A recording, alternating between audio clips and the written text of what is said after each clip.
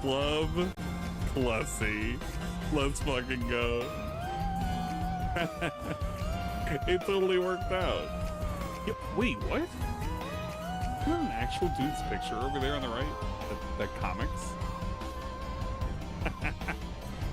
Just realized that. There you go, Club Clussy. You ask and ye shall receive. And a man of the people. Yeah, send Rydrake that. Dude, tell Rydrake. Yo, tell Rydrake if he wants, can come over to Club C. It's got all his Clussy needs. Oh, man. In the trouble. Got all the good shit going. Can probably put in Oh, that was so good. And I think he is going live today at like 4, but I'll be playing Fortnite. What are you doing? You're gonna make me unsubscribe from you if you're gonna do that shit, man. Don't do that shit ever again. Do that shit again, I'm gonna unsubscribe, then I'm gonna come to your house, I'm gonna shove that down your throat. Not funny. Let's celebrate! Not cool, not funny. I hate you now.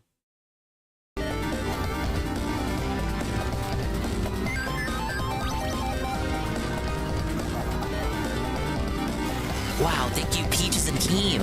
Mistakenly auto-renewed into another 6 months of Dingus. Ah, yes, the cat did it. Thank you, Peaches and Team. Tier 1, 29 months on a 29-month streak. Why would you ever want to break that 29-month streak, brother?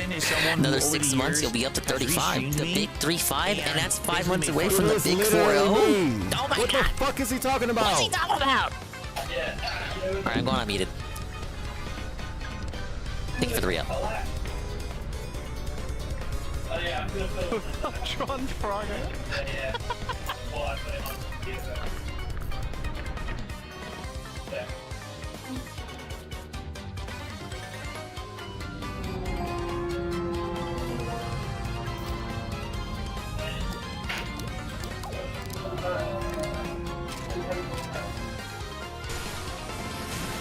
Oh, you double tapped her once.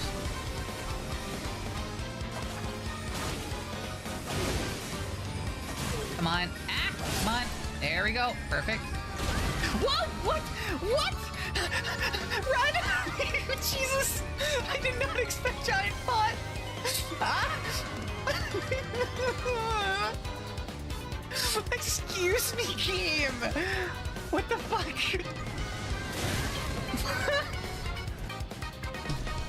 Oh, no, no, no, no, no, no, no. Okay, okay, okay. Careful, careful, careful. Valky! I was expecting to be able to pick it up a bit more. Bucket! No! I think being a bucket salesman is not possible. I just wanted to run around. I don't know. There's something about this. There's something about this woman.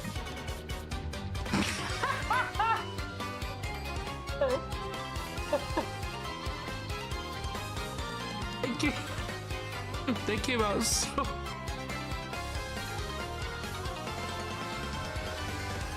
Masterclass boss fights like ping pong while dodging attacks.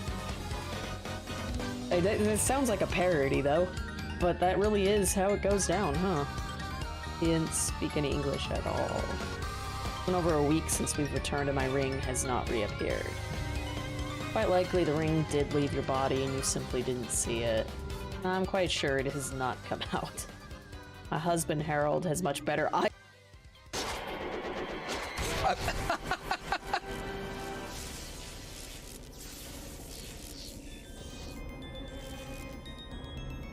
Sword through the chest again.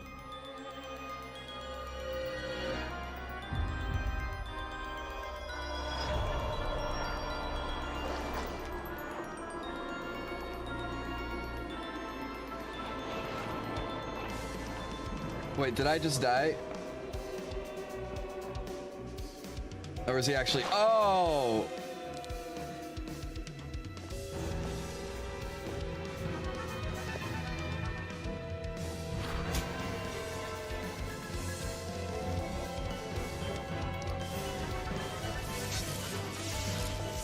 That's why Dante wears red.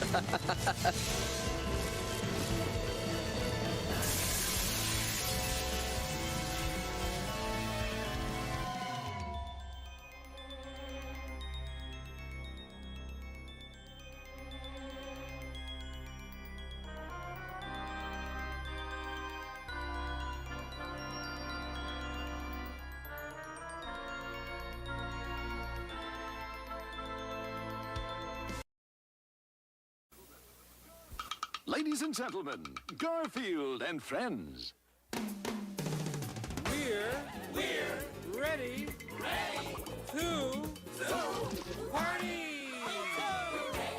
party. We're ready. I hope you bring lots of spaghetti. Come on in, come to the place where fun never ends. Come on in, it's time to party with Garfield and friends. Dancing, fiesta, romancing, siesta, samba, la bamba. Ay caramba, disguises, surprises, and pies of all sizes. Come on in, come to the place where fun never ends. Come on in, it's time to party with Garfield and friends. Come on in, it's time to party with Garfield and friends. Garfield and friends. And pay attention. There'll be a test at the end. We never got the test.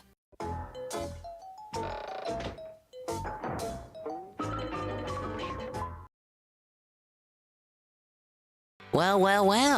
Once again, thank you, Peaches and Akeem. The re-up, 12 months at Tier 1.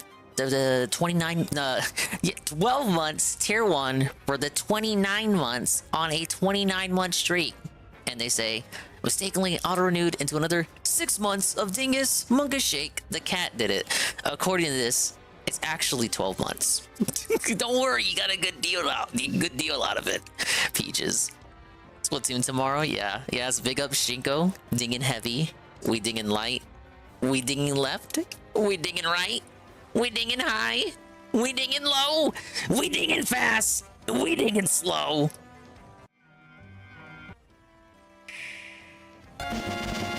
Whoa, this was uploaded like 20 minutes ago. I wonder what this is. Ladies and gentlemen, it's a Nintendo franchise that I don't even fake fan for because the games were never released here. 3 Starfy games on the Nintendo Switch. Wow. What a lovable, forgotten Nintendo character. The games are not translated at all. You can't expect Nintendo to do that much work.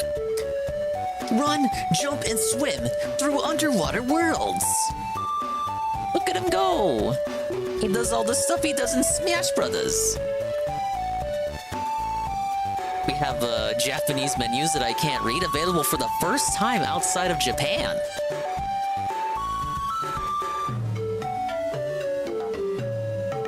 Oh, you can play, I guess, the innovation for this one is you can play as the pink one.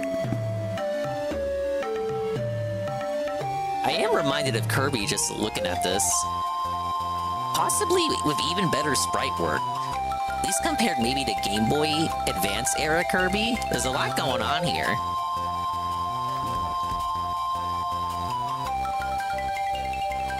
Available July 12th. Dude, that's tomorrow! Well.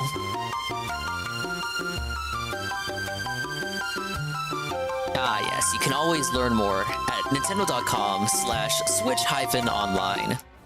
That's all 3 Starfy games on GBA. There was 2 for DS. We got the 5th one localized as the one that they released in English. The 4th one we didn't get. That one's still Japan only. It's a good series, I hear. Will I ever play it? Maybe. Well, once I get around to it. It'll be part of my NSO exploration. But hello everyone. Welcome back to another swollen _ Dingus stream. Swollen a bit. Big ups to all the dingas, the dongas, and swollen _ ones who are existing in it now. And the dingas, dongas, and swollen _ ones who will be existing in the immediate and far-flung future. Like, of course, the legendary Shinkor Fleur, who will be participating in the Splatfest tomorrow. We got a big old Splatoon 3 Splatfest situation tomorrow. The Shiver Squad will rise up yet again, this time to defend the honor of Palace. We're on the Palace Patrol platoon. I won't lose. Big ups to the random DSP greeting. And Algernon, the 23 months at tier 1 for 24 months. That is 2 years. That's 2 years of Algernon chill. Imagine existing and subsisting in the Dingus sector for that long. You gotta have something wrong with you. But big ups to that. Big ups to Iggle Wiggle. Algernon, the first person here. Peaches and Keem, they're re-up. We got Knack, Shinko. We got Ivan Cypher and Jobla. We got Pim Pam, the gigantic emote with the 10 Bachir. We got Golem, D-Cyph, UNF, Perezga. 24 months is 2 years of the metric system. I gotta consult Eddie B on that. Discord merchant. Team Palace already got my Splat T worked out. I usually pick them up. Sometimes I'll do the sneak peek events, but oftentimes I'll just like pick up my T when the event starts. Spandong, please understand that your ideas suck at the spy business. Oh, forgive me. Forgive me, Father Phil. I had no idea. I promise to not overstep in the future.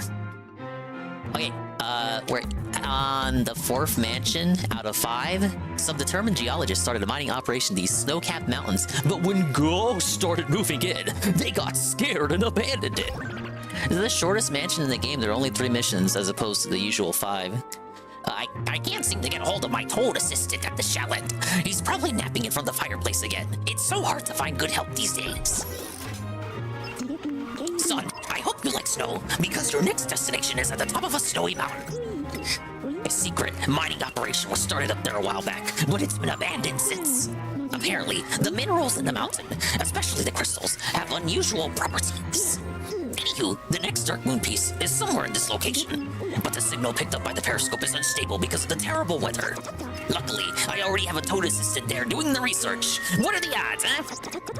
I mean, they're pretty high given we found a toad in every mansion so far. Actually, they're 1 in 734,958, but that's not important right now. The toad may have seen where the Dark Moon piece landed, but he's not responding to my calls. He's probably in the chalet, napping in front of the fireplace. I'll pixelate you nearby. Find him and bring him back here so we can talk to him. In the meantime, I'll keep scanning the area with the periscope, looking for our Dark Moon piece. Though the harsh weather will make it tough to find anything.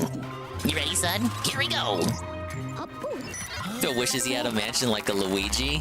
Man, if Phil was like Luigi, if Phil was doing like Filio's Luigi's mansion, Phil would get like the rank E mansion. It's like the fucking tool shed. Yeah, I like the idea of it being a snowy ice mansion, but you actually don't spend too much time in the snowy part of it. Like after a certain part, you just like exclusively explore the mine shaft part. At least that's what I remember. It's less like a mansion. Like, what kind of mansion is that? It's like a cabin. Meet with the toad and the chalet. Man, that's not no mansion. That's a cabin. It wouldn't even be classified as a mansion under Dick Masterson standards. Whoa, easy, Monty. What's a mirror doing here, though? It's kind of freaky. Yeah, I remember the boss fight. Most annoying fight in the game, and more annoying than the final boss fight. Any ice physics? I believe so. It's an ice level in a Nintendo game. What do you think? Wait. No? Wait a minute. Oh, I can't build a snowman? I'm not gonna make a Frozen reference. I didn't watch that movie. That's like after my time. Shoot, what do I do with it? Hell, I'm already felted. Oh, okay. Well, for some reason, it wasn't letting me blow it out. It wasn't letting me blow? Hey, I got another one.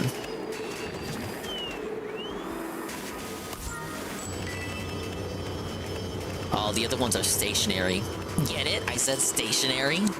Oh, wait, what do we got? What do we got?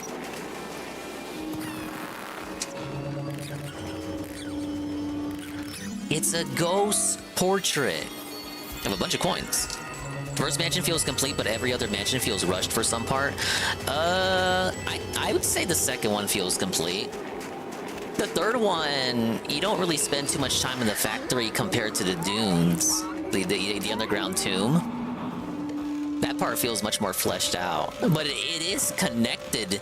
I thought they were separated areas, but no, they are interconnected. I misremembered that.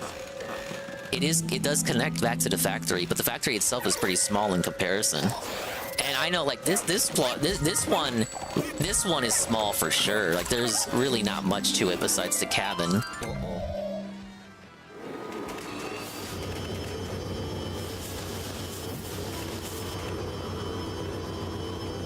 The fifth one absolutely counts as a mansion.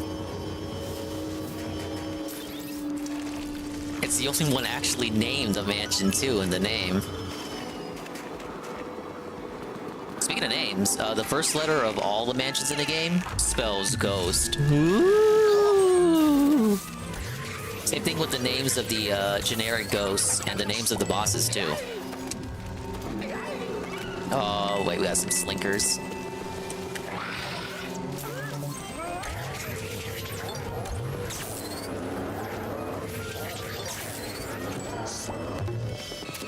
The polar bear scared the shit out of me. How? That's like the most classic horror movie trope. Yeah, look, there it is. Did I find any of these guys in the last mansion? Can't recall if I did.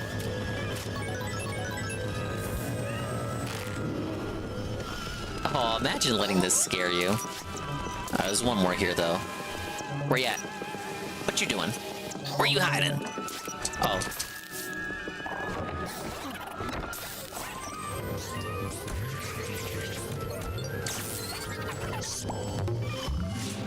Oh yeah. I'm not the guy. Then they hit you with that Jingle Bells remix of the theme. Oh, those little hairball dudes. Totally forgot about those guys. They remind me of the proto-pets from Ratchet and Clank going commando. We gotta go long.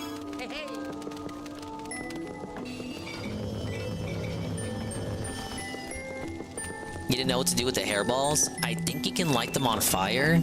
It's been a while since I last played.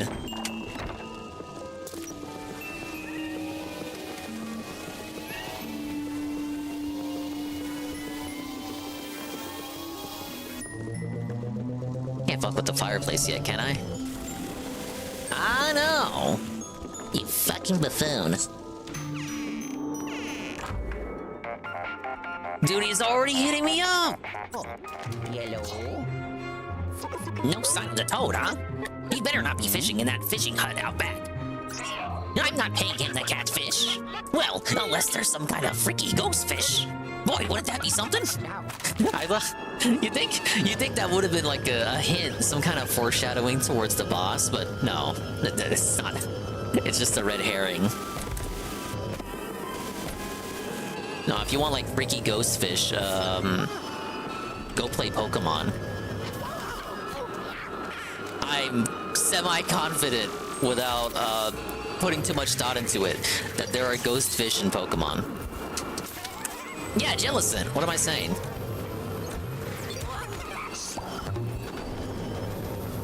Look at that big old charcoal. Don't you know we use propane in this household, sir? Taste the meat and the heat. Oh, Basculegion? See, I didn't play the Pokemon Legends. I'm kind of tempting myself into playing the new one just because it is my guilty pleasure region. Gemstone? Oh, shoot, that should have been a gemstone.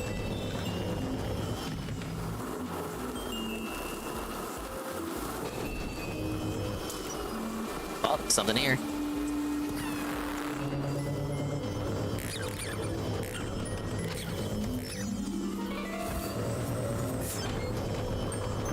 Speaking of which, there it is. I think because this mansion is smaller, I'll probably be able to find the gemstones a lot more frequently. Because I won't have to go looking around as many rooms.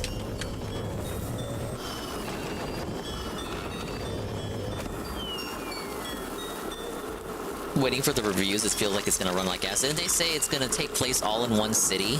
I don't know how I feel about that. I kind of would want to see the rest of Kalos in HD. Even if it's like a past or future version, whatever the hell they're gonna do. I'm just assuming it's gonna have like a time thing going on. Big ups, OI. Hey, wait, look at that! Look at that! What was that? Did you see that? What was that? That was King Boo, man! That was King Boo! Hello. You just saw me get scared by the presence of a big white ball in my face. Singular, not plural. But yeah, that was King Boo. What was he doing there? There's no context behind that, I don't think. He's just existing there. Just like 1,000 years. Die Trash Man is existing with the 12 months at tier 1 for 27 months. Wow. And the guy himself says, wow, I go and demand Dingus on the Ant stream, and here Dingus is really sus. And you know who else is here? This little Boo. Wait, look at that! Look at that! Trashman! Trashman, he kidnapped the little toad! The little toad guy! Your favorite character in Mario Party, he's right there, he's dead! They killed Toad! Who's gonna strain your ears now? Well, I guess I could take over. Thank you again, Trashman. The re-upping. 12 months at tier 1 for 27 months total. I hope you're having a lovely evening, man. I'm doing alright myself. Oh, secret over here? Oh, I thought that was, I thought you could go behind the cabin. Like, this place feels like there should be something here. But I might be being schizo. Always schizo, dude. Hey, look, speaking of things that should so obviously be here.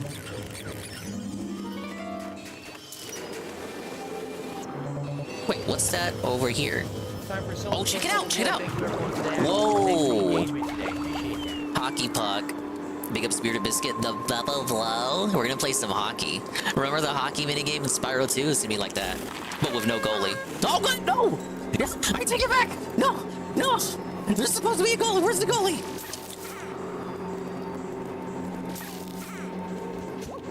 Miss, miss, miss, miss. Imagine missing.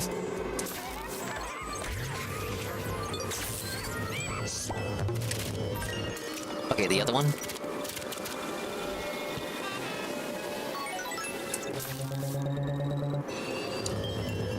Do I need to take his helmet away or use...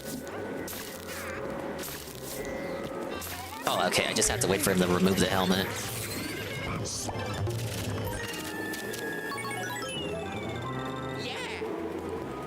Wow, what a very amusing little puzzle. But I think I deserve a gemstone for that, don't you? Did I ask Sav for advice on this? I did not. I think Sav would like those Starfy games. Well, I don't know if you saw the link or not. You probably didn't. Okay, but the Boo is gone. Well, no, they put the legendary Starfy games on Switch, Trashman.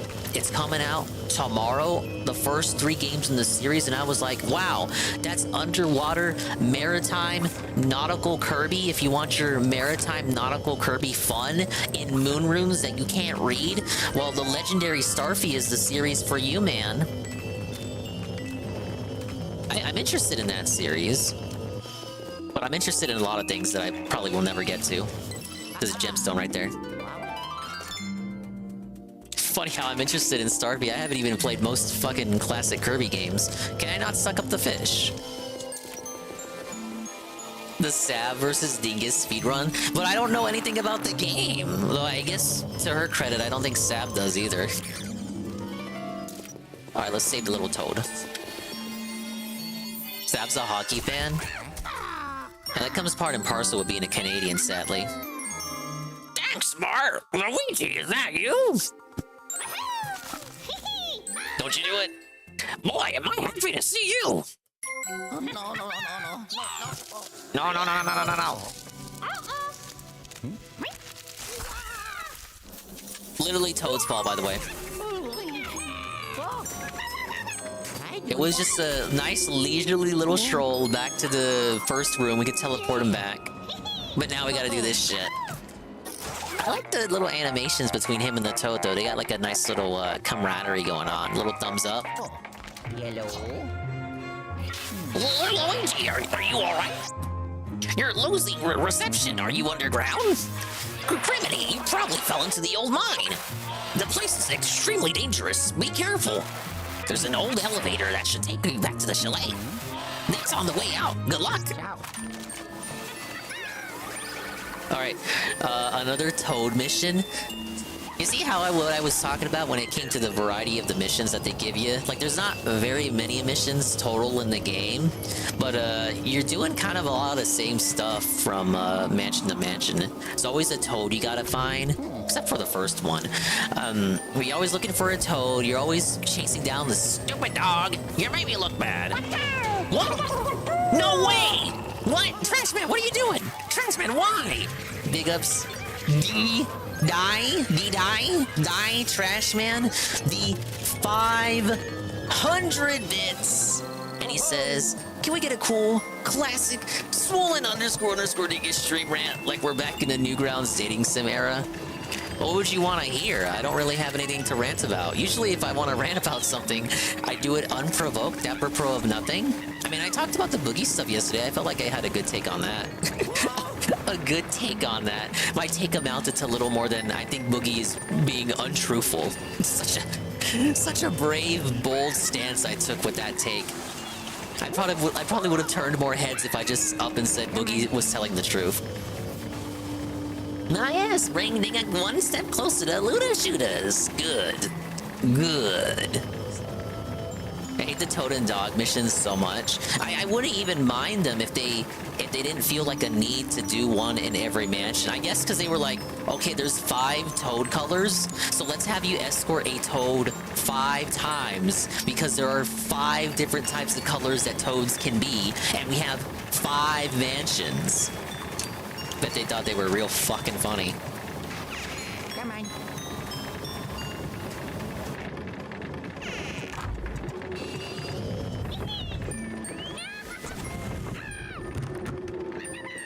Oh yeah, dude, I completely forgot. I got distracted by the Starfy trailer. But thank you very much to Ice_Coffee5, who overnight, it wasn't overnight, it was in the morning, but in the morning, out of the blue, impromptu, and for no reason at all, the 10 gifted sub ban. Yes. Big ups on the 10 gifted. I don't think they're here yet, but I'll thank them again when they show up. But I wanted that to be the first thing I said when I turned on the stream, and then the Starfy trailer got posted. But thank you very much, 10 gifted subs. They went to Flippy4Man, Cellwing666, Nikki's_clone, G_Starwin, J-Manig, Chris Phoenix, the Chris Phoenix, Dice_555, Tavcap1987, Pineapple Ear, and Go Cubbies. Thank you, sir. I really appreciate it, man. It's gonna help me a lot in the long term. Well, we got a puzzle. Oh, dude, Luigi could have died. Oh, did I miss him? Dude, Luigi could have died. It's very dangerous. Luigi should not be playing around with vacuums like that. I just wanted to dig back to the anime booba with Love Hina dating sim on Newgrounds. I think I remember which one you're talking about. I didn't play it, but I know of it, because it was like, it's kind of like a meme. A meme. It's like, oh yes, don't you remember this classic game? And I'm like, well, no. I was watching Mario vs. Sonic Sprite videos on Newgrounds. I wasn't looking at the Gooner hentai.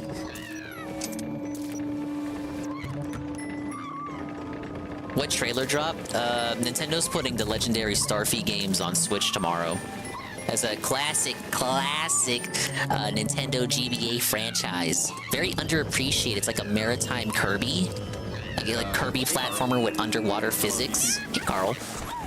Hello, Carl. Oh, we're locked out of this one. Dingus, we're like the same age? I have no idea what you're talking about. I've told you nothing in confidence. For all you know, I'm like 20. or 14, or 12, or 30, or actually 42. But a very spry 42. I'm able to keep the tone of my voice. It's the same as it was when I was in high school. So you think I'm younger than I actually am, but I'm actually older than Rich Review Tech. Come on. You were playing the Pico games? Is it Pico or Pico? Man, all anyone knows them from now is fucking Friday Night Funkin'. God, the zip line can't be activated from this side. Luigi, look over there. That's the elevator we need to reach. We'll need to find another way to get over there. Yeah, that's the one. That's the game I know Pico from. And he was in that Newgrounds Flash Smash clone. It had like popular Newgrounds characters like Salad Fingers, the little purple dude from Dad and Me, Alien Hominid, all the Newgrounds classics. It was like a everyone is here situation. I think even Joe Zombie was in.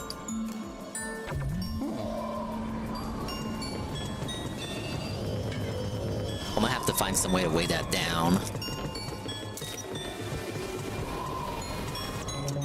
But yeah, those older Pico games I played. But never even, I've never played Friday Night Funkin', but I always see, like, gameplay of it. It's one of those things, my nieces like. But I don't think even Dave played it. They just like watching other people play it. My son makes mods for that game. It's fucking hilarious seeing the look on his face, to see the shock on his face to see his origins.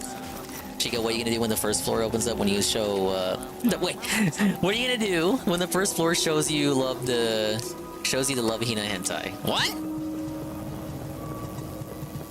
You gonna dab him up or yell at him? What? Do not show. No, I disavow. Did I just kill Toad? Okay, no, he's fine. Dingus is like 16, I guess. I'm old enough for Twitch, but not old enough to drink. I think. I think that's the case.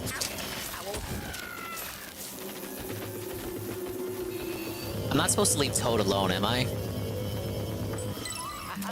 That was a very easy gemstone. Hey, I just missed one.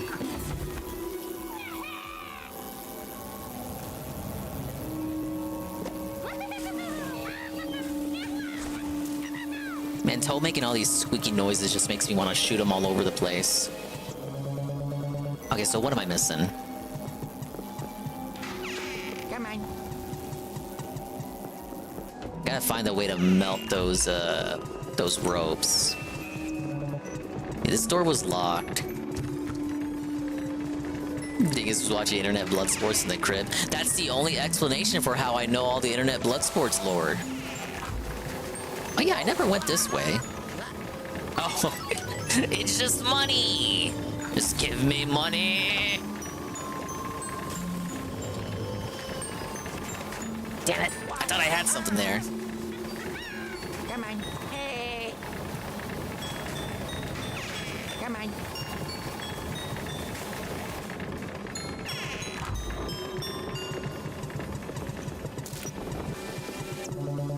There was nothing else here, was there?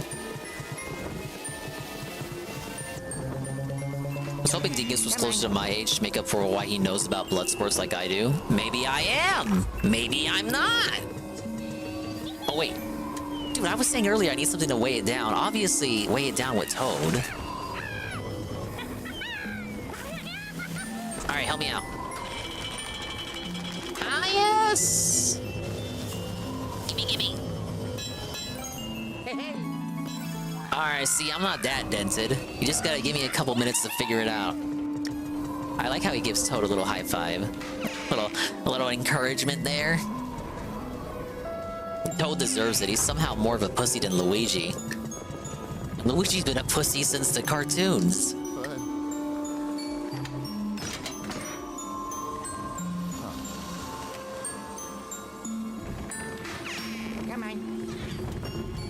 I hear a boo. The Prospector's crossing. Oh, wait, hold up. I can't bring him across, can I? He's gonna get scared if I try to bring him across. Let's see. Why is he scared of water? You'll be fine. Dude, he's literally scared of the thing that keeps him alive.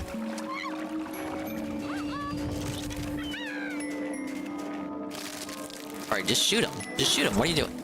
No, just shoot Toad. Just shoot him. Always shoot a Toad. Why shoot your load when you can shoot your Toad? Look at him go. Alright, now stay there. What are you doing? Toad! Why? Why would Toad do this? This stream is bananas. Toad gotta stop fucking around. Alright, hold up. We're gonna aim him just right. Alright, now you stay. Stay. Oh, wait. He didn't run back. Give him a little high five. Little encouragement there. Oh, wait. A secret switch? What do we got? Alright, just some money.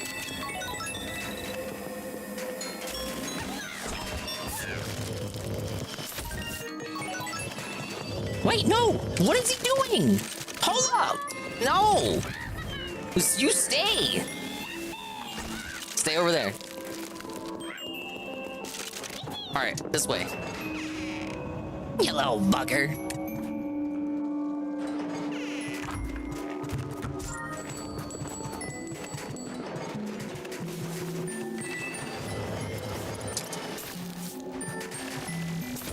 So we've got some bats up there.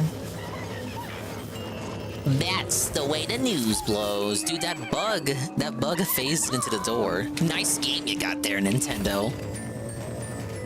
Alright, they want me to light this on fire, obviously. But can we make Toad explode? Okay, we cannot blow up Toad. He's immune. Toad is sadly immune to being blown up. Oh, we got a bonus room? Oh my lord!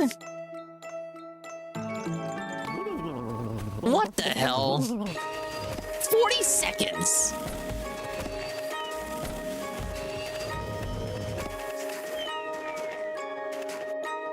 Dude, I hate the aiming in this.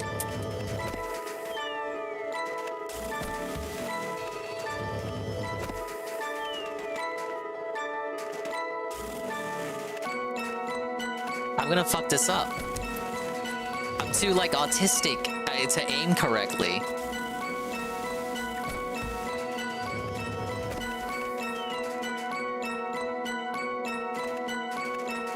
Dude, come on! Nah, I can't do it. Big ups, Chrono. Come on. And you don't get a second shot at that either. Nah, you're felted. What a nuisance. The Bearded Biscuit gifted something, Shinko! Big ups. Bearded Biscuit, the gifted tier 1, the Shinko Fleur. We're really dinging heavy now. Damn, you know there's a gemstone in that bonus area too. Fuck. I'm gonna have to run it back. But yeah, thank you for the gifted. Shinko can now appreciate even more amazing Dingus emotes. And now no longer has to watch commercials for Domino's. Or whatever the hell commercials are playing. Probably should not go this way. Or wait! Okay, it's good. We're good. We were good the whole time. It was an optical illusion, as they say. Alright, Toad, protect me from the bats. A lot of good you're good for.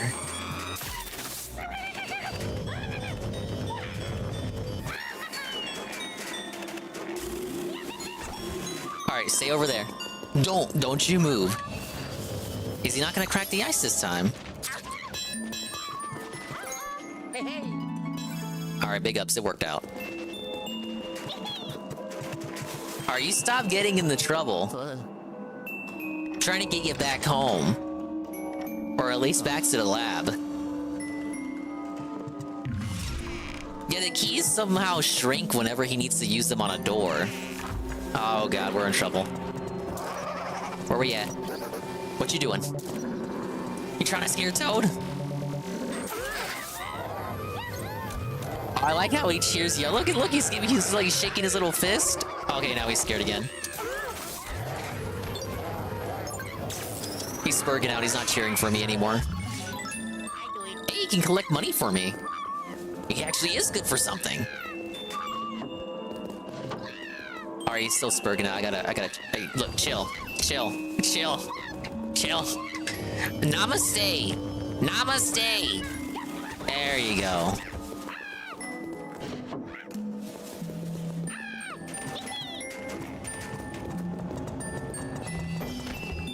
Looks like there's a puzzle here.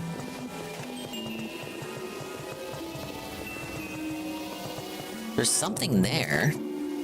Is it the... Oh, it's the bomb.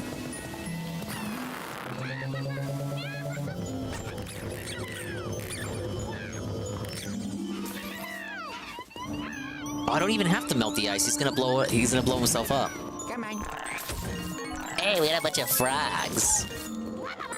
What are frogs doing in the winter tundra, sir? Come on. We couldn't handle Toad spurging like that. Yeah, he's like doing his stupid little sound clips every other second. He's more of a loudmouth here than any other Mario game. So Dingus, do you think a fan actually shelled out $400 for Dave's new stick, or did he put it on an Amazon flip payment plan? I think it's awfully convenient that most of the time Dave has something that breaks, he like almost immediately gets a replacement sent to him by a fan. I'm trying to think of the times Phil had something that broke. When did he actually like buy the thing himself to replace it? I think the last fighting stick, the one that just broke, was one that he bought himself and like made it very apparent that he was the one to make the purchase. Did I do that right? I don't know if I did that right. Wait, no, it's a tightrope. But yeah, oftentimes when Phil does that, it's like something breaks, and then it's like a day or two, and a fan sends a new one. Outside of last fighting stick, the last fighting stick, if I recall, that was all him. But he also used that to beg. He was like, I just spent so much money on the fight stick, man. Oh, I heard the boo again. I spent so much money on the fight stick, guys. Now, guys. And it's like, I mean... Look, if he had just been honest and admitted that he bought the stick himself and it wasn't a fan, couldn't he just use that as another way to beg? Because he did it before. Is that a shortcut back? I believe it is. The 2-day shipping gave it away. Yeah, I didn't see the pre-stream at all, so this is all like going off of what I've heard from other people. But he had some weird story for how it got sent to him, like something to do with his junk mail, or he looked in his junk mail or something. I feel like when you overshare like that, something has to be up, right? Simple as. He's already complaining too. As expected, a Philly B. Now, I know the TV was him, you know, because he had a whole stream in which he bought it in front of us. I just think it's like, you gotta think of like, if it was something that he bought himself, he could just use it as a way to beg more. Like, oh, I just spent all this money on this thing, so now you guys gotta help me out. I'm nervous. I'm nervous. I don't know if I'll be able to like, I don't know if I'll be able to pay the bills because I just spent all this money on this thing I had to replace.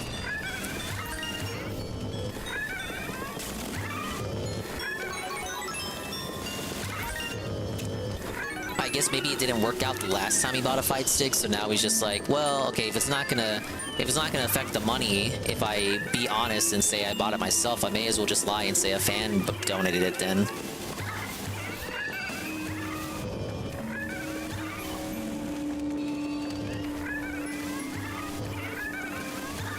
Bought it himself, in my opinion, as well, but he has no money, dude. Dave would have you believe that he's a broke bum. Casino was right. He truly was a king. The king gets whatever he requests. The jesters provide it for him.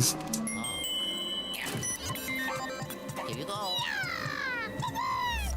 Look at him pose. What a fucking loser. Bye-bye, Toad. What a nerd. Let's be off. He's good rich, and guess what? I'm DJ Filthy Rich. Well, the DJ Filthy Rich, 29 months of tier 1 for 29 months. And they say, hello, sir. And I say, hello, sir. We're continuing the Luigi's Mansion 2 chill. I know the guy is probably existing, playing a game or something, yelling if it's Street Fighter, and cringing if it's some other game I don't care for. I'm over here. I'm chilling in my own muck. Yeah, we'll say that. I'm muck raking. This is a muck around playthrough, obviously. You had me worried there for a minute, son. No, I thought I'd have to go looking for the both of you myself. The Toad assistant made it back safe and sound. I'll bring you on back too. Hold on a sec. Big ups, Juzzy51. Oh my god, Riven stream? Holy shit, we're definitely not restreaming that. If it's Riven or Stardew, count me out. Sorry, you guys, that game is just too boring. Alright, 29 minutes, 12 ghosts captured, only 40 HP lost. I'm thinking 3-star. What do you guys think? Well, maybe I took too long on it. 1 star? Why? I barely got hit. How could I have optimized that better? Look, the rankings are 1-star, 2-star, and 3-star. I did absolutely nothing wrong, and I did everything correct, and I am the best gamer. Ow. I deserve that.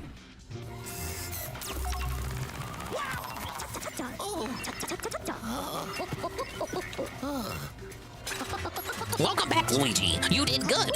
The Poltergust 5000 must be about to burst with all the treasures and ghosts you found in the mine. Let's see what we got. We have multiple new gems, no new ghost types. Speaking of new things, it's an upgrade. Well, it's the Super Poltergust. I think it's just a stronger vacuum. What else could it be? Ta-da! The Super Poltergust. This new model will capture ghosts much faster than the old model.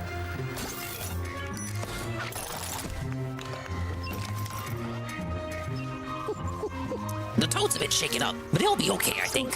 He hasn't seen the Dark Moon piece, but he told me the ghosts, boos especially, have been very active.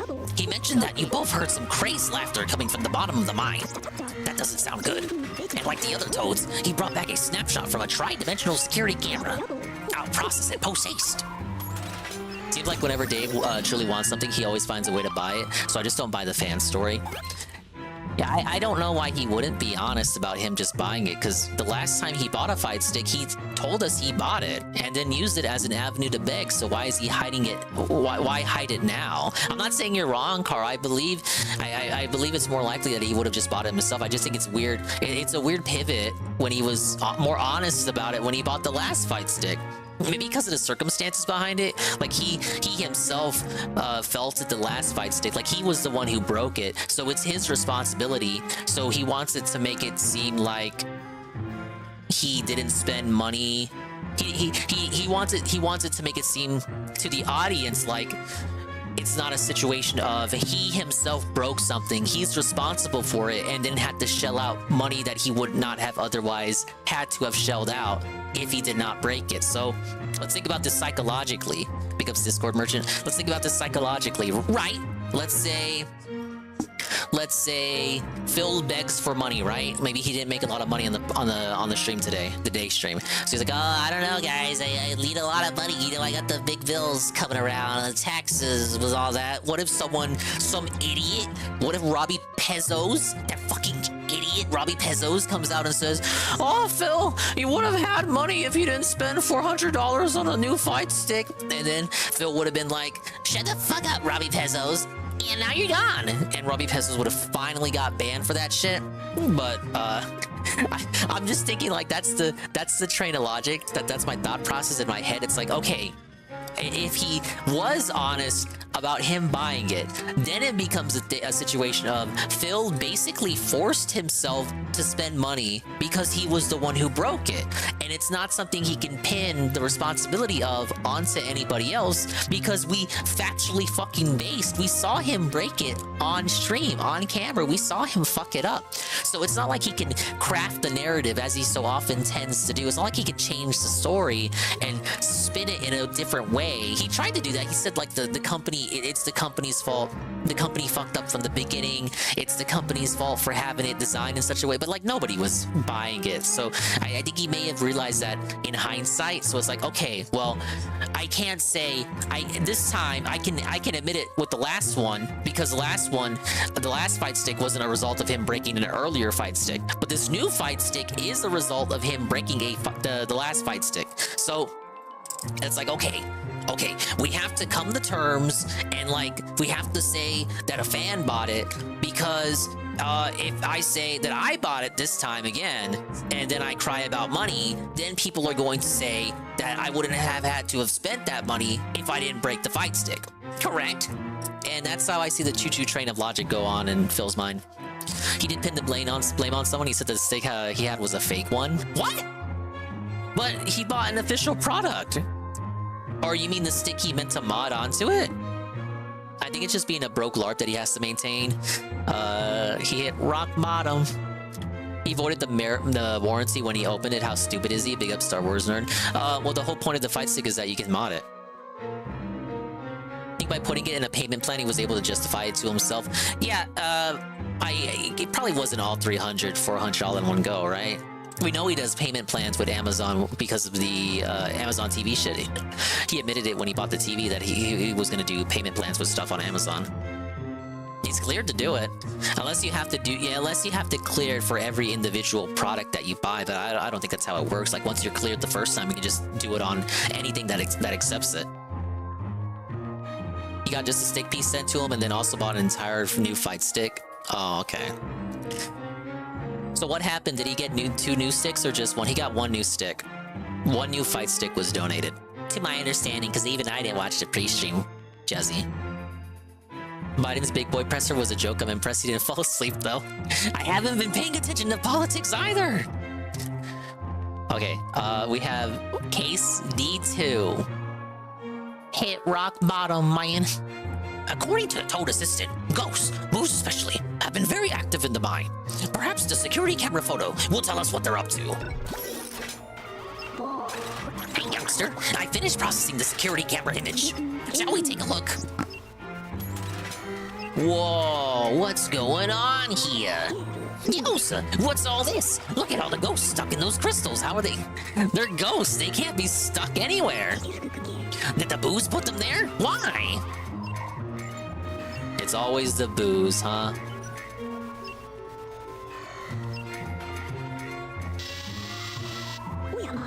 They've been dragging that painting all over Evershade Valley. Whoever's behind all this really cares about that painting.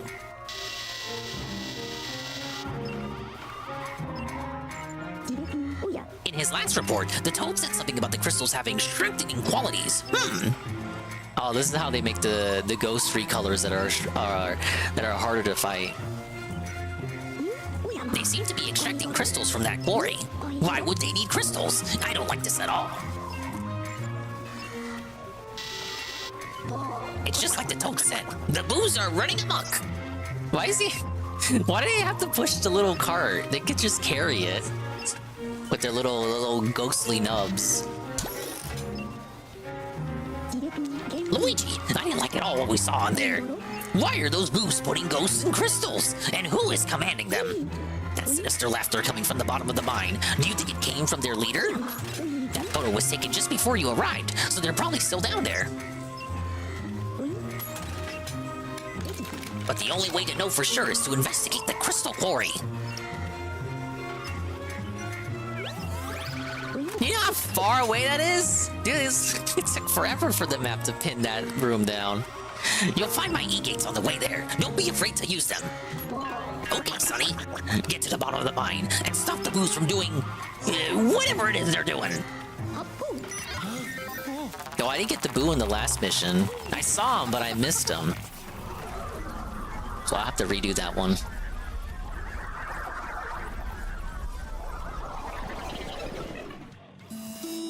The fact that it's the same one that Evo gave the last year's winners is hilarious. He really needs to let go of the FGC. No, come on! It's a coincidence! Maybe he just looked up Fight Stick and that one was popular because of last year's Evo, and therefore it was at the top of the search results.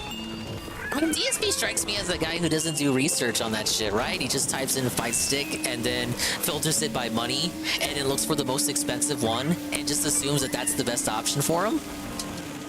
Or maybe he is just that petty. I'm giving him too much benefit of the doubt. Nah, not buying it. He wanted that Evo trophy. Hey, look, okay. Now there's a gemstone here. There wasn't one in the last mission. In that area. Now, I could buy it. I could buy it. I could see that being the case. He hears all the top FGC guys are using it, like that's the one that's given out at EVO last year. It's like, oh, okay, that's the one for me.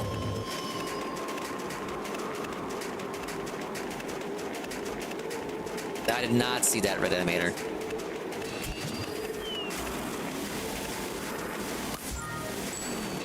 How would I melt the ice here?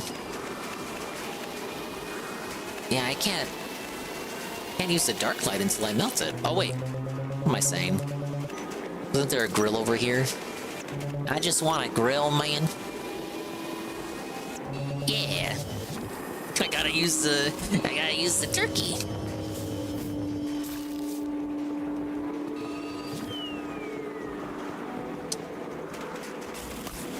Oh! The turkey! I was trying to place it. Okay, we're good. It respawned. I was like, oh shit, I lost the turkey.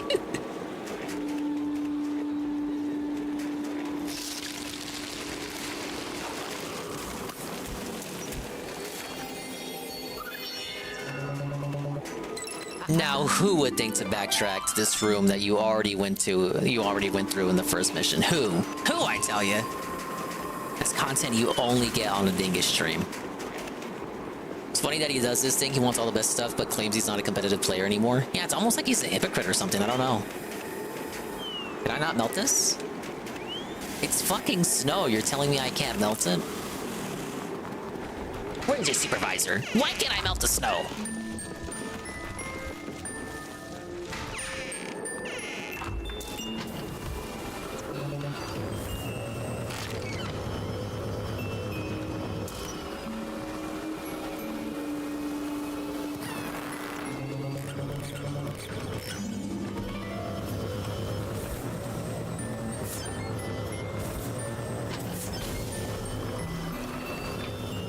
Okay, that gemstone I already have. What? I can't melt snow? Huh? Fucking Nintendo. They don't know how physics work. Now guys, I really need some tips. Right now? No steaks, dude? Yeah, we don't have steaks, only turkey.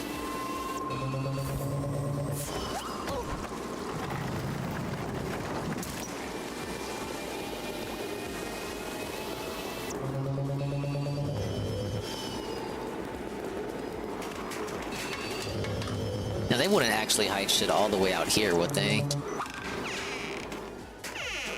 Hey, look, it's the place I fell in last time.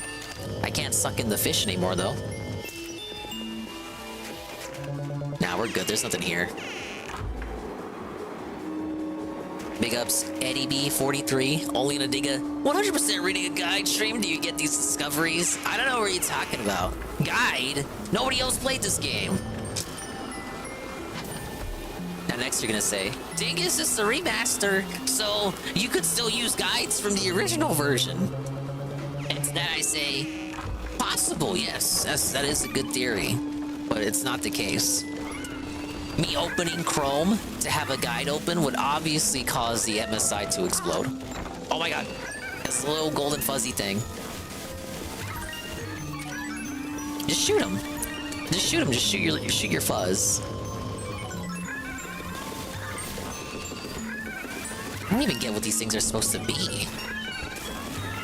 Just call them proto-pets, because that's what they are.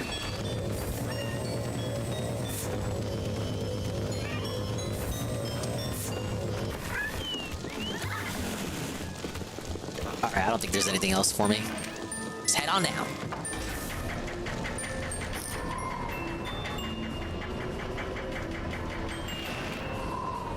Are you gonna call me up? Do do do do do do do do do. No, he's actually not gonna call me.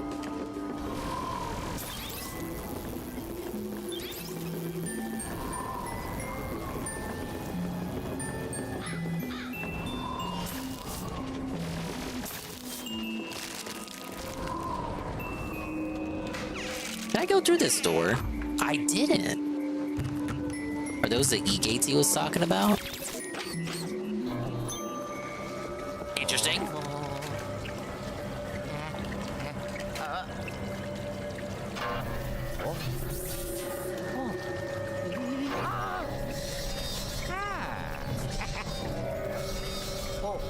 Oh, that's fucked, man. Hello. Hello. Hello. Hello. I'm on the guy. Yeah.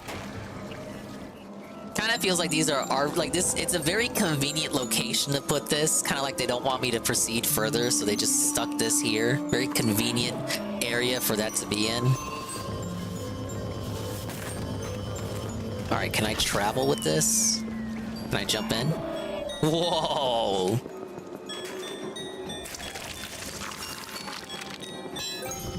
Yeah, now we're playing with power, and we're thinking with power too. We're using our noodle.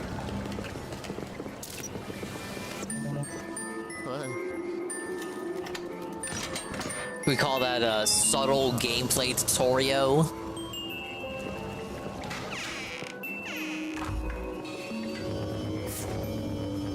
Whoa! That's what? At least $50? That's like the tier 1 right there. Okay, I guess this one turns on after I lose, presumably. This ice slide mission. Finally got hooked into a gotcha. Haven't spent any money on it, but I'm invested. Oh my god. Shinko, you can never make one of DSP ever again. Don't you know? Gotchas are for the devil? What is it? What are we playing? Okay, it's understandable. The older you get, the more palatable mobile gaming appears to the human eye.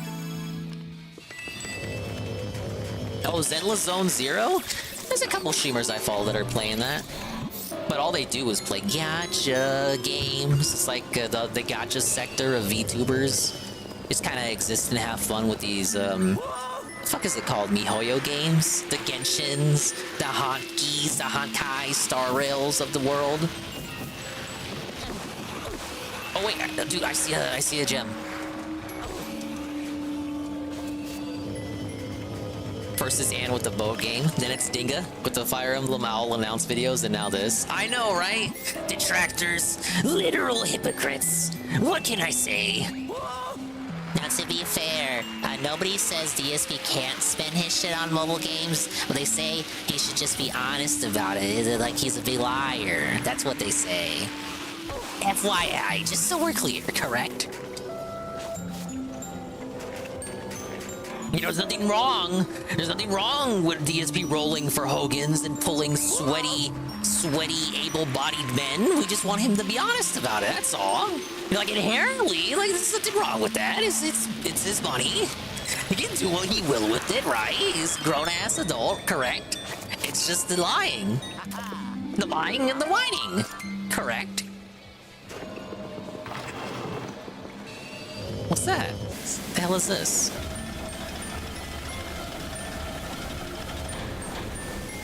Okay, so I had to... was a required little secret there.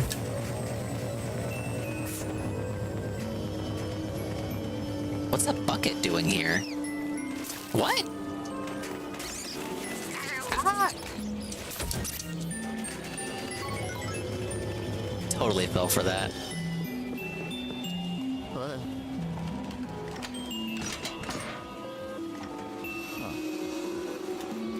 Luigi was doing Mario 64 sounds. It was definitely a Mario 64 slide moment there. Luigi wasn't in Mario 64. He was supposed to be.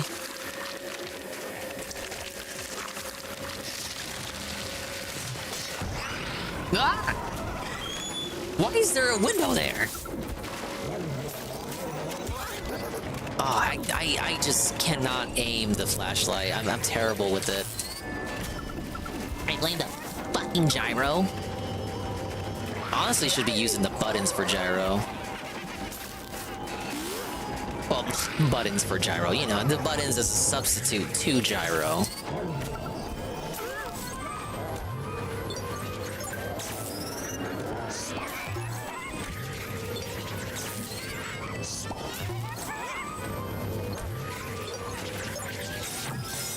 The DS version, we don't talk about that one. Oh yeah. Okay, we gotta melt the ice here. And I got some snow over here. It even melts snow. You guys told me this game didn't have physics.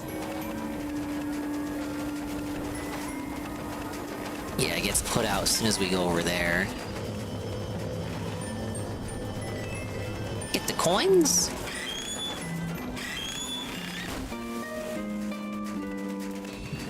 Give me the puzzle solved sound. I really had to use my brain for that one. Yes, that one required all of my mental faculties, correct? Like, there was no way I could have figured that out on my own, right? Like, I needed a guide for that. What's going on here? There he goes. Like, what the fuck? Like, that's obviously a portrait.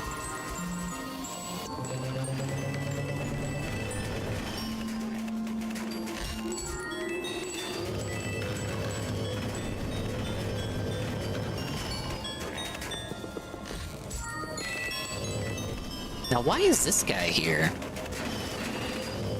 He just existing?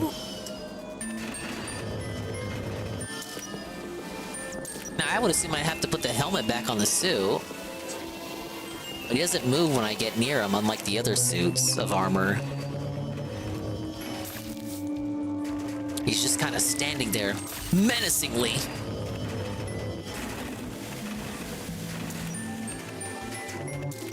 Alright, I guess not. Nothing to do there.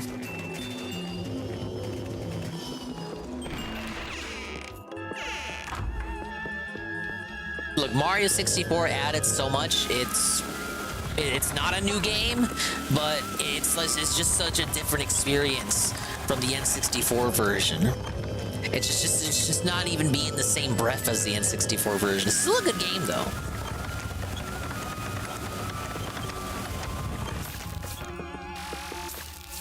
Well, they got some gems.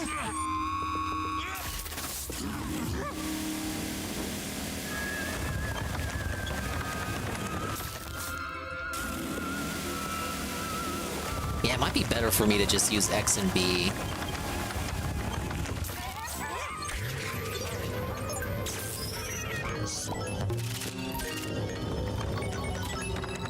Yeah. All right, we're good.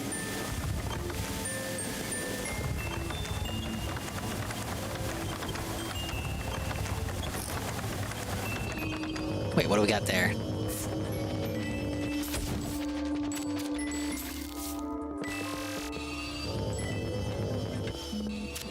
Thing is, can I get a karaoke request of X gonna give it to you for those 7 words? Okay. How bombastic do you want it to be? I guess I'll do multiple variations.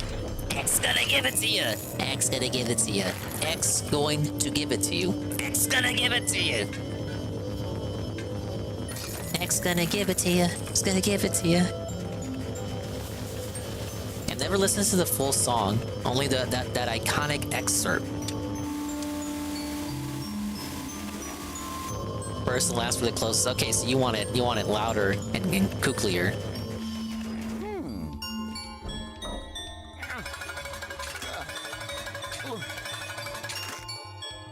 Gonna turn around? Okay, I saw that coming. Coward's Chasm.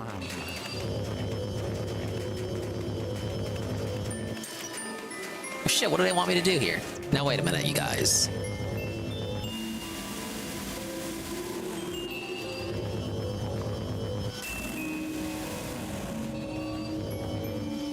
Bonus points if you give it in Spanish? I don't even know what it is in Spanish.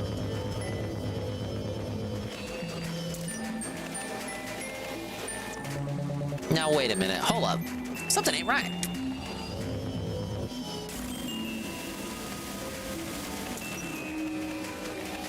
What am I missing? I can't go back, can I? Okay, I can.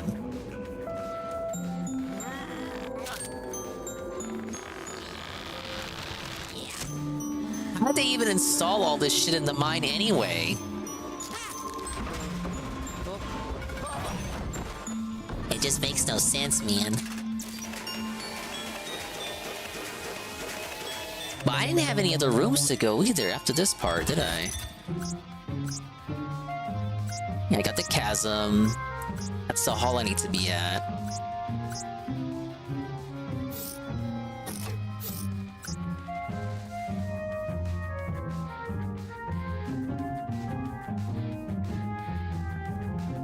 Okay, yeah, that's the slide.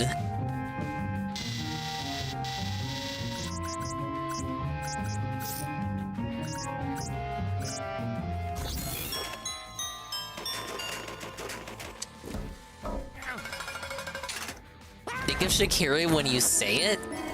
How am I gonna get a Latina mamacita if you can't say it in Spanish? I guess I'm just fucked then. I don't know what it is in Spanish.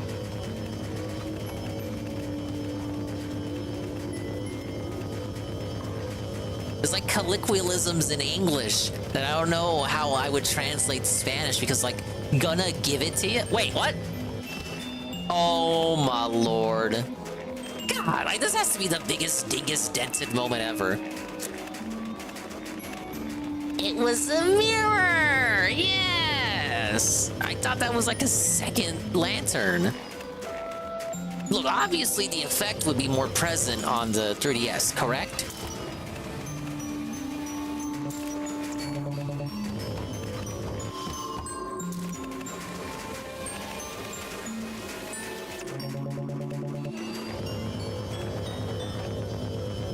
What did that do? It rose the lantern just a little bit. Oh, now I can swing across, I bet. Oh, wait, no, hold up.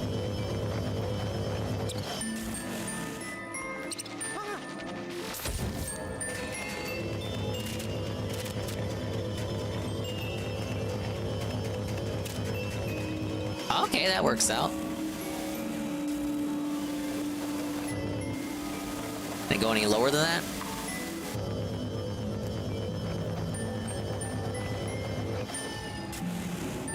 Nothing in the other cave.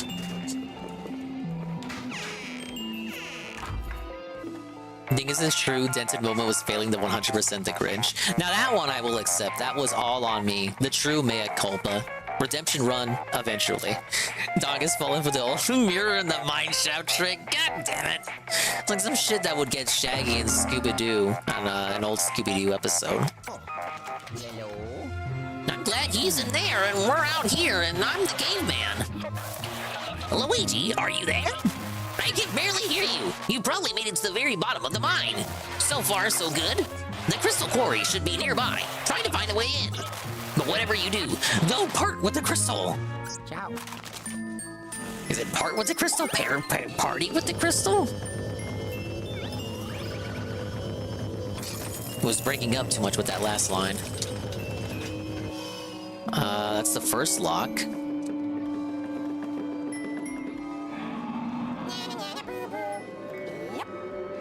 Hey, it's another golden ghost, and he's got a key. We got some rats, too. This is the lair of the rats who put Bossman Jack away. Oh no, they fucking... Oh my god! You think you're very funny, don't you? Just a couple of jokesters. A lot of good that did you. Get felted, idiot.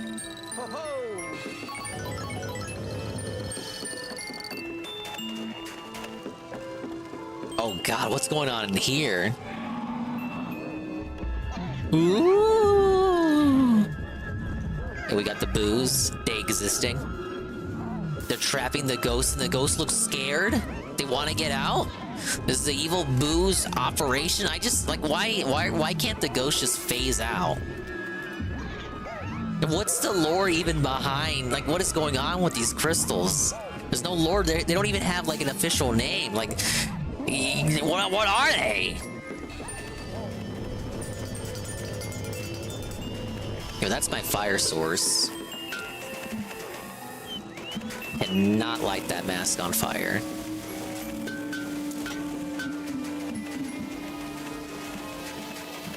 I need something to melt the ice. Can I get on here? I can't. What?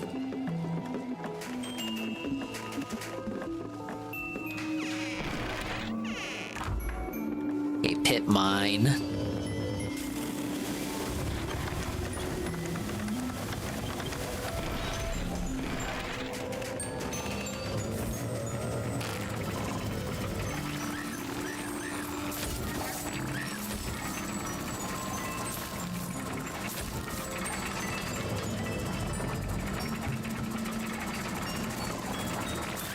Where are these bugs coming from?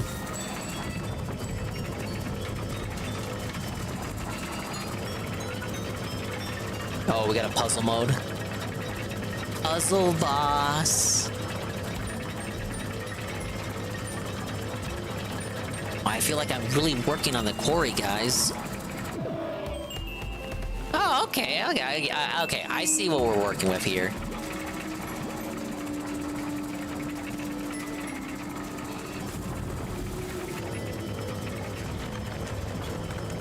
Not too shabby of a mechanic there.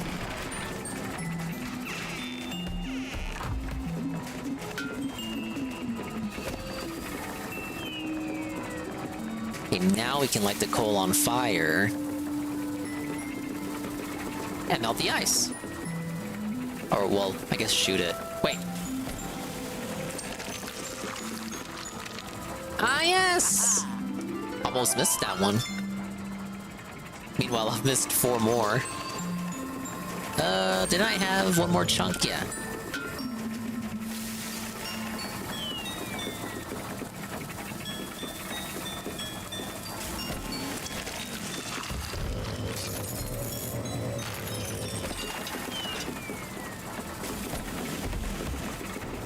Okay, that door is locked. We gotta go in here.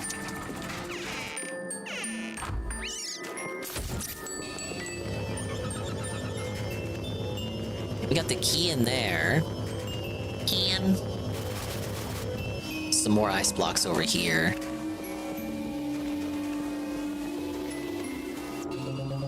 I gotta say, so far it is the best mansion. It's just a shame that it's also the shortest one.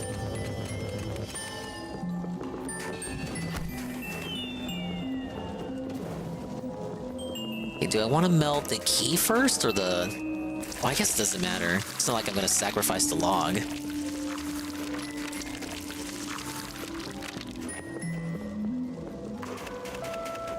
The Glock Mansion's better in your opinion. I feel like we needed more of the factory. Oh, you know what? I probably lowered the key. What? What? It acts like there's nothing here. It's acting like there's a secret here. There's nothing here, sir. Or is there? Oh, okay, just more coal. Coal which I can shoot. But what's going on in here? Like this little, it looks like there's a little cubby compartment. Shoot.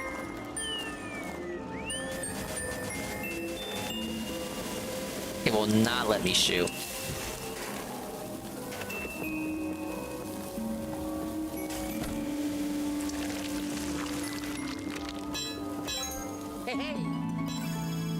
See how much you like this level when he gets to the boss, dude? I got one more mission to go.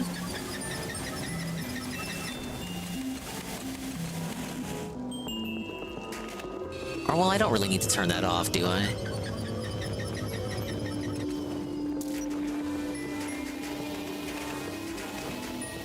Now, something tells me there's a gemstone in here. It's gotta be.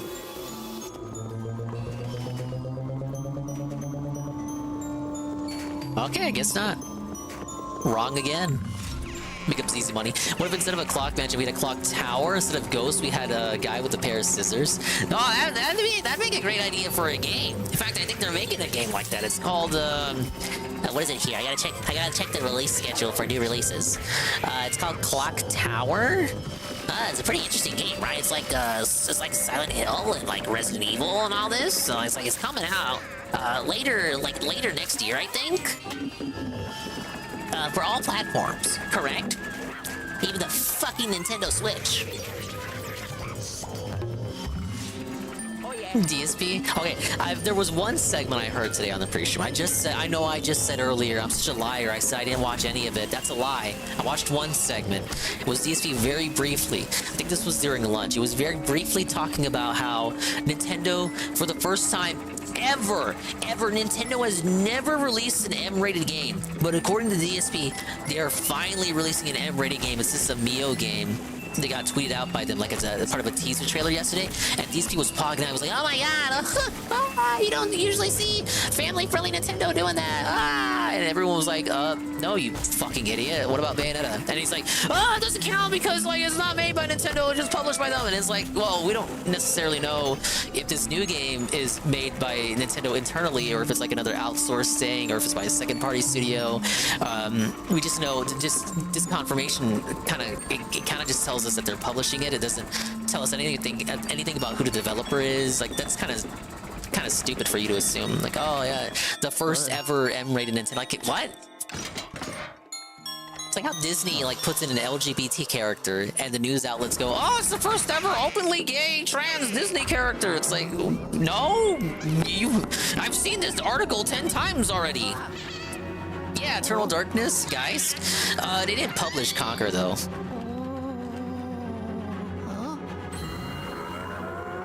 Oh, he's gonna break out. No! They're powering up! They're permanently supercharged for the rest of the game. No more of the weaker grunts. But yeah, I thought that was amusing because it's such a normie, like a very uninformed normie opinion about Nintendo. You kind of hear it from time to time, and it's like, wow. You know nothing about anything. You actually know less than the normies, despite being a gamer guy who likes Nintendo. Very shocking. Who could have seen that coming? DSP not knowing a thing about Nintendo? Color me surprised.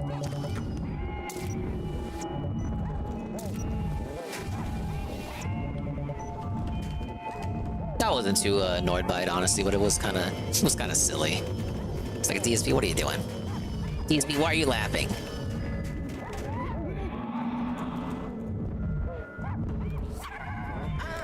Very funny. Hey, broke out. Oh, okay, he's got 50 HP. He's not playing around.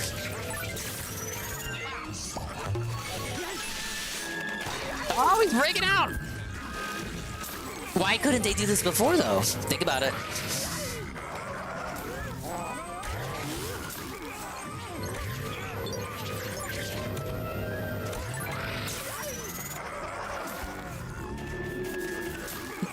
What? He glitched out there. The game glitched.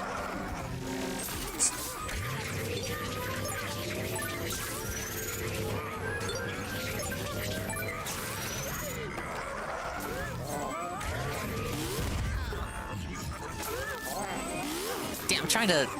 I should have just focused on the red one.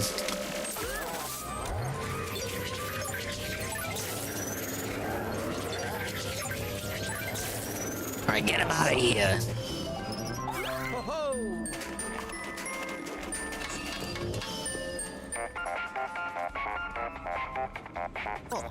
Yellow. Criminy! What was going on there? Those boos fled the scene of crime, eh? And you say they are ordering ghosts to take the crystals away? Well, on the bright side, you managed to capture those powerful ghosts. I need to study them. I'm bringing you back. Well, that was shorter than the last mission, I think. I did it. I'm interested by what the M-rated Nintendo game is. I don't think it's gonna be an EPD title. They probably outsourced it to someone. maybe a studio they own or one of their partner studios that they don't own, but they commissioned to make games under the Nintendo brand name.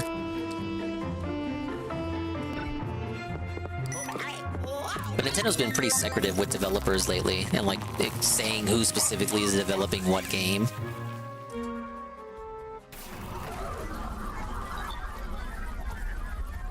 Part of me thinks it's just because they want to keep up that veil of like the idea that Nintendo makes all of their games in addition to just publishing them, which isn't true at all. In the modern day, very few Nintendo games completely made by Nintendo with no outsourcing to any other companies.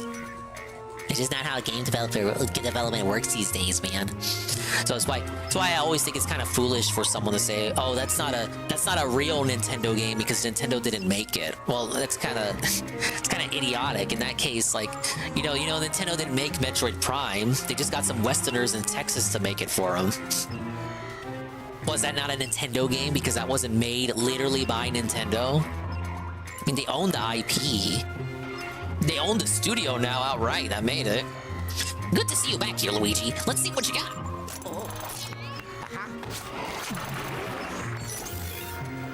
You don't want to hear Micronix is developing the Paper Mario 1 remake? Don't they usually make crappy shovelware? They're the guys with the green M logo, correct?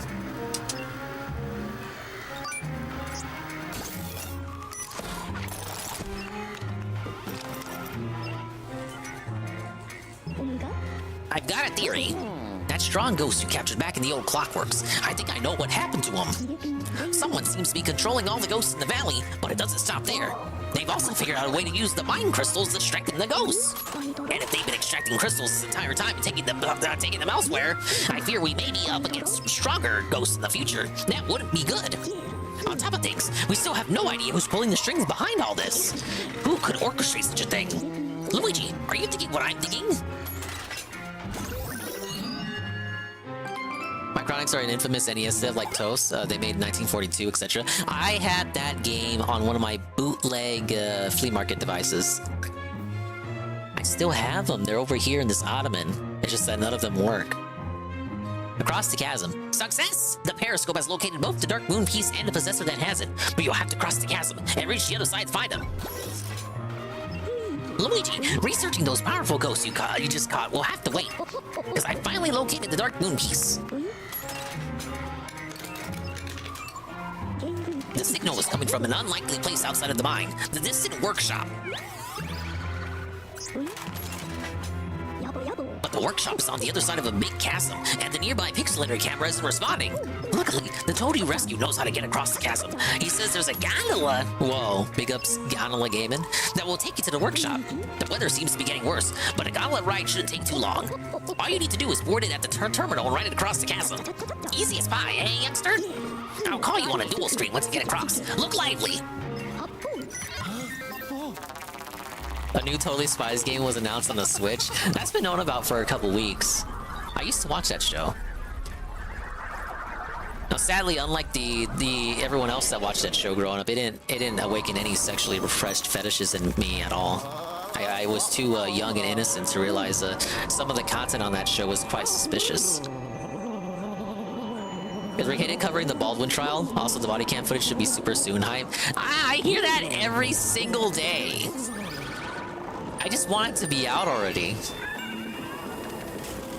Yeah, I don't know if he's covering the Baldwin trial. I think he should, right?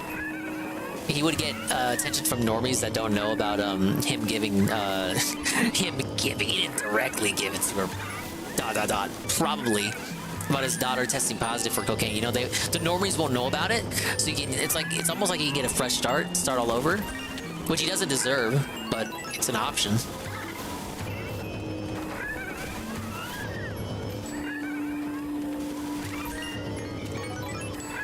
You like the redhead? It had like I got like Powerpuff Girls vibes from it, but if Powerpuff Girls were made by the French. It was kind of the same little general idea, right? Except they're spies instead of heroes. And they're totally instead of Powerpuff.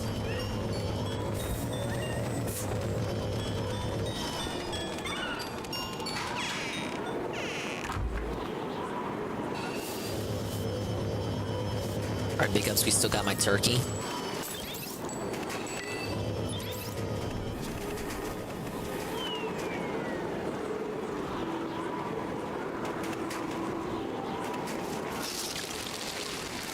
Alright, still the same gem as before. But you can never, you know, it doesn't hurt to double check. You can never be too cautious.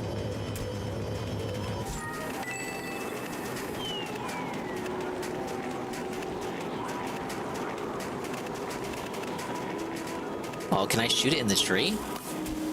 Nope.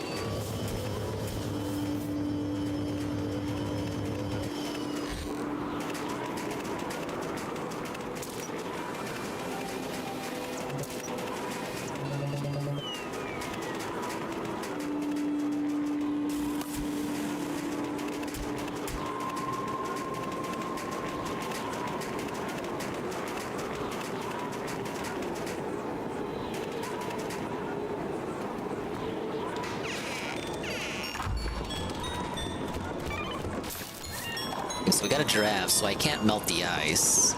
Basically, I just gotta go the long way.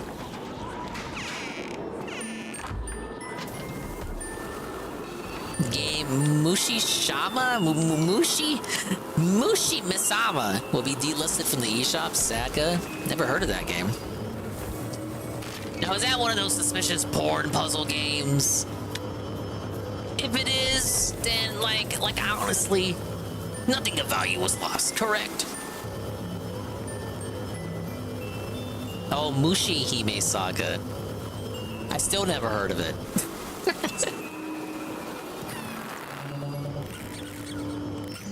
Oh, that game!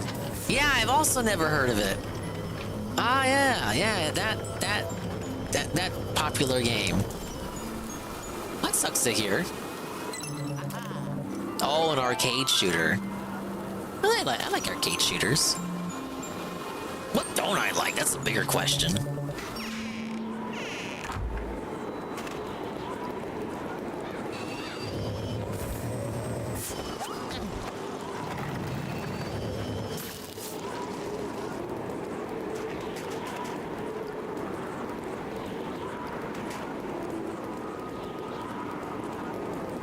Wait, can I spin on the ice? I cannot spit on the ice. Wait, no, I thought he was doing something. That was a trick of the eye. Hello? Hello? Yo-ho? Hello? Hello? Hello? Hello? Hello? Goodbye. I don't know why you say hello, I say goodbye.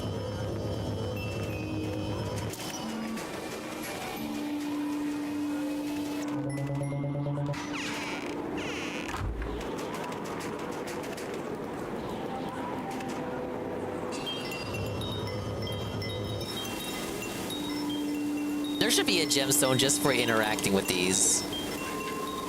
Nah, it'd be too easy though.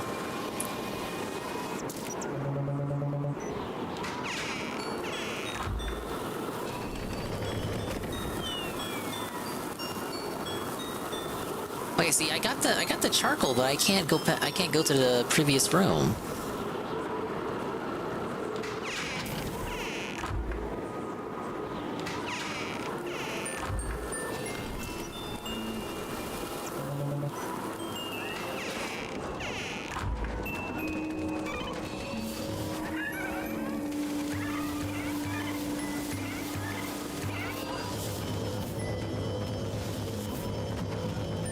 Guess if I suck all the snow up first.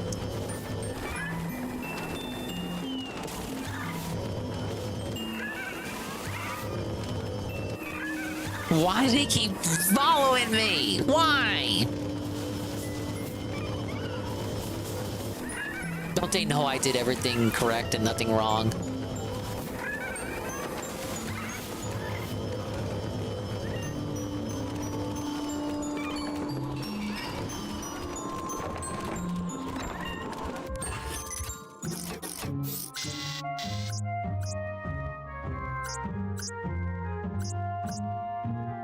Yeah, so I'm wanted in the terminal.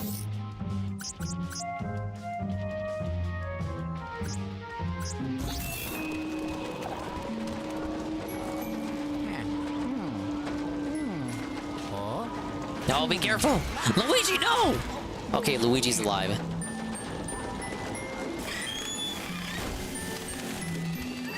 It was almost over for Luigi, guys. He almost didn't make it.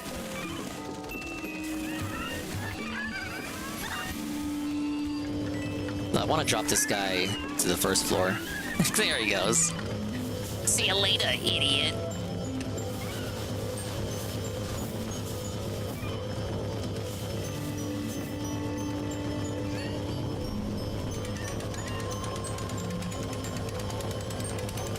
You have the higher one like that one, lower that, then it melts the ice.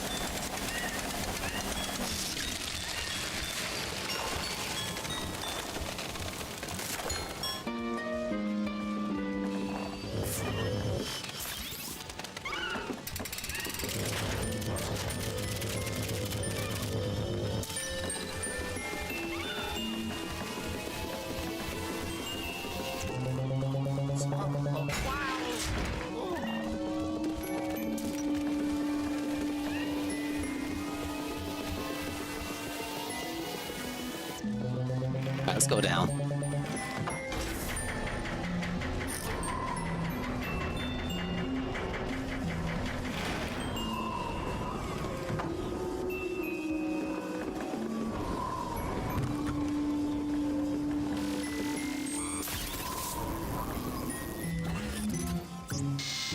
Oh, I'm right where I need to be. How convenient.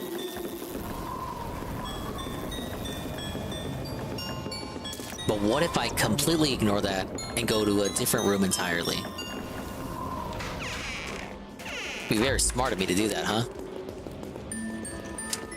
Or not, because there's nothing here.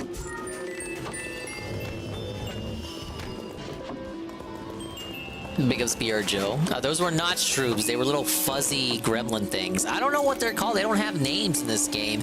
They only appear once in this area, and never again. Just like that. You ever explain why Luigi can't jump in these games? The platforms, he always has the longer and floatier jump. And the third one, he actually can jump, but he needs the vacuum to do it. It's called the burst move. You use it with ZL and ZR together.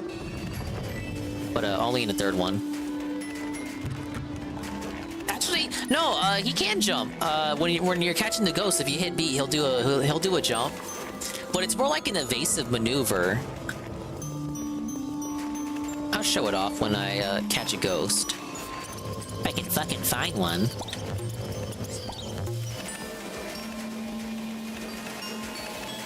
I think mechanically and gameplay-wise, it's because like every other button is used by something else in the game. You just don't really have a button to accommodate the jumping. Except while you're doing another action.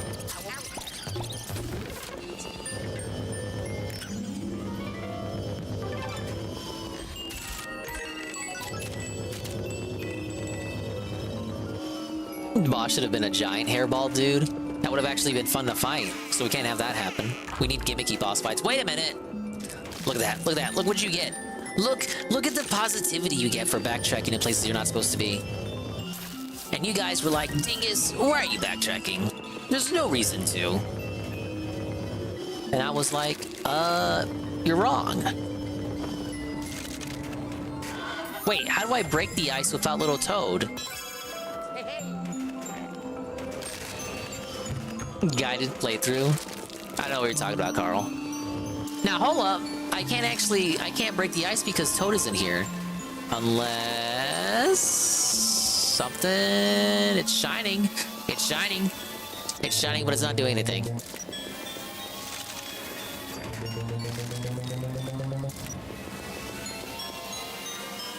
Is it just shining on the gem? Just shining to indicate the gem is there, but it's not telling me how to break it? Where's my reward? Okay, make the axe show up, and then the axe does something. Surely. Break the ice. Imagine another Toad pops out. Okay, no, that works. That'll give me more weight. Ah, yes!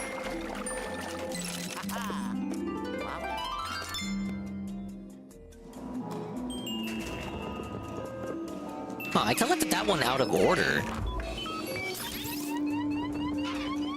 What, is that gonna break and reveal another one?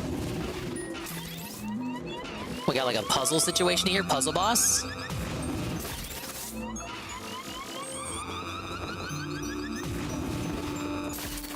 Oh wait, suck up the snow. There you are, you're trying to hide from me.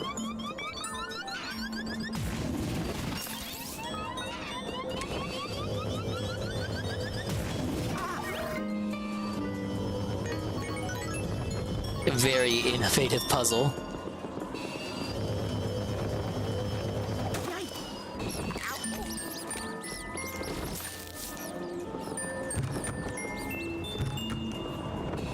Yeah, I'm no better than Worski. I've been exposed. What I like to do is spin around while I'm using the dark light, so I can kind of capture everything in the room. But it's difficult to do that while also maneuvering the right stick to have Luigi constantly spinning around, because you have to hold Y to do it. So like I got Y held down by the button, and then like I'm awkwardly kind of stretching my index finger over, reaching it over to tilt the right stick as I spin around.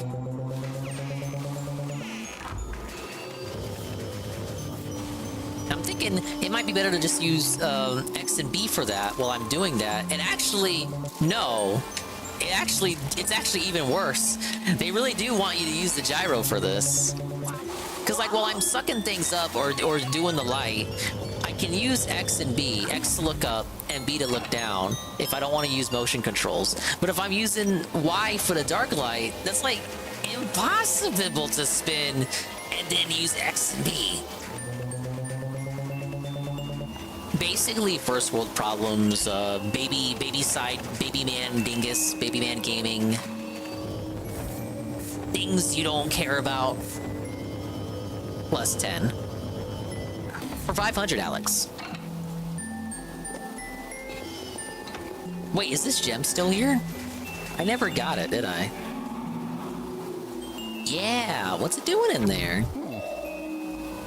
Luigi, help me out. How do I get that? What would I need to do to get that, Luigi?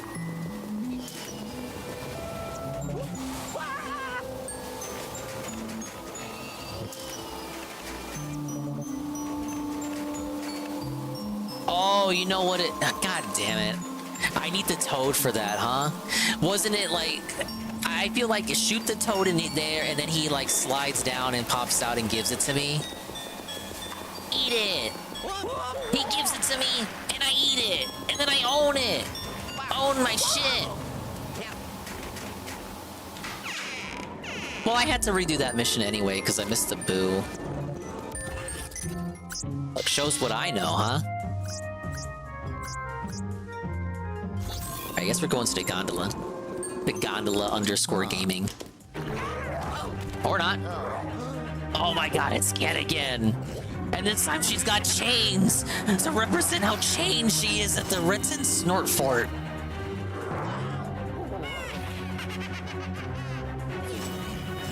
It even makes drum noises whenever it walks, just like Ket.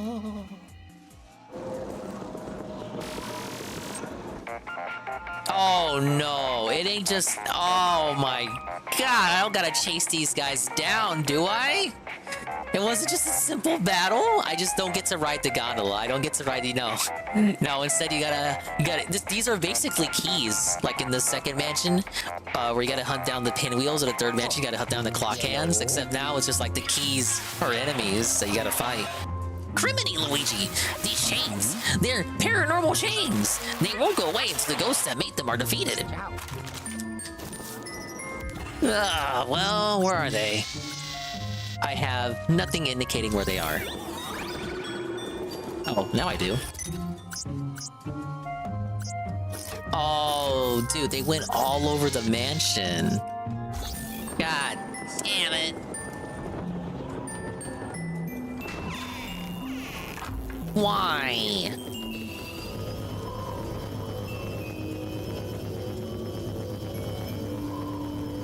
Big ups, Cockers. I thought you guys were my friends. I ain't nobody's friend, man. I'm miserable. I'm fucking miserable. Right?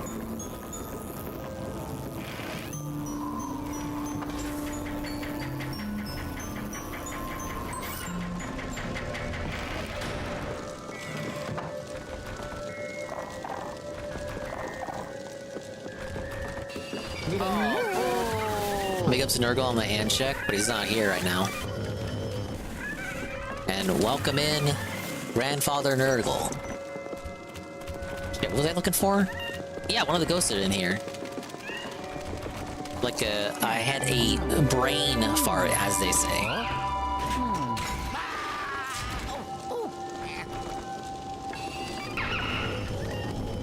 Thank you for the puppy dingus.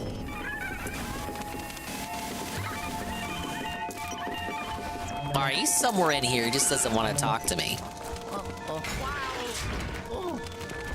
Who is Cog? I only know of Clog and Cog. Clog life. Is he actually not in here? The map says he's in here. There he is. Why is he running?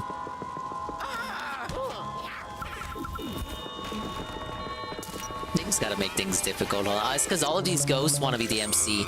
These ghosts, are the kind of people that think they're the MC of their own story, where it's like, bro, you're just like one of many ghosts I have to suck up in order to win. You're getting in my way, sir.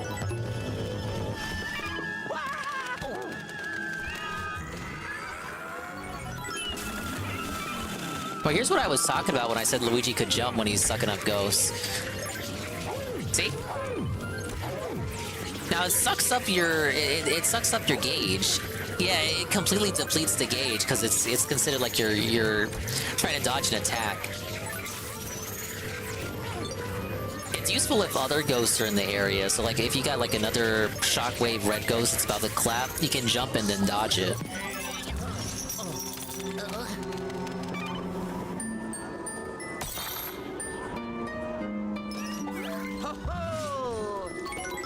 Does Tiny actually put Press Boogie the hardest, TBH? I still haven't seen his segment in its entirety. I heard a little bit of it this morning. I would say that's Tiny, then Keem, then Medicare in terms of pushing, and I guess Mudahar awkwardly somewhere in the middle of all that.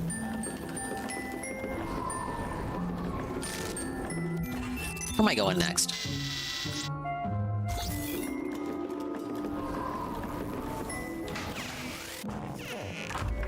Die, Boogie, die! Why won't you die, Boogie?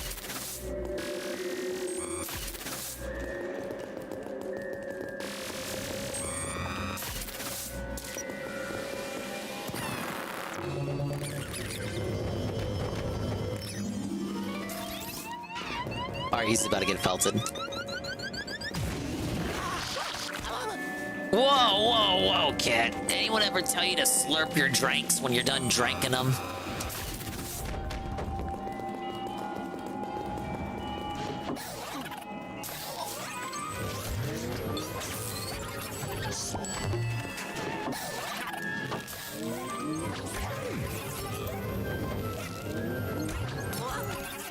They actually sniped me with that one.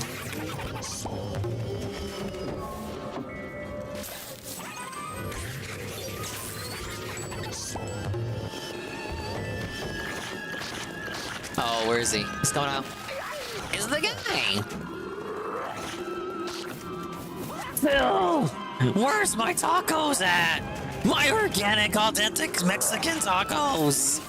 300 HP? Yeah, you've gotten a bit big lately. I don't think Cat is 300. So more like a big heifer 400. I think 400's a bit more honest.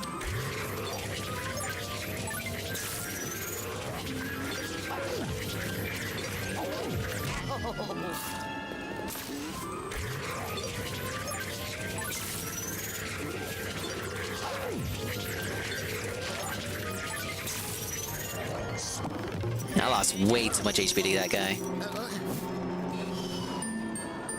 Alright, one more. Dim stream on Saturday? I heard. I will try to boot up to restream it. I'll do some more Splatooning, because we got the Splatfest tomorrow, and it will continue over the weekend. What a golden opportunity for two things like that to overlap.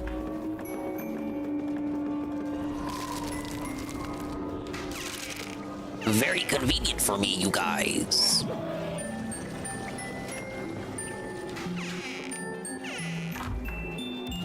Okay, I'm going down the B2.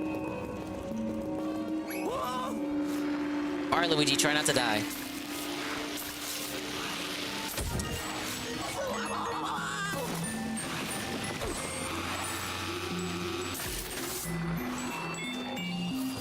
Hey, well, Luigi somehow didn't die. I didn't get all those gold bars, though. Kind of fucked me on that Nintendo.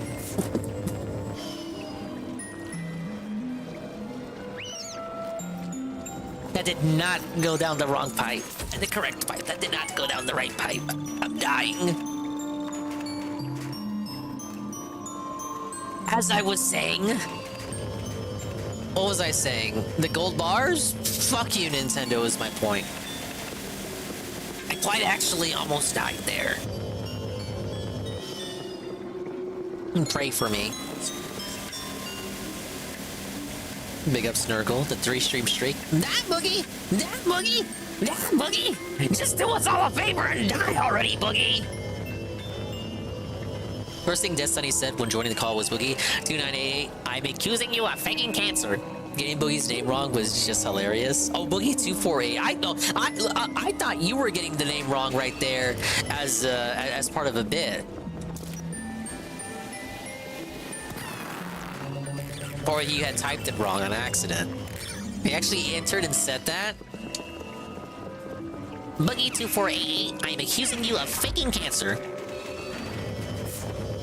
Look, I'll reiterate what I said yesterday. I think Boogie's behavior certainly indicates that he is hiding something.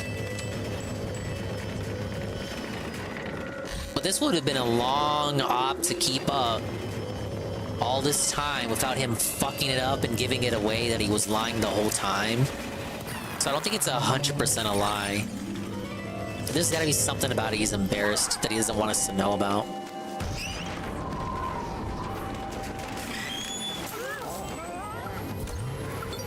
What could it be, you may ask? What could Boogie be so embarrassed by that he doesn't want us to know? Or it could be what I was saying yesterday, where it's like he feels it's a case of him jumping the gun on it.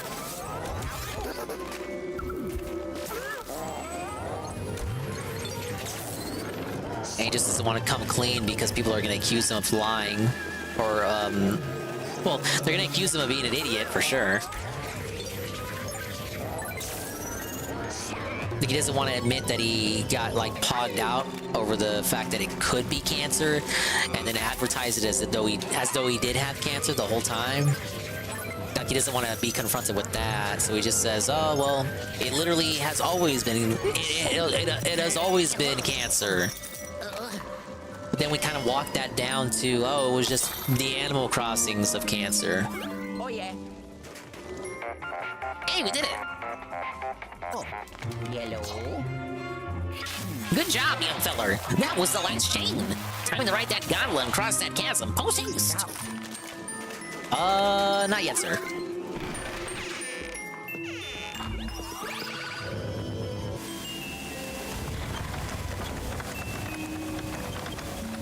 Some more backtracking. Never heard a dingus.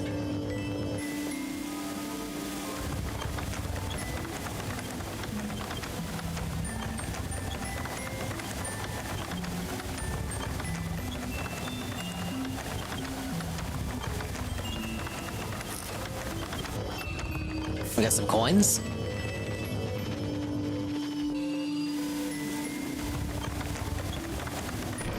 What's this?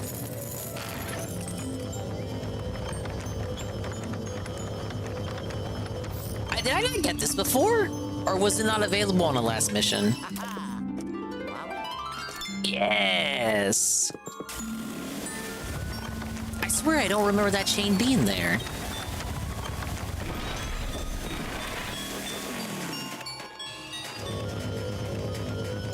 Hello, Pierce. Secret Mind should get like should get buffs like adding 2 levels and big exploration. I think this is my favorite of the mansions so far. It suffers from only having 3 missions, but I think it's the layout. It's got a pretty good layout. It's got a good theme, you know. Luigi's Mansion in Iceland. Winter Wonderland. It's like a combination you would have never expected. Oh yeah, the boss was disappointing though. We'll get to it. It goes Waldy, and backtracking has never hurt me. Famous last words. I don't know what you're talking about. Everyone loves backtracking in games, especially me. No one loves backtracking more than I do. I love going to the same locations over and over again. That's why I always play Nintendo games. Why don't you die, Medicare? Then Dinga can get back to restreaming his one true passion, DSP, the guy. Look, Eddie B, maybe if he was playing literally any other game today, but I know even you aren't watching it, and if you are, it's like in a different tab, and not even 30% of your focus is paid attention to it right now. It's just such a nothing game. Like, the game itself seems nice enough. It seems like they did a lot to it to update it for the modern crowd. But it's just like, why is he playing it? Why? To prove he's a PC gamer because it's not on console? I don't care. Play anything else, please. Why? The nights get like, okay, if anyone's curious as to why I'm just not watching his night streams anymore on the streams, it's like, it's Riven? Stardew Valley?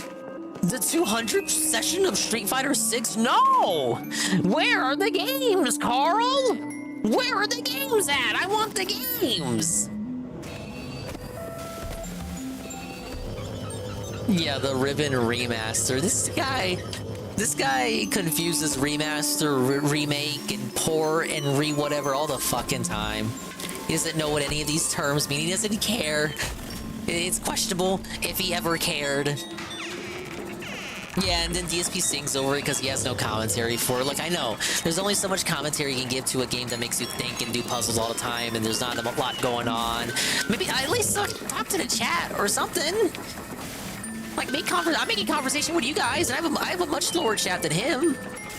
Not by much, I don't think, because the night stream chats are always pretty slow compared to the day stream chats. But you know what I'm saying? Like, I'm able to make conversation with you fellas, and we're not always talking about the game.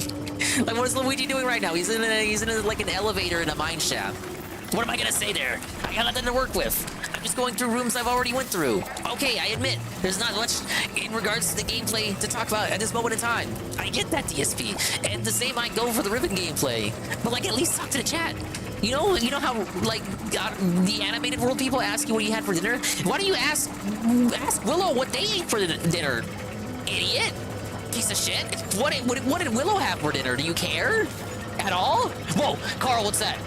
What is that? What is that? Carl, what is that? Carl, what is that? Look at that big old gold chunk. I feel like I'm playing Rock Raiders again. Hello, Mr. Bun. Fun lore for today. Phil thought he played Hellblade 2 on PS5. It's one of the few Xbox exclusives after Hellblade 1. Microsoft brought the studio, so it's only a Series X and S Windows. That's fucked because he just got done playing that game not even a month ago. Not even a couple of weeks. I don't even think it's been a full month since the playthrough ended. He already, like, forgot that he played it on Xbox? Oh, yeah! Okay, again, minor pre-stream segment that I recall listening to, the gaming news segment. So in addition to the Nintendo Emirates stuff, he talked about an Xbox Game Pass, and then asked himself what games he recently played on Xbox. I don't think he named any. Is that what you're referring to? In regards to him forgetting that he played Hellblade 2? That's sad. That was supposed to be like the big MS game of the now, and he forgot he played it already? Okay, it was a Gold Ghost the whole time. That was gonna be a gemstone. Microsoft Bros, are we done? Are we actually felted? I do it. What is happening? I thought, dude, you told me. Phil Spencer looking at Ninja Theory like, dude, you told me this game was gonna save the business. Yeah, Game Pass going up to $20 a month. He specifically denied Hellblade 2, swearing he played it on PS5. I don't know what to say. It's an Xbox exclusive. Yeah, Hellblade 1 was on PS4. Just like Elite Raiders were in my stream. Wow. It's a massive Elite raid with a party of 38. Wow. Who could have seen this coming? Thank you, Elite, for the raid. we're busting ghosts, and we're busting ourselves personally on level 1. We're busting and bursting. Pick up Aqua Saber, Ride Drake, and everybody else coming in. I get cozy. We're not here for the Riven restream. We're not. There's nothing riveting about Riven. We're just playing Luigi. We may watch videos later. Videos that may or may not have things to do with DSP. Thank you for the big Ouija moment. So what do you want to fight? I don't want to fight. I want you to sit down and chill. Oh, welcome in. It's Evan not even watching Riven, lol. Like, who would? I was just in the middle of talking about, like, okay, I was like, if there's a reason why you want to know why I'm not restreaming the night streams anymore, or as often as I used to. It's like, I don't fucking care for his schedule right now. It's just so, It's so, Network started crapping itself. Oh, no. The return of the Wi-Fi gone. Come back, Udes. Part of why I blow $50 a week. Night Dive are cheap assholes, rarely putting the remasters on sale. So I got a Turok trilogy for 20 quid, along with Power Slave, Rise of the Triad, and Shadow Man for about 25 quid combined. Shadow Man and Turok are, those are the ones I've heard of those games. Shadow Man was on N64 and PS1, I believe. I always thought the main character of that game looked like, The Rock? I want to say The Rock. Schedule is awfully. I just don't give a fuck for it, Carl. And all the games he could have played, I'm not gonna say this would have, like, if he had played Luigi's Mansion, would it have saved the stream and done gangbusters? No! I think he would have probably pulled some more heads, turned some more heads than fucking Riven. Like, really? And if we really want a rage game, he raged a lot the last time he played Monkey Ball, so why didn't he play the new one? He actually wrote that one down and just didn't even play it. It's kind of lame. It's because it was a Switch exclusive. I thank you, Aqua Saber, for the 15 stream streak. We're on the last mission of the Snowy Mansion here, the secret mine. So we're gonna fight a boss after this, and then we'll move on to the final mansion, and then I want to do some Scare Scraper too. Return to Wolfenstein is Wolfenstein 3D 2. Came out shortly after Doom. That was on Windows and Xbox, wasn't it? That didn't make it to PS2, I don't think.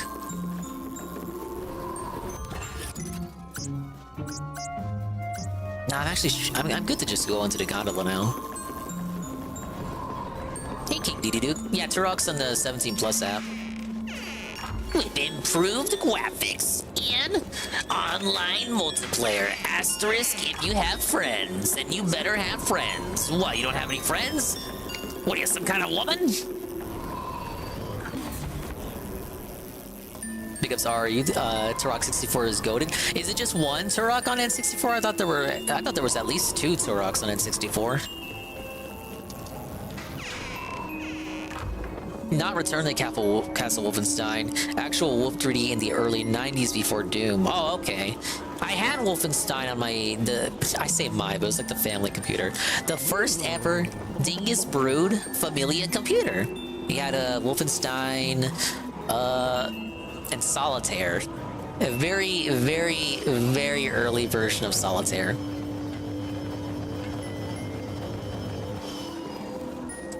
It was an ancient-ass computer, the kind you would have to hit, like, you would turn it on, and it would ask you to hit the escape button to like start up the startup process. All right, what do I gotta do? Mission? Dude, I love missions. I'm missioning right now.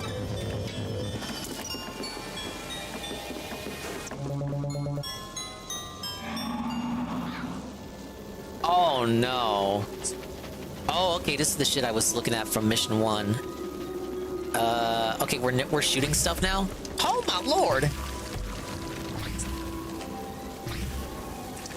We'll talk about a first-person shooter, right? This is that M-rated game Nintendo was talking about? Their M-rated, it was an M-rated shooter the whole time? Starring Luigi? I think that's it. You know, you gotta look at all the corners. You never know. Something might be hiding. Would be a gem.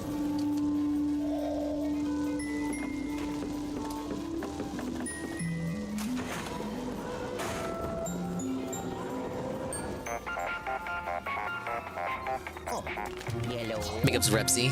Yeah, big ups on the Windows 98 Solitaire. Did I say Windows 97? I meant 98. Luigi, can you hear me? The gondola isn't working anymore, is it? Fixing it would be way too hard. You're going to have to cross the old-fashioned way. Well, I mean, Luigi's like... Okay, well, Mario used to be a carpenter. I don't know about Luigi. Luigi's still handy with his hands anyway. But Luigi could fix that gondola up if they let him. Dingus, you missed a gem? Tell me where and I'll go back for it. Be my guide. And that nest? I just got it. Bird nest? No, I didn't. It's right there. If it's not colored in, that means I got it, Nurgle.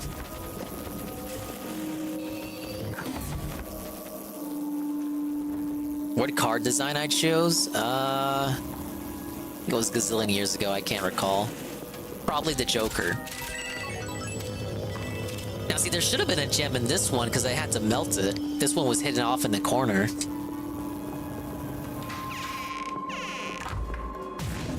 Alright, workshop landing. We're getting close.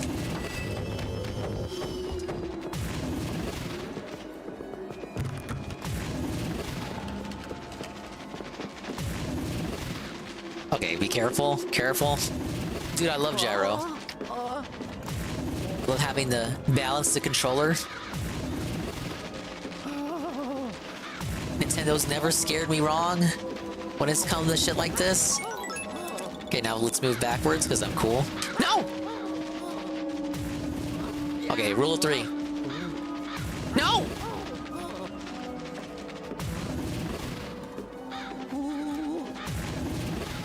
Stop, shut up, shut up. Okay, there's only 2. Can you stop with the crow spam? Come on, come on. Okay, we're good, we're good, we're good.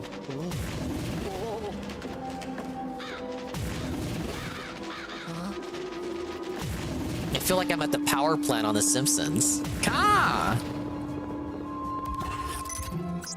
Okay, the mission probably ends when I check out the inside of the workshop. What's over here? Whoa, it's the maintenance room. Now what? Yellow. Luigi, I hope you're doing okay down there. Looks like you've reached the maintenance room. Good. Get that generator going to power up the workshop's door and the pixelator's camera. I mean, did I really need to get a call to have that explained to me? I guess so. Alright, well, puzzle time. I love puzzles, dude.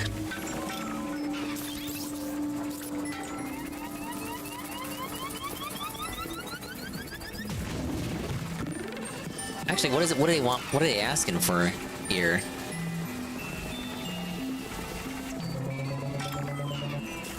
Oh, maybe I shoot the crystals and not the robots?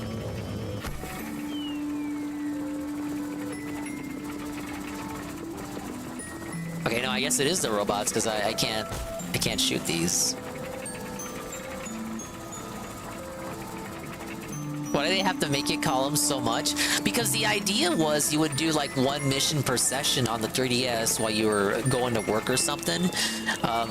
And maybe you would lose the context for what you were doing. Like maybe you'd forget what you were doing.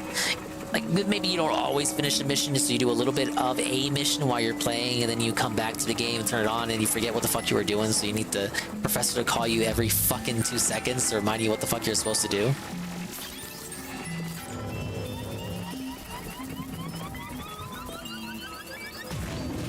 Dude, that is very jank.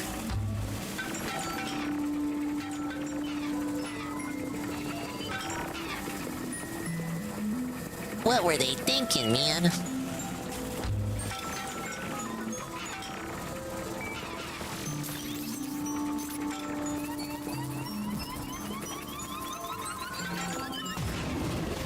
There we go.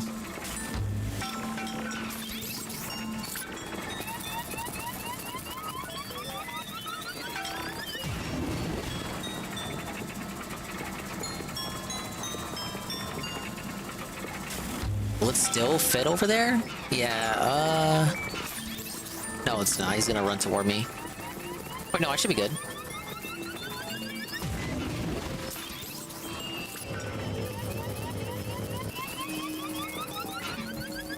Why did EGAD make these robots anyway? Why are they so harmful to Ree?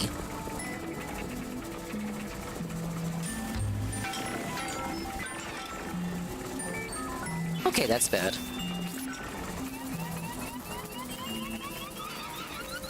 No!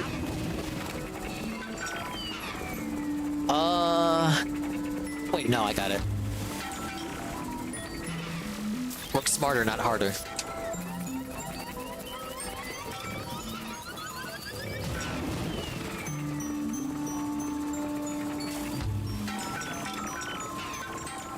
Work smarter, not harder, unless you can't aim correctly.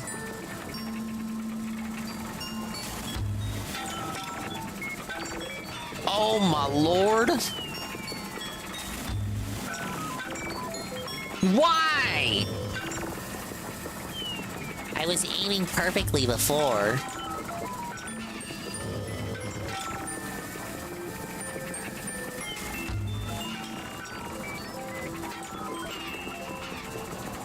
Maybe I gotta shoot the left again? Yeah, because then won't it bounce it over?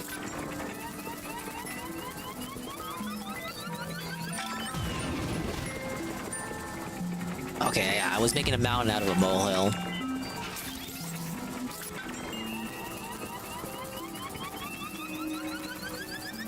Bingo!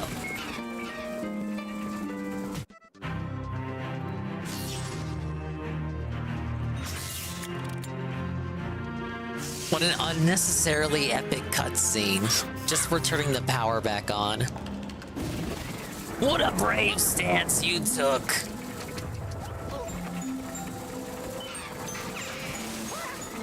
Oh, a bunch of snow. Alright, obligatory mission end. I'm phasing through the door as the professor calls me. Luigi, the interference is terrible. Are you snowed in? Good thing you activated the camera outside. I'll get you out of there and pixelate you back later. You want to warm up before facing the possessor anyways. Hold on to your hat. Oh, yes. I'm thinking 3 stars. I did it.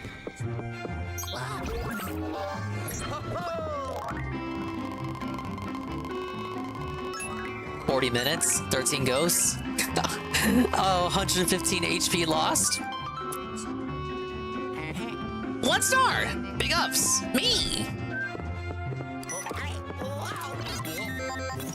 This is again a result of me autistically needing to explore everywhere every time I enter every mission.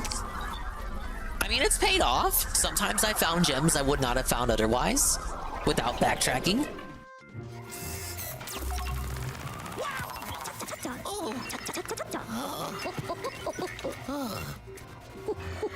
Welcome back, young feller.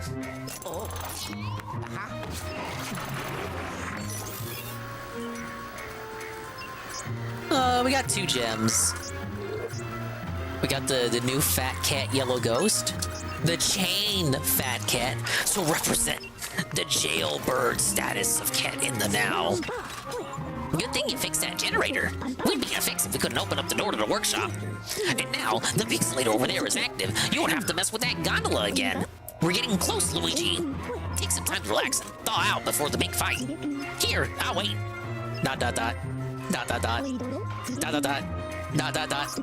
I'd say that's long enough. Ready yet?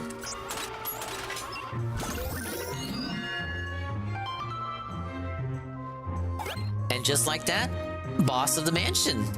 We're like the other mansions get 5 missions before the boss, and I don't know, I guess they ran out of ideas for this one. So we just get the boss already. Bingo! I found the possessor ghost hiding in the workshop. And if we've learned anything, it's that where there are possessors, there are dark moon pieces. This how you dong play compilation? I don't know about that. We'll see if I can do it on the first go. Big ups to Sosuke. It's my birthday tomorrow. Do I throw a week-long birthday celebration? No, you do a month-long birthday celebration and you hype it up at least 3 months in advance so that everybody knows and no one forgets. Did I hear about LTG's kid? I did. I don't have much comment on it because I don't really peek into LTG too often. I had a little bit of discussion about it earlier in one of the servers, and I guess what it amounted to is that it colors a lot of those Dale rants of the past in kind of a new light now. And it makes a lot of those rants come off as projection now that you think about it, huh? In retrospect? Luigi, are you ready to go get that Dark Moon piece yet, son? Luigi's like, I don't know, you guys. I know you're not exactly the personification of courage, but I'll remind you to be careful anywho. Remember, where there's a Dark Moon piece, there's likely a possessor ghost guarding it. Speaking of possessors, they only showed up when all of this started, so I don't know much about them. Wait. I hit the wrong thing. But I can say one thing for sure. They're smarter than your average ghost. Also, they're clearly the most powerful ghosts in the valley. It's no wonder our mysterious villain chose them to guard the Dark Moon pieces. Anywho, it's new, Sonny. Let's show them what we're made of. Off you go.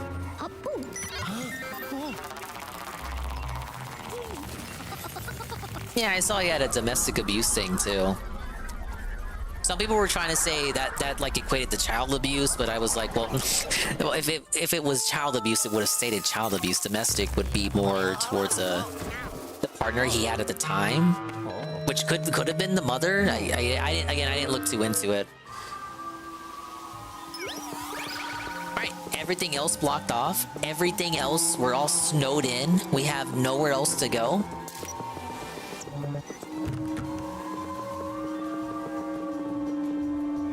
Let's take a sneaky peek in.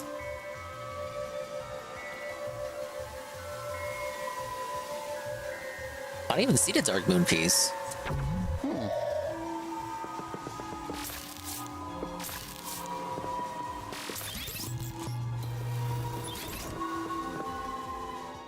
It's been a tough week for a lot of people, huh?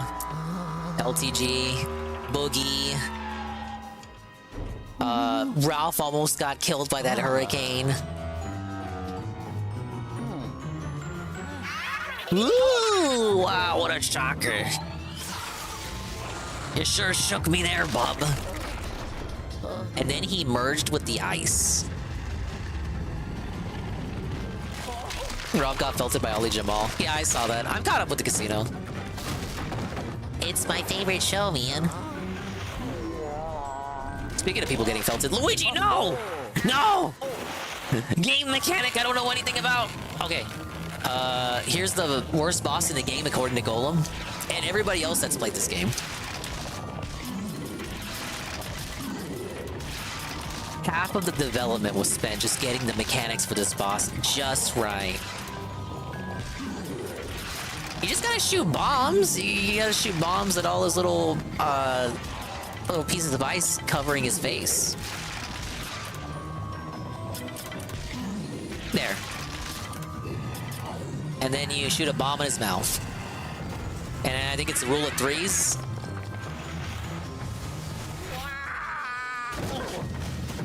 Disconnected the way you shoot the bomb in him, and then the ice monster spits him out, and then you gotta suck him up and do like a regular fight. Oh god, he's teleporting. Like this part is kind of disconnected from the rest of the fight. And like it's here because every other possessor fight has you trying to suck him up. But watch this. This is very kind of hackneyed how this works out. So he possesses the ice again, and it's like, okay, well, make the thing hit Luigi again. At least it doesn't take him by surprise. He just knows to jump on it again. But it's kind of lazy. Okay, we got more chunks of ice. First time I did this on 3DS, I ran out of time. Yeah, because you only got until, like, if you let him go all the way to the bottom, I think you get felted.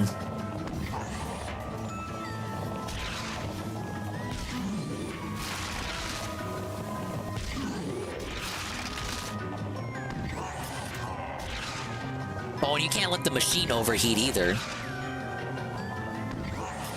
See, I'm trying to... You gotta, like, offset it. You gotta time it. You can't aim for it, you gotta aim at where it's gonna be.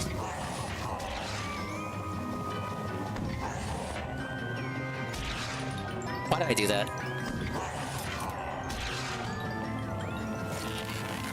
Oh! Why did I let that happen? Why? Maybe start with the middle pieces. There. This is how you dog play. If DSP played this game, he would have gotten this first try. All the trolls would have been felted. Obviously. Mandatory DSP dub of the week. Actually, while Boogie and LTG were getting felted, I don't know, DSP was kind of taking tangential W's. Because if he was on Lolcat Live, he probably would have eaten shit along with Boogie this week. But now he doesn't even have to have anything to do with that. Oh no, I guess he took an L by breaking his fight stick and then having people accuse him of buying one and then saying a fan bought it for him.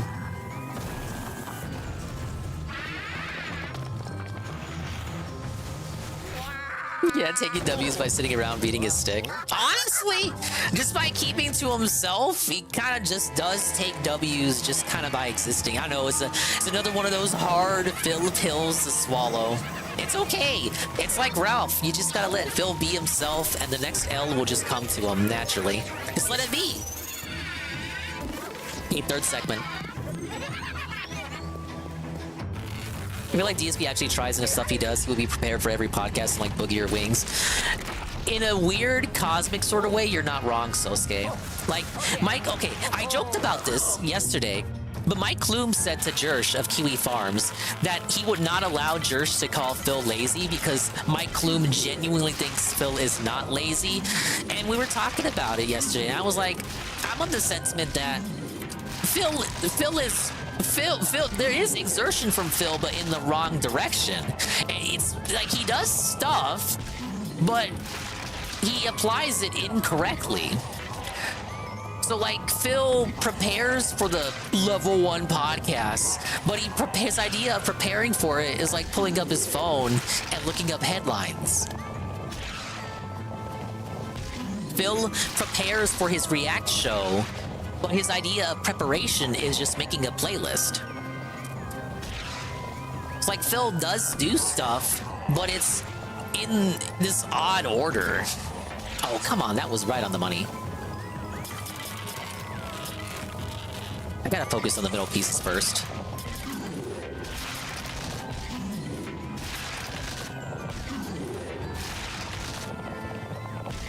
There we go. Those ones are harder to do the further away he is.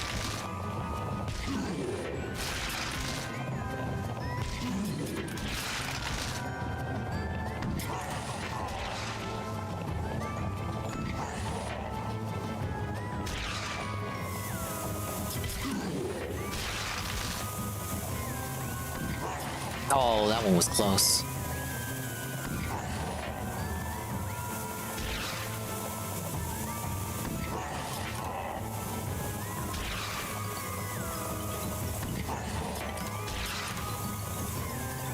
I'm fucking up.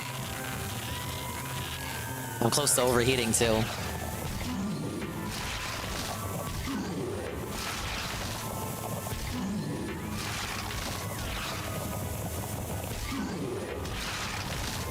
No! Dingus Bros!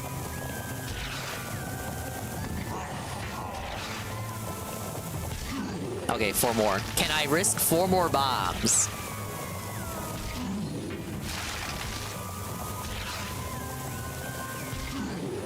Two more?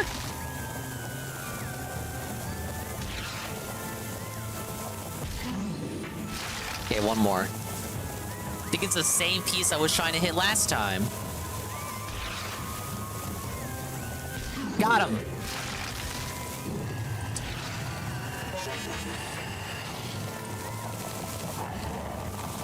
Huh? What? Did I miss? Oh, get out of here. Did I miss, or was it just like I needed 1 more? Like I can't finish that segment if I run out?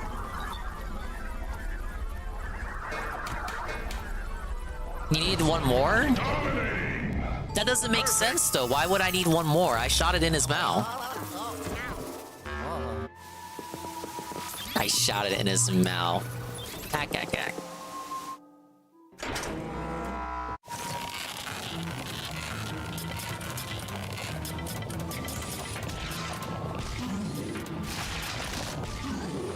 Yeah, I hit him. There's no way, like...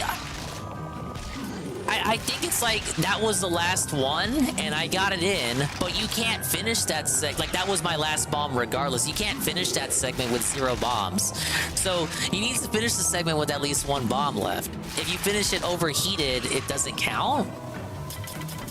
You can't say I didn't hit him, because he laughs at you if you miss.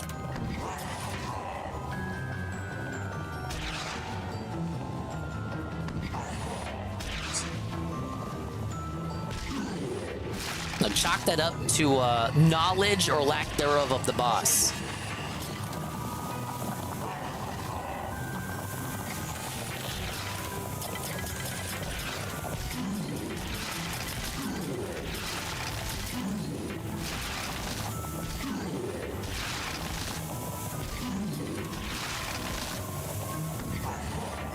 If I was doing the low-cal podcast, I would spend 1 to 2 hours a day watching illicit clips, Star Hogan, and reading Kiwi Farms drama. It wouldn't be... It's not too difficult for Keemstar to put up a show together. The Kino Casino's opening segment was all about that, how Keemstar could put a show together if he wanted to, but instead he would rather just boot up the show with no itinerary and just be confused for like an hour, if even that, because the shows are too short. It'd be the hardest thing in the world to ask.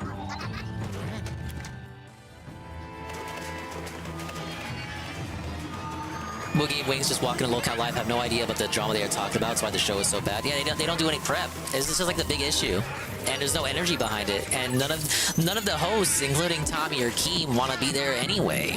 They all hate each other. They're only there for a paycheck. Like, if the hosts don't give a fuck, why should the audience give a fuck? Simple as. Snow Carl handed him an L just by asking him to sum up 2 years and him going right into the Boogie drama. I missed the return of Snow Carl. It was the real Snow Carl, not Turbo HG remix, whatever the hell. Interesting. Yeah, this boss is insane, Aqua.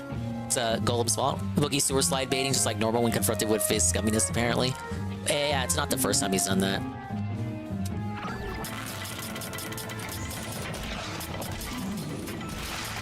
Wings is so boring, even his trolls are dying off. I thought Wings was pretty funny on the yesterday's show, because you could tell he just did not give a fuck.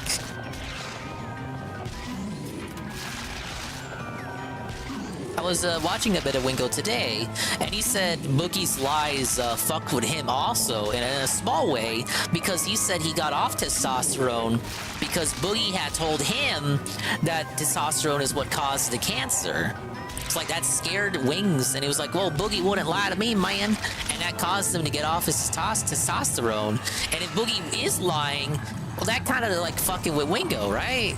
Because Wingo just decided to take Boogie at his word, which, you know, maybe that's foolish of him. Foolish of him to do so, but like maybe he just thought, well, hey, they're both co-hosts. Like, why would Boogie lie to Jordy about that? Oh, it's not so much that Boogie was lying to Jordy directly, it's kind of like more Boogie was lying to everybody, and that just so happened to include Jordy, and it didn't matter if they were co-hosts or co-workers or whatever the fuck, it just, you know, Jordy gets lied to as well. And then that affects Jordy's own medical decisions.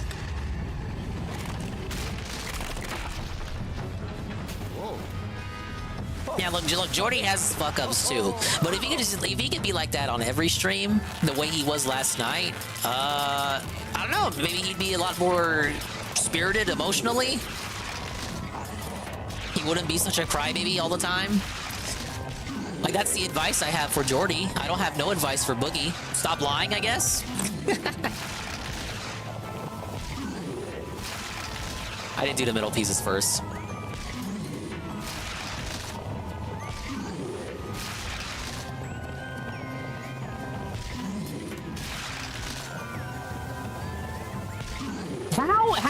How do I have every piece hit but that one?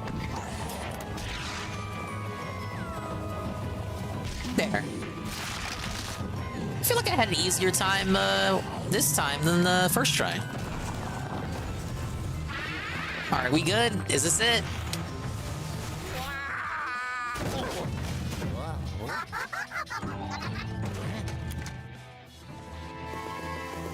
But yeah, he's done after this. Rule of threes.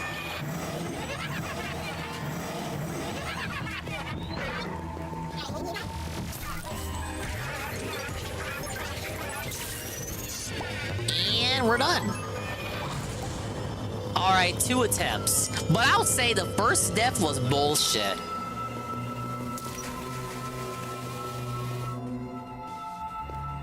Yes! Yes, thank you! I'll be here all week!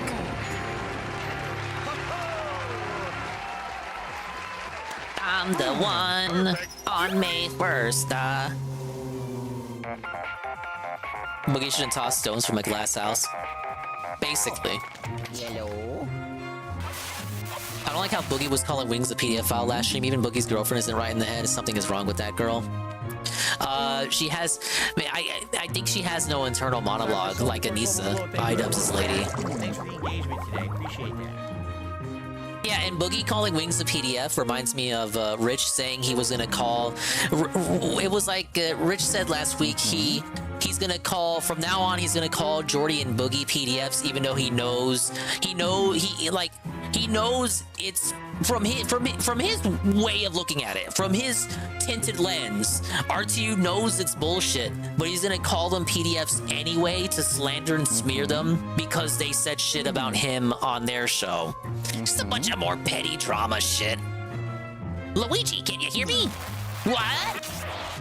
Hold on. I don't even know what he's saying here. I want to play Hangman. Oh, nice save there, Luigi. See, 4 minutes, chilly ride, 3-star. Yes! Guess what, Golem, you fucking buffoon? I don't ever have to play this fucking level ever again.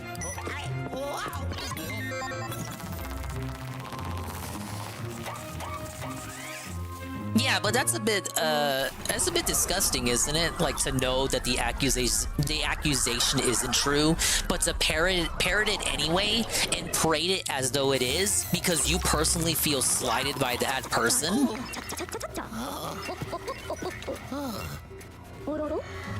As if anyone would believe or care about what Rich has to say anyway. Yeah, Rich's word means jack shit. And just the idea, the principle of it is disgusting. It's like, oh, I know it's bullshit, but I'm gonna say it anyway. I'm gonna say what your trolls say anyway because you made fun of me. It's like, okay. Criminy, where in tarnation were you, Luigi? I could barely follow you. I was worried you were too deep in the mountain for the pixelator to bring you back. So, did you capture the possessor? What about the Dark Moon piece? I do it. I do it. Great job, Luigi. Let's send that possessor ghost down to the vault.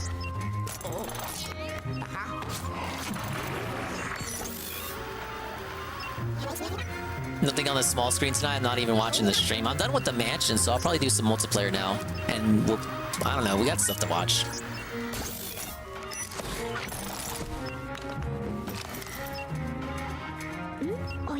Alright, hand over that Dark Moon piece, and we'll clean it right up. According to Boogie, he's done with the Locale podcast or whatever, so is RTU gonna replace him? RTU should have been the third chair from the start before people started hating him. People were suggesting RTU for third chair when Phil turned it down, because that was back when Phil and RTU were really beefing. That would have been pretty amusing. And again, it was before people really started hating Review Tech like they do now. It was before any of this shit came out about him. So I guess in the end, it's probably for the best that they didn't get Rich on, because that stuff ended up coming out about him, and now like people hate him. But at the time, it would have been a solid business decision to replace Phil with Rich. Will Rich come on now? No, because Rich is sad. Somehow he's more sad and pathetic than even Boogie and Wings. I don't even see Rich being able to commit to coming on and doing the show every week. I reckon some more fog is lifted. Let's take a look. Whoa, it's the final mansion. That place. I better better take a reading with the periscope. All I've seen Tommy do is cackle and point out the obvious, or am I wrong? No, you are wrong. You forgot to mention that he vapes. You forgot the vaping. Uh-oh.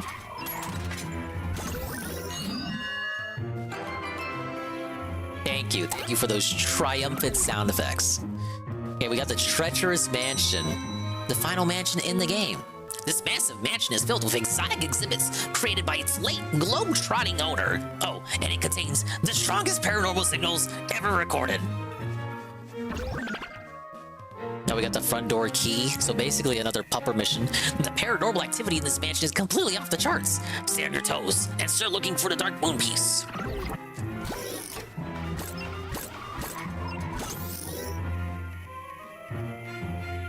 Check out the vault. Tommy is literally chat in person form. I've been familiar with Tommy since the IBS days, familiar with his existence, but not deeply familiar.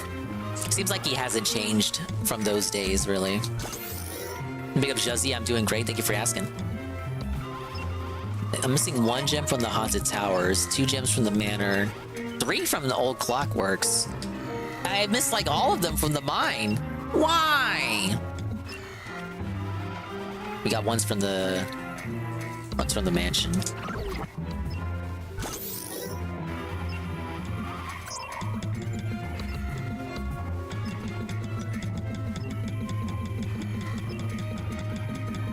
Dude, that's a lot of ghosts I gotta find.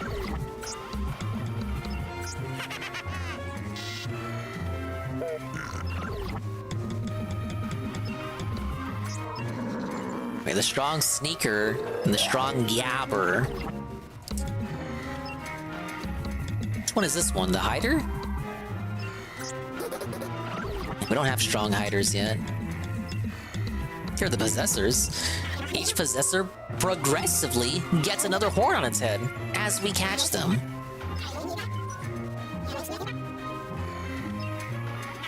I like how the horns on this one look.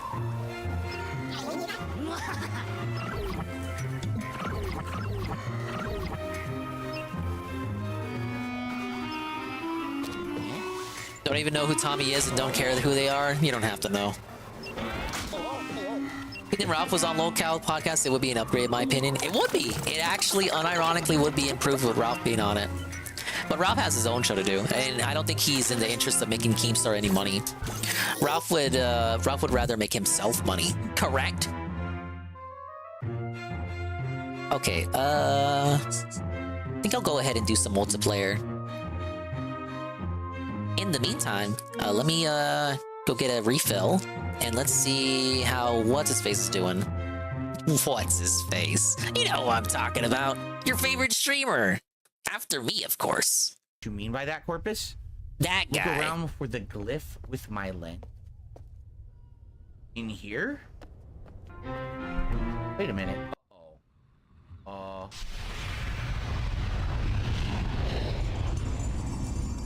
What happened? What happened? Huh? What? I'm really confused. Why did I have no idea what's going on. I'm so fucking lost, dude.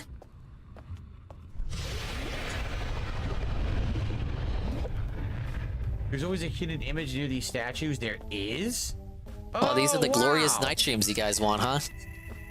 Or night restreams, rather. A bird! No, it's a plane, idiot!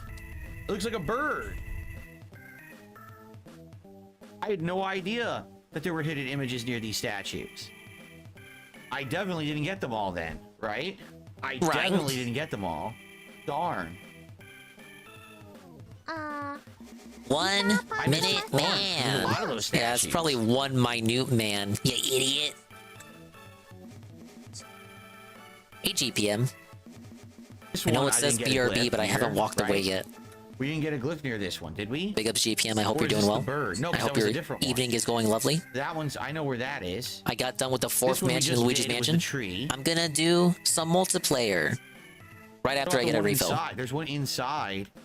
Here's the water. I'm walking away now. Near that one. Yeah. I found 4 out of 6 of them.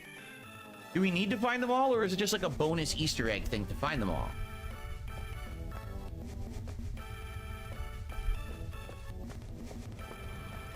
For the record, I have no idea what this stuff is. Like, I don't know what we're doing with this or why we're doing it. This still didn't get us to the Fisher, right? We're still not at the Fisher yet.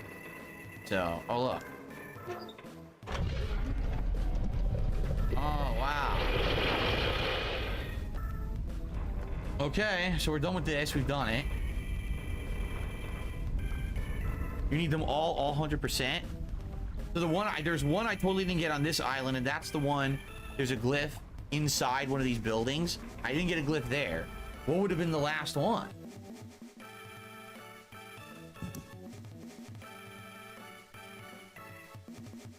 The bird is the other one on this island, correct? Oh. So there's two on this island I didn't get. They're all on this island. One is near the giant trees, right? And then the other one would be the one that's indoors on this island. So if we backtrack, we should be able to get them all. So we have the tree, the bird, the ribbon dome. That's 4. And then there's 2 more to find on this island. Okay. Now, the only thing we didn't do is we didn't drive the sub over there, but I don't know if this will work or not. I don't know what's over there. It looks like there is maybe a button. So maybe we should go over there and see what happens. We have not been up there yet. Okay. So let's go to the sub and let's go over there then. Game is pretty good. I wonder how long the game is. Right at this point, we've almost played it for 6 hours, right? Probably if you know everything, you beat it in like an hour.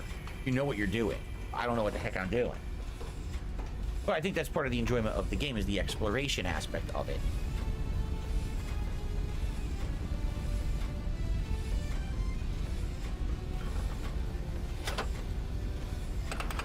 Okay.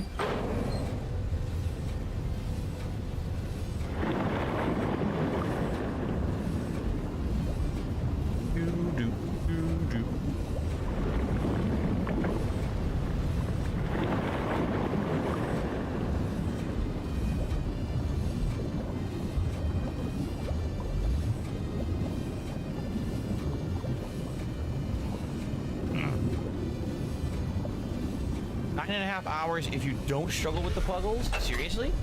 There's that much more? It seems like we're almost done. It does feel like we're almost done.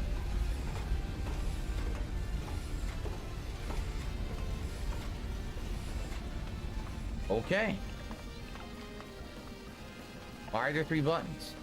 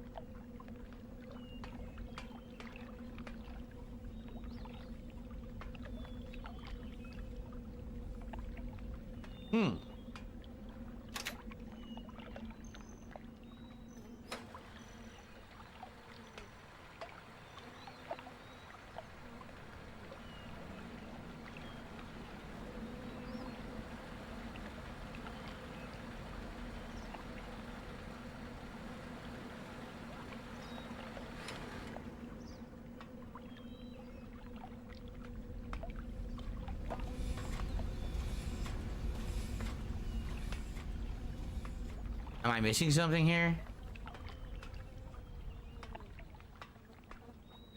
No other button, right?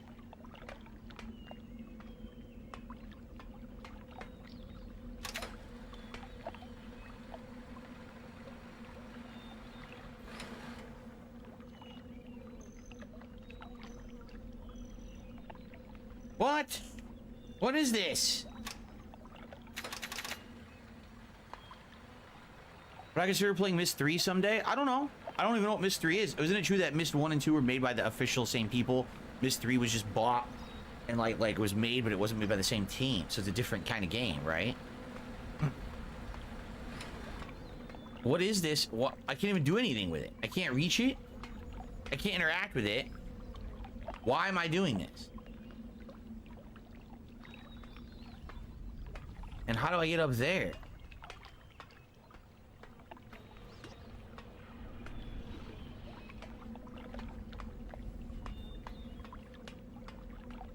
All right, can someone, all right, spoiler, can you tell me if I'm supposed to do something here right now or if this is wrong and I'm not doing it right? I should just leave and come back because I don't see a way to do anything with this right now. And I don't want to dick around with this if this isn't what I'm supposed to be doing.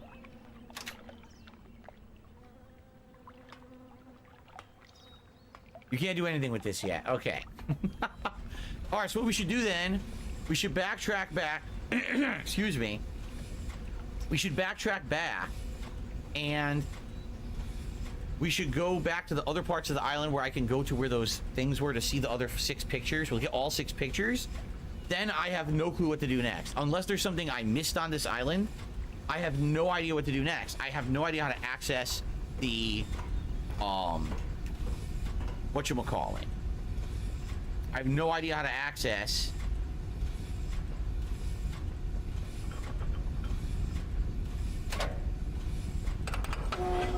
the Fisher access point from this island.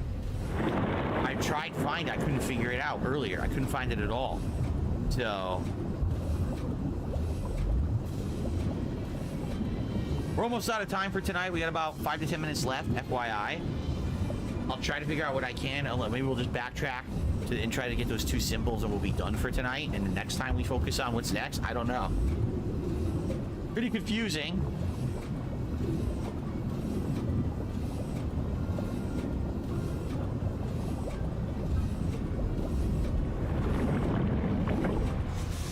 There is something I missed on the island.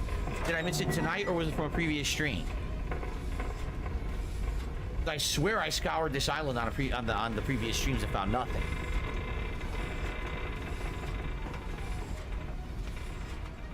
So this is all open. What I want to do is if we go back this way. Look, Mr. Pun, what's more important? I missed it? Oh, okay. So me lying about watching the night stream, or me getting watermelon? Wait a minute. This is I gotta finish the watermelon. It's gonna go bad soon. It's already getting that very dark red coloration indicating that it has been out for a minute. Yes, this way. I must consume the remainder of the watermelon. Big up, Scoon. I go all the way back this way. We can go to Kyun Goon. Yeah, see, we haven't figured yes, I'm a big liar. Everybody knows that. We do have. Don't you know every content creator lies? This way now to go back to the beginning because we now have this fish head Could open. make the argument that every human lies. Lying is a part of life, as you must know. I want to go back for the other symbols that I missed. Put anything in the world for us to watch while you eat your watermelon, but you choose the guy. That's a good point. Big ups, I wear kid admittance. I'm good at lying. You liar, you. Yeah, that's true. You know, I mean, look, I put him on thinking, hey, maybe he's doing something funny. Sadly, he's not doing anything amusing. Oh, this is it right here. Let's see here. What is that? I've made the brutal mistake of trusting Phil to be amusing. I don't know what the hell that's supposed to be. Wait, let's poll the chat. Do you want internet drama bullshit or true crime? What is it supposed to be? We might just end up doing both categories. Yeah, we haven't done true crime in forever. That's a whale? Oh, is this the this is the fish. This is the big fish we met today. Okay.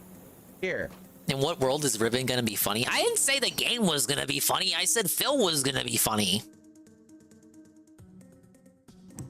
Yeah, exactly, Toastman. Can't spell life without the lie. Get that. This is the big fish we met today. Mr. Pun! Derek, all right, I'll see you tomorrow. Okay, bye, Derek. Okay. Bye, Derek. See, even Derek wants to get out. Okay, sadly, Mr. Pun. One more to take a picture of. And then we can go back, and I think... We'll see you in 500 seconds, Mr. Pun. Notice? You looked above that fish head? Yeah, fuck it, we'll do both. There was a path up, and I think we missed it. I think maybe we could do something with that elevator and actually exit higher up and get higher up, and that's how we solved that other puzzle. We have to go to the one more one of these. I think it's right down here. Okay.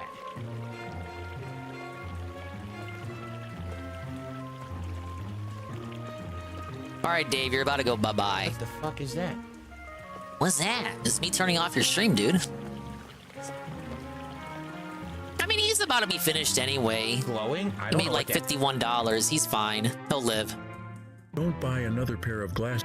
Ah, yes. Don't buy any glasses. Now, I have to watch it this way because it's one of those, it's one of those classic, embedding disabled and you gotta sign in to confirm your age and all that. That's not really how it works the way I display videos through the browser source. So I'm kind of fucked and felted on that. So we gotta watch the ads.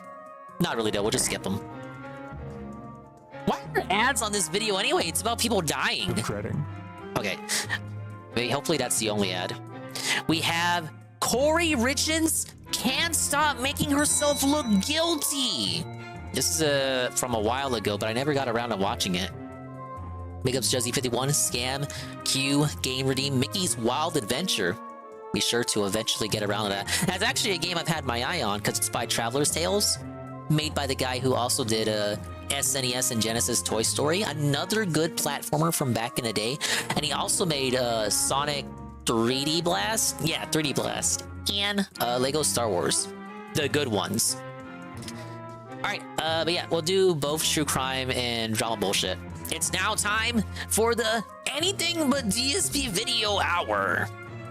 Welcome back to another episode of Dreading, or if this is your first time here, welcome. That said, if this is your first time here, this video should not be the first you consume on this channel, as it is the third part of our ongoing coverage into the Corey I need to Richens do case. 25 floors of Polter Pop. If you've never heard of this case before, we will briefly summarize all relevant details, but I recommend pausing this video and watching the two previous, which I will leave in the description box down below. The amount of detail within both videos is illuminating and will help you better contextualize this one. More specifically, the second video, in which we read out the witness tampering letters that Corey sent to her family, as well as the transcripts of her phone communications, I'll eat my are watermelon. eye-opening as to the type of person we are talking about. It would seem that Corey genuinely believes that she is the smartest person in every room that she's in, and all she needs to do to get out of prison is to be put she in looks like a charge smart of her own egg. defense, despite the fact that everything she says is complete and utter nonsense. She has lied about the smallest, seemingly most innocuous details, and seems entirely unable to It's understand obviously another why federal people don't conspiracy believe like her with after those Furcada. lies are displayed. For those of you who are unaware or simply need a small refresher, Corey Richens is the Utah mother of 3 whose husband was found dead of a fentanyl overdose nearly 2 years ago. Eric Richens died on March 3rd, 2022, after consuming 5 times the lethal amount of the narcotic. And while friends and family were shocked at his passing, his wife wasn't. She informed the police that Eric had a secret shame, that being his illicit drug use, and that he had successfully hidden look it at her from face. everyone, I'm fucking save for surrounded her. by She went nutnicks, into man. explicit detail about how Eric had fallen into drug use, how he would hide it from friends and family, and how she was often left in the lurch to cover for him. All in all, she presented herself as the perfect wife and mother, whose life had just been upended by tragedy. But obviously, as we are reporting on this case, that wasn't true. When the police arrived on the scene, Okay, I gotta they look were for the quick to puppies. notice that the crime scene did not make sense. Eric had died alone, in the bed he shared with his wife, but there was absolutely no evidence of the crime. It should go without saying that in the case of an accidental overdose, where the subject has taken the drugs themselves without any outside interference, they do not clean up the evidence of their drug use before they die. Depending on the type of fentanyl that is taken, it can take upwards Maybe of he 30 came back minutes from to the work. dead after But he given the died. absurdly large dose that Eric had taken, he likely would have been incapacitated immediately, which would make him wholly unable to clean up after himself. The fact that there were no drugs found near him or on his person alerted the police that something more had occurred in the Richens home. When Corey was asked if she cleaned up the scene after discovering her husband's body, she said no. They asked no, Corey for stupid. more I information love my about husband. her husband's drug use, and she was incredibly eager to provide it to them. Police reports would describe her as being almost excited to talk negatively about her deceased husband. She told women, detectives right? that while she didn't know exactly where Eric got the drugs, that he often went to Mexico for work and would always come back with new pills to try, despite Corey stating that she didn't know much about Eric's drug use and was entirely disapproving of it. She seemed to know more than everyone else did in his life. Co-workers, friends, and those he had traveled with all stated they had never seen Eric use drugs, beyond THC gummies he used to help him sleep. The police went through his phone and financial records to affirm Corey's story, but again, they found no evidence of drug use. All of Eric's finances were perfectly accounted for and above board. There were no hidden text messages with previously unknown acquaintances that indicated he had ever attempted to procure drugs, and there was no one in his life, save for Corey, who believed he could have hidden a drug problem. However, his friends and family did say there was an issue in his life that he was having a hard time with, and that was Corey. For about 2 years prior to Eric's death, he had opened up to friends and Holy shit, dude. Did you hear that? They were like, yeah. The dude was like, do you have problems in your life? He'd like, yeah, my fucking bitch wife. drugs, and there was no one in his life, save for Corey, who believed he could have hidden a drug problem. However, his friends and family did say there was an issue in his life that he was having a hard time with, and that was Corey. Okay, well, the family said she was the issue. He had opened up to friends and family members about how his relationship was devolving. Eric was described by all except Corey as a family man, through and through, who gave a significant amount of time to those around him. He coached his son's soccer, basketball, and baseball teams, and spent most of his time outside of work helping his dad work his ranch. Prior to meeting Corey, Eric had co-founded C&E Stone Masonry, which focused mainly on providing intricate high-end stonework for their clients. The masonry was massively successful, with Eric bringing in millions in income. But Eric's career success was not reflected in the family's finances, as Corey had begun pilfering money from her husband's accounts. According to Corey's texts and emails, when she got married, she rebelled against the notion of being a stay-at-home wife and mother. She was a no, I'm not gonna stay at home. To supplement a family's income and had the business acumen to do so. She described Eric's work as being lowbrow compared to her own,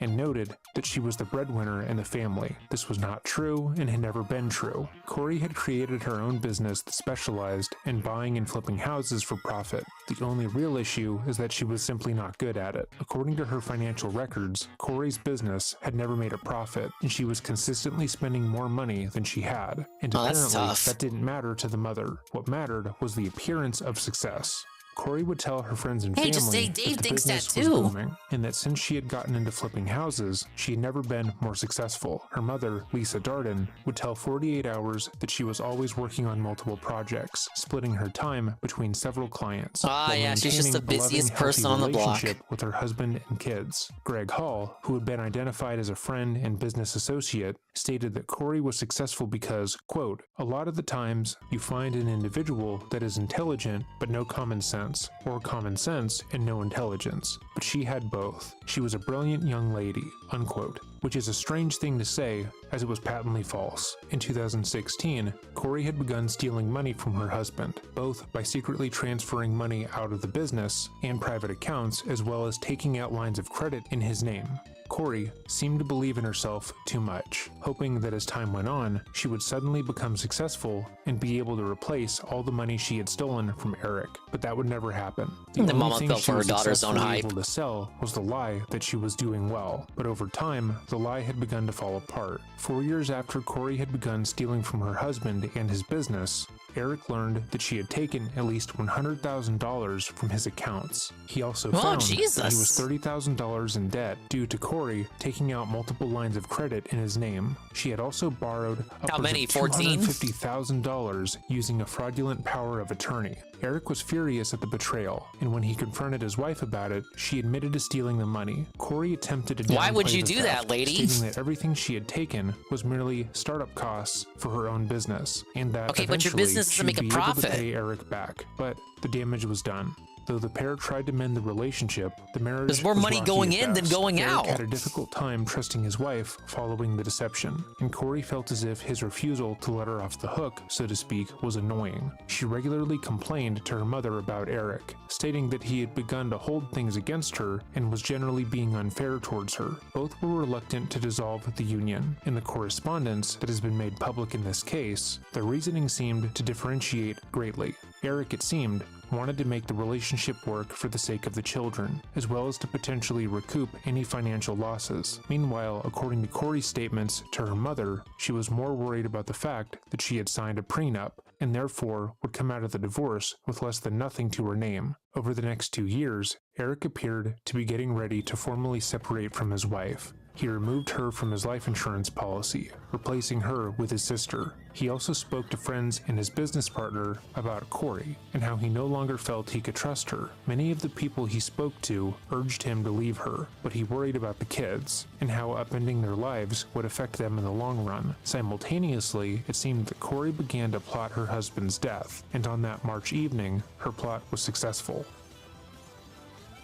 On March 25, 2024, over 2 years after Eric's demise, the prosecution in this case released a 14-page document which summarizes their case against Corey. This document provides a more complete look at the case against Corey, and how, at this point, it seemed impossible for anyone else to have been responsible for her husband's death. It also indicates that her family members, notably her mother, Lisa Darden, might have been more involved with the murder than previously thought. Before we go over this document, 2 things are important to note. Firstly, Corey is still considered innocent in the eyes of the law. Because this case has not been tried, and Corey is yet to plead her case to the court, she is innocent until proven guilty. Although, when we go over how robust the case is against her, that might be hard to keep in mind. Secondly, it's important to consider Corey's side of the story. That being that Eric did all of this to himself, and is intent on making her look bad even after death. In the Walk the Dog letter, I think he means consider it from in the sense that consider how regarded it'll sound. The sentiment that Eric was a secret drug addict and wanted her to go down for his murder. This, of course, implies that Luigi his getting a divorce was not accidental and he died in order to frame her for his murder. But never mind that. Because he As you died. read over this document and expand on its points, remember that the one You can't get a argument that divorce she if has you're made thus dead. far is that Eric did this to himself. What's and going on, man? orchestrating We're her watching true reputational crime while I do downfall some from the great Scarescraper. beyond.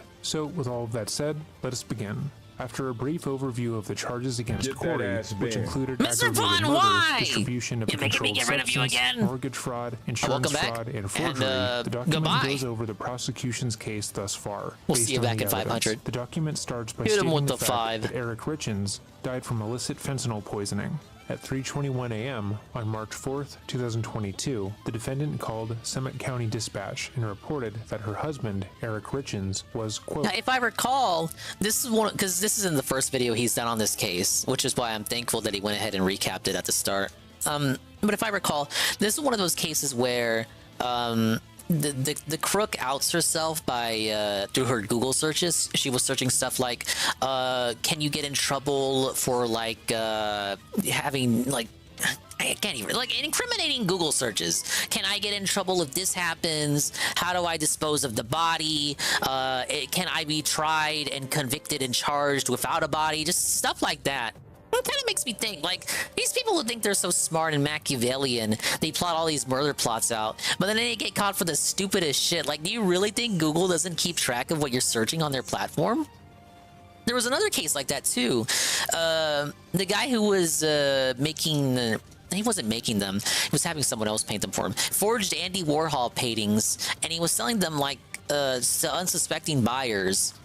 That guy killed his wife because I think she had found out about his plot or something. Or she was getting in his hair and shit. She was also just generally annoying, but he killed her. And then when disposing the body, he had like the kid's iPad and was doing all these searches like, oh, can you get charged without a body being found? How do you dismember a body part? Best place to dispose of a body. Best place to dispose of a body, ... If you really need to. And it's like, how fucking stupid do you have to be? You really think you're gonna actually get, like, do they think Google is all AI? Like the results are just all automatic and AI generated to the point that you're just gonna get like an, you know, like how sometimes you'll Google stuff now and you get like the AI response, the passage at the top before you get the actual search results, trying to give you the answer so that you don't even have to go to a website for the answer. Does he think like that'll happen? Ah, yes. If you acquire a hacksaw and you use it in this certain method, you will be able to dismember the body very easily, and cleanup will be very easily. You'll get no blood all over your body at all whatsoever. There were fucking questions. He was typing shit like, how to clean blood off the floor. No, this was the funniest one. Can you use baking soda to make a body smell better, like a dead body? Can you stop decomposition with baking soda? Like, what the fuck? And he was like a really rich guy. He was like he didn't have as much money as he claimed, but he was like a playboy kind of fella. where he was like he was living the life, but he didn't really have the life. He LARPed, like he said his big Hollywood mansion was actually his big Hollywood mansion that he said he owned was actually owned by his mother. So he was living the life, but the life was not actually his to live. So he had the money, he just didn't have this. He really didn't have the brains. He really thought Google wouldn't like give his search results away. You think he even deleted his history after making all those searches too? It's like he had to. It's weird because you have like half a mind to it. You have like the brains to not use your personal computer to do those Google searches, but he uses his son's iPad. So like you're smart enough to not use your personal computer because you think there might be traces of your Google search results in your personal computer if you do it from your personal computer. So you're smart enough to understand that, but you still use another device that's connected to your household, the son's iPad. So it's like it's like why? Why? Go to a library at least, or something. I don't know. Well, no. Even then, the library surveillance footage would give you away too. Just don't do it. I don't know. Maybe do the search results 5 years, literally 5 entire years before you carry out the plot to murder someone. It'd be like as far away as possible. Yeah, it has to be as far removed away as possible from the date that it's gonna happen, right? Because that's what draws the suspicion. If you do search results literally the week of the person disappearing or the body being found, it's like at least have some tact to it. Look at me telling you how to kill someone and get away with it. I'm just saying. It's like people are they think they're so smart, but in reality, they're quite dented. And this lady was the same way. Her search results were... So the story was that she drugged the husband and wanted to make it look like he had overdosed. So her search results were related to that. It's like how to make it look like someone overdosed when in reality that was not the case. And it's like the idea that you would actually even get that search result off of Google anyway. Like there's gonna be some website or a Reddit thread. It's gonna pull up a Reddit thread telling you exactly how to do that, how to stage a fake murder, how to clean blood off the floor, how to use a hacksaw to dismember body parts. You think you're gonna find that on Google? Like actually, maybe off some sort of deranged, demented site on like results of page 10 or something. But like to have that on the top page, you don't think they get immediately dinged for you looking that shit up either? Like how you type on how you Google search I wanna off myself, and then automatically you get a direct result of the National Sewer Slide Hotline. You think they don't get a similar ding if you look up anything actually suspicious, like, oh, how to kill someone, how to hire a hitman? You think that doesn't trigger anything over at Google? How can you be like 3/5 of the way there, but not all the way there? Oh, there's no way they search my search. They say my search results, guys. The murder is sponsored by NordVPN. Ah, yes. Our perfect crime. Yeah, exactly. They really think shit like that is really out there. It's like to have it out there, to have like a result like that out there without going, I don't know, to the dark web or something. You would have to have someone actually put that shit up and have it not get taken down by the moderation team of those sites. So like Reddit, right? You would have to have, imagine how to dismember someone with a hacksaw. Like there's like a detailed thread about that on Reddit. So to have that be a search result on Google, you would have to have Reddit mods just let that stay up and never be deleted in order for that to be one of the results that come up when you Google that. But what's the likelihood of that even happening? It's like it's why I don't know. I think they think like the results on Google are the results are all by machine. Like I don't know. It's like the old days where you type a prompt into like those big old bulky computers and you just get a response. Like the old cartoonish depictions of computers, of them being these massive hulking machines. Like, oh, type this into computer and then you get response, like cause and effect. So maybe they think of it like that, where it's like no matter what you type into Google, you'll get like an answer because it's Google. But that shit is still like, the answers are still provided by humans, for the most part. You can only have an answer like that up if a human decides to answer that. But who would answer that? And if they did answer it, it's not going to stay up for long because it's going to get caught by the moderation team. But that's my thoughts on that. It's just stupid. They think like Google is just gonna have an answer for everything because it's Google, and they think it's like automated or AI or just like mechanical. Like, oh, if I just tell Google how to kill someone, Google's gonna tell me how to kill someone. And no way Google Corporation will save that information and use it to felt me later when I kill my husband and have him over. I try to make it look like he overdosed when in reality he didn't. Seems self-explanatory, TBH. Take the saw and use it. I'm just saying, Carl, that was one of the reported search results. That dude was like clueless. The one about baking soda was pretty good though.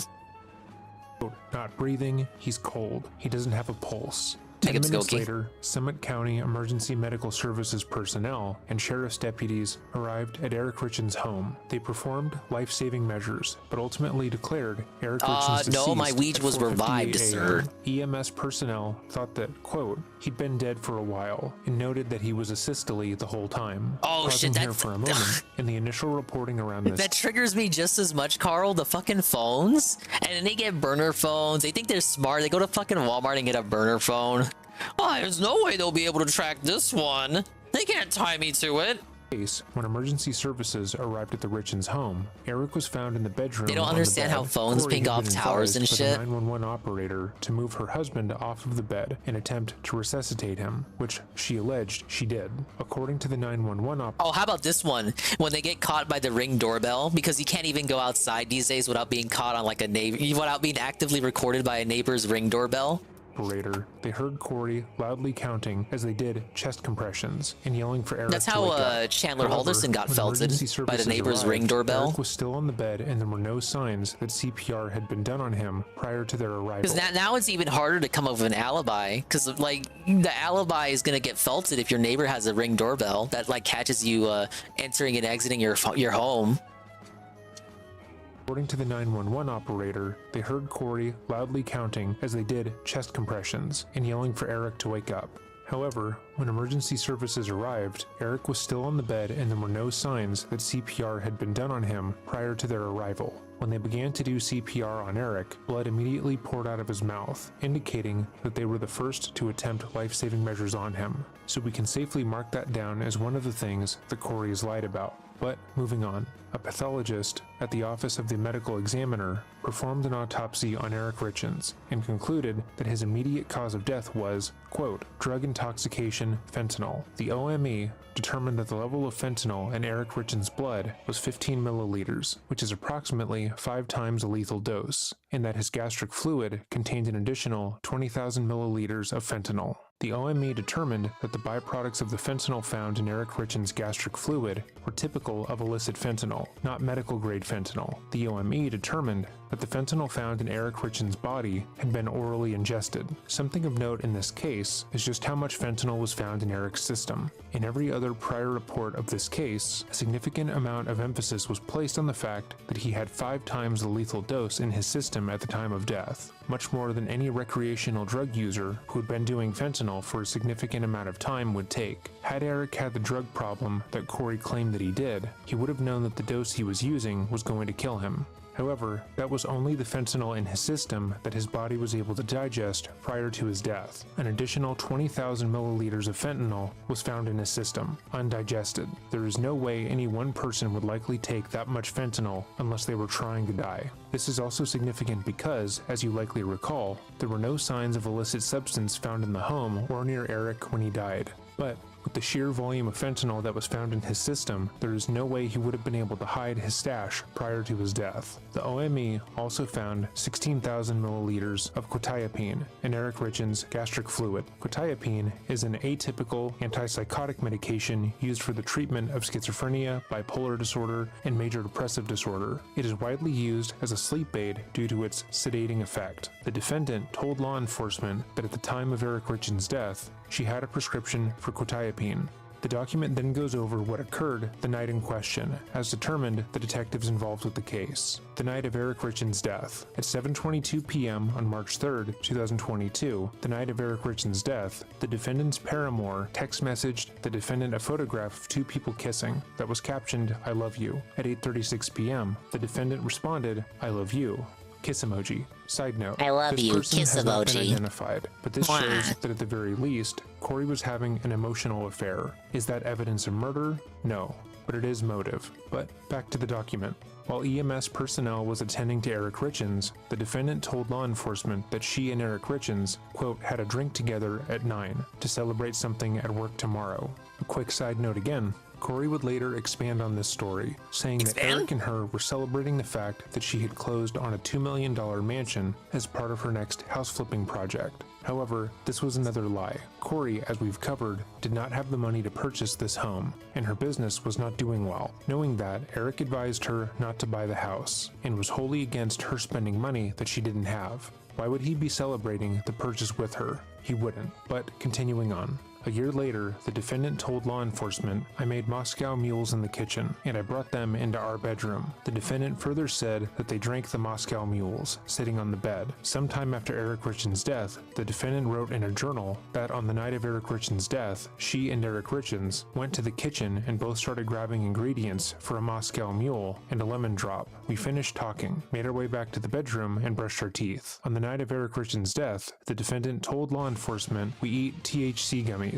Sometimes Eric will eat a gummy before he goes to bed. He didn't. It didn't seem like he did though. A year after Eric Richins' death, the defendant told law enforcement that she saw Eric Richins take a THC gummy in the bedroom after drinking the Moscow Mule. The defendant then clarified, I didn't actually see him take it, he told me he took it. And then, quote, he had to have taken it while I was making the drinks. So a quick side note again, that's about 5 different, albeit similar stories. Corey changes the details of each story every time she tells it, which is something we often encounter when somebody is lying about a situation. If you are genuinely recalling an event, maybe you embellish some details. I just can't believe he didn't share the fentanyl with her. The facts of the story do not change. But Corey isn't telling you this story at a party to entertain her friends. She's informing police what happened on what should have been the most traumatic night of her life. The details matter and should not be changed. But she changes the details ever so slightly. First, they are in the living room, then they are in the bedroom, then they are in the kitchen.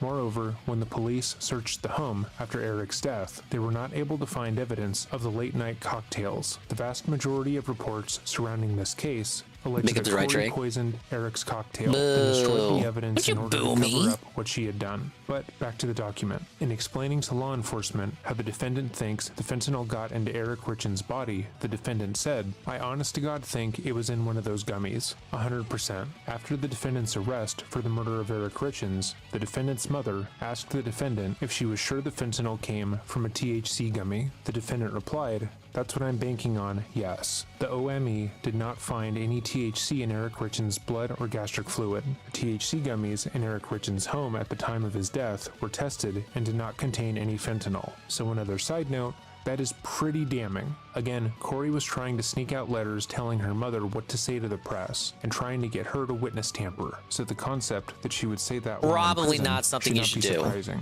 But after reading through all the correspondence she has sent out since being in prison, you gotta give subs Corey to Boo. clearly thinks she's I very agree, smart, Jesse. but all the facts indicate otherwise. No, they cost She's constantly more. making herself look as guilty as humanly possible, while acting as if the thought is ludicrous. Moreover, the very concept that a THC gummy meant for helping people sleep would contain 5 times the you may beat this before me beating Metro. I got one more mansion to do, so I imagine we'll beat it next session. Eric was taking, we know just unlocking stuff I gotta unlock online. This was a brand that he bought either at a dispensary or online. It's an established business, which would not lace their product with over 5 times the lethal limit of fentanyl. This whole thing is beyond ridiculous because it's so impractical. No company that has thousands of dollars worth of fentanyl would just give it out like that, especially not in a way that could lead to them being found liable for murder. But back to the document. The defendant told law enforcement that she went to bed with Eric Richins in the bedroom at approximately 9:30 to 9:45 p.m. He doesn't even play on March Tekken 3rd, anymore, I don't think. 2022, and shortly thereafter went to one of their children's bedrooms to sleep with the child because the child was having nightmares. The defendant said she awoke in the child's bedroom at approximately 3 a.m. on March 4th, 2022, and returned directly to the bedroom. The defendant said she was asleep in the child's bedroom the entire time. That's what they all say. The defendant told law enforcement that when she left the bedroom at approximately 9:30 to 9:45 to go to the child's bedroom, She left her cell phone plugged in next to her bed and did not take it to the child's room. The defendant told law enforcement that upon returning to the bedroom, she felt Eric Richins and he was cold to the touch and not breathing, and she immediately called 911. Summit County Dispatch received her 911 call at 3:21 a.m. on March 4th, 2022. Forensic analysis of the defendant's cell phone shows that it was unlocked 6 times between 3:06 a.m. on March 4th, 2022, and 15 minutes later at 3:21 a.m. when the defendant called 911. This analysis shows that in the 13 minutes between 3:08 a.m. and 3:21 a.m., You swear the hateful defendant's slurs phone off or an stream? associated device traveled As long as they're not on stream. 378 feet. The defendant told law enforcement that she performed CPR on Eric Richins pursuant to the 911 dispatcher's instructions. The 911 recording captures the defendant counting as if she is performing chest compressions. The defendant told her best friend, "I pumped so damn hard, screaming at him to come back to life." The defendant wrote in her journal that she, quote, Oh wait, she began was trying to CPR resuscitate him. compressions until the EMT Never arrived. mind. They immediately took over. According to EMS personnel, dispatch says she was doing CPR, but the first on-scene fire guy said she wasn't. Alright, and then the document goes into what is widely believed to be the first attempt Corey made on Eric's life, which notably occurred on Valentine's Day 2022. The document continues. Eric Richins nearly died on Valentine's Day 2022. A certain diner in Camas, Utah opens daily at 7 a.m. At 8:53 a.m. on February 14th, 2022, the defendant placed a 1-minute phone call to the diner. The defendant's and Eric Richins' joint bank account statement shows a $41.29 purchase at the diner on this day. At 9:41 a.m., the defendant text messaged her paramour headed that way. At 9:49 a.m., the defendant text messaged him a screenshot of a navigation application on her cell phone. Navigation showing her current application. location on SR32 in Camas, and her projected arrival at an unknown destination at 10:49 a.m. At 11:09 a.m., Oh, it's the new Eric Ghost? Richins placed a 2-minute phone call It to is. the defendant. At 11:27 a.m., Eric Oh, Richins God. Oh, text God. Look at all these messaged ghosts. photograph to the Oh, defendant. no. That photograph has been deleted from both the defendant's and Eric Richins' phones. At 11:33 a.m., Eric Richins text messaged the defendant, Oh, he "I'm going teleported to lay me. down for a bit. If I don't start getting better, I'm going to head to the hospital." 1 minute later, the defendant responded, "Geez, is it that bad? Need me to come home? Go take a nap and call me when you're up." 5 minutes later, at 11:39 a.m., activity recorded on Eric Richins' phone and associated devices ceased. Activity did not resume until nearly 2 hours later at 1:32 p.m. At 1:43 p.m., Eric Richins text messaged the defendant and asked, "Are you home?" The defendant responded, "No, in Provo. Waiting for my cabinet installer guy. Are you home?" At 1:45 p.m., Eric Richins responded, "In the office. I've been sleeping out here." Eric Richins' office was located in a freestanding structure behind his home. At 1:59 p.m., Eric Richins called Witness 1, a close friend, and reported, "You almost lost me." Eric Richins told Witness 1 that the defendant had left him a sandwich and a note in What, front am I of the getting a seat fake of his hitbox truck, to play that he went Smash to the on? house with the sandwich, had one bite never? of the sandwich, and broke out into hives. Why does it have to be a Eric fake Richins one? said that he The then real injected ones get himself felted? with his son's EpiPen that was on the counter, drank a I already bottle of played Benadryl, terribly with the and Pro went to sleep. controller. Eric Richins told I need to Witness play 1 terribly that with he a almost hitbox. died. I Witness can't even 1 play with a could hear the GameCube fear in controller. Eric Richins' voice and tell that Eric Richins was scared. At 2:11 p.m., Thank you, Eric Goki. Richins called They're Witness back, 2, so, another get your close fill. friend, and reported, "I think my wife tried to poison me." Eric Richins told Witness 2 Real ones that are the damn. Are you defendant had calling me left a him his broke favorite bum? sandwich from the diner You may be right. along with a note. He said You that may he be- ate some of you the may be on the sandwich, money got there. sick, and blacked out. Eric Richins told I gotta Witness save 2 up that and he felt budget like he was money, going man, to die. for all Witness 2 these was struck by the hot tone of new Eric releases. Richins' voice and said Eric Richins seemed different, down, and somber. Pausing for a moment I gotta to beg point for more out the tier two 3s. significant That's things what I in the gotta do. story. I The gotta put first on a being hat. that according to the text messages, Corey was already in another romantic relationship. Not only that, but immediately before both attempts on Eric's life, she had sent a romantic message to the person she was having an affair called with. being While cost that isn't effective. direct That's evidence fair. that she attempted to murder Okay, her well, I wouldn't husband, need a real it hitbox demonstrates if I don't really motive. plan to play on Secondly, Smash like Eric that, was right? incredibly quick to tell others about what had happened and who he thought was behind it. While he didn't have any concrete evidence that his wife tried to take his life, he wanted some kind of record of what had happened to him.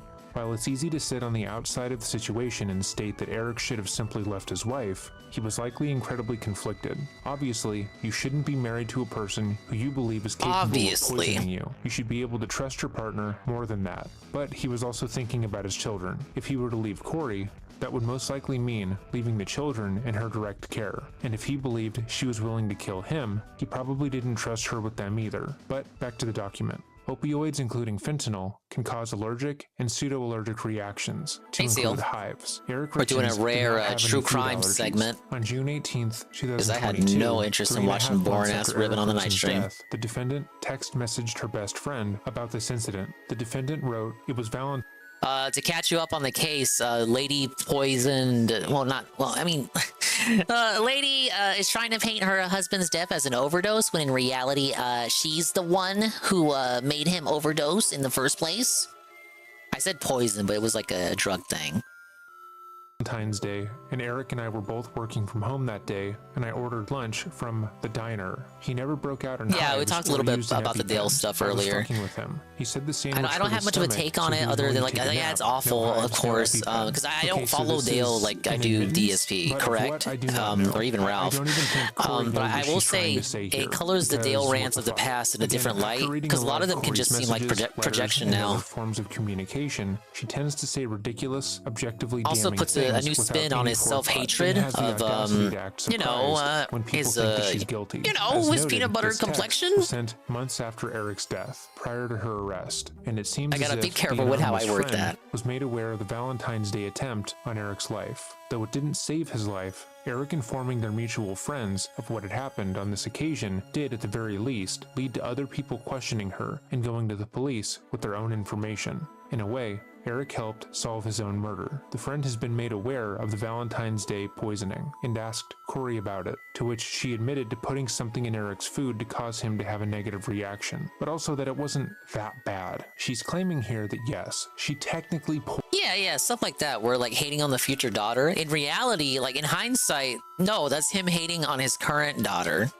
Aware of the Valentine's Day attempt on Eric's life. Though it didn't save his life, Eric informing their mutual friends of what had happened on this occasion did, at the very least, lead to other people questioning her and going to the police with their own information. In a way, Eric helped solve his own murder. The friend has been made aware of the Valentine's Day poisoning and asked Corey about it, to which she admitted to putting something in Eric's food to cause him to have a negative reaction, but also that it wasn't that bad. She's claiming here that yes, she technically poisoned him, but yes, I did poison my husband on Valentine's Day of all days, but it wasn't that bad. We just had a disagreement.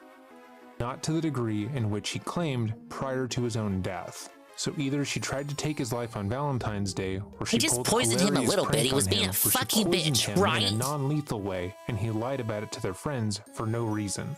Oh, and less than a month later, he would die in a similar manner. But trust her, they are completely unrelated, and it was all his fault somehow. But the document continues. On August 22nd, 2000. Yeah, like that's a bit curious, right? So she tries to poison the husband on Valentine's Day with the food. That fails. Literally like a month later, he passes away due to an alleged drug overdose on fentanyl.